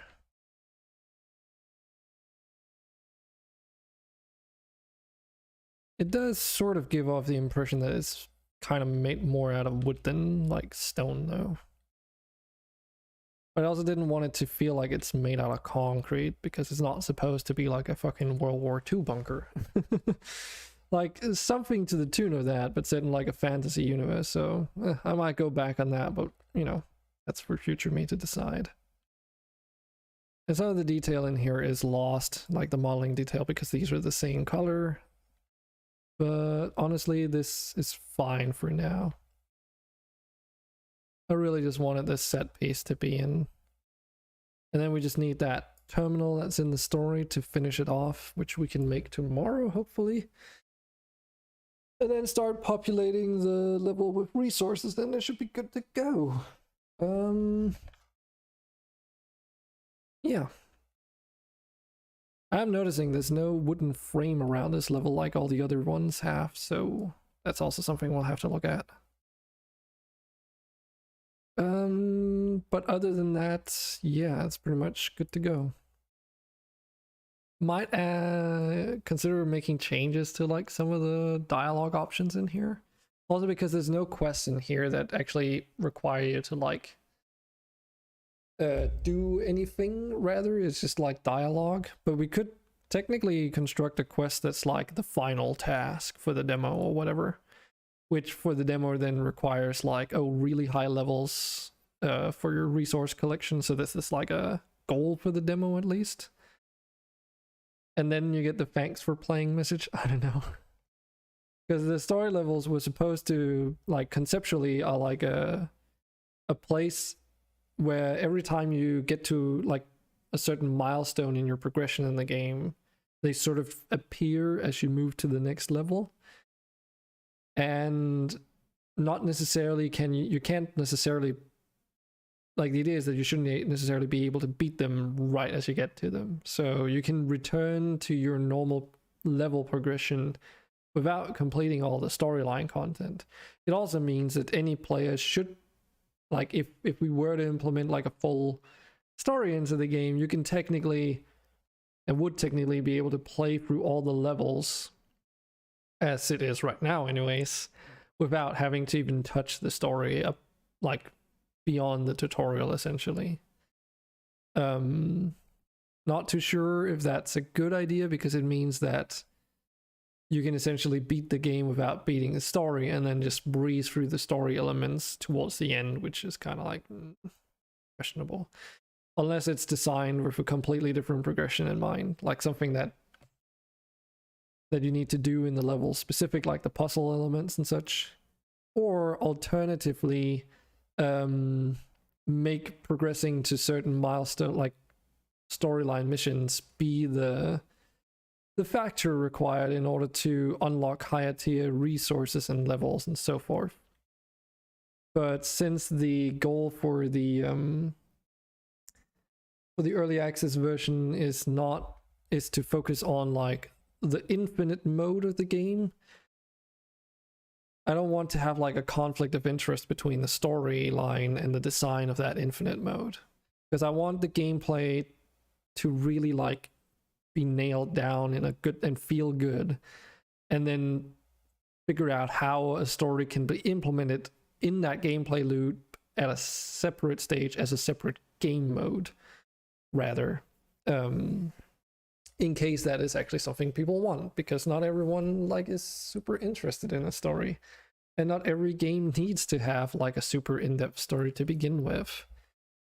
And granted, like the type of game that this is sort of shaping up to be doesn't necessarily fit that storyline narrative element, but that's for future me to figure out, and we're talking like months away from now. But yeah, that's pretty much it for today. Yeah, and tomorrow, of course, I've got plans to continue work on where we left off, making the last set piece, hopefully, which shouldn't take as long, I hope, because it's like a small terminal, essentially, with like an indent, and that's it. But yeah, that's basically all I have for you today. Hope to see you tomorrow, and oh yeah, we need to raid someone, because we haven't done that in a while. And we're gonna be raiding Tumbling Satellite today, because why not? He's playing Factorio, so, and I want to see what he's up to, so hopefully you'll join me on that. But thanks everyone for dropping by and giving your support. I'll see you all on the next one. Bye for now.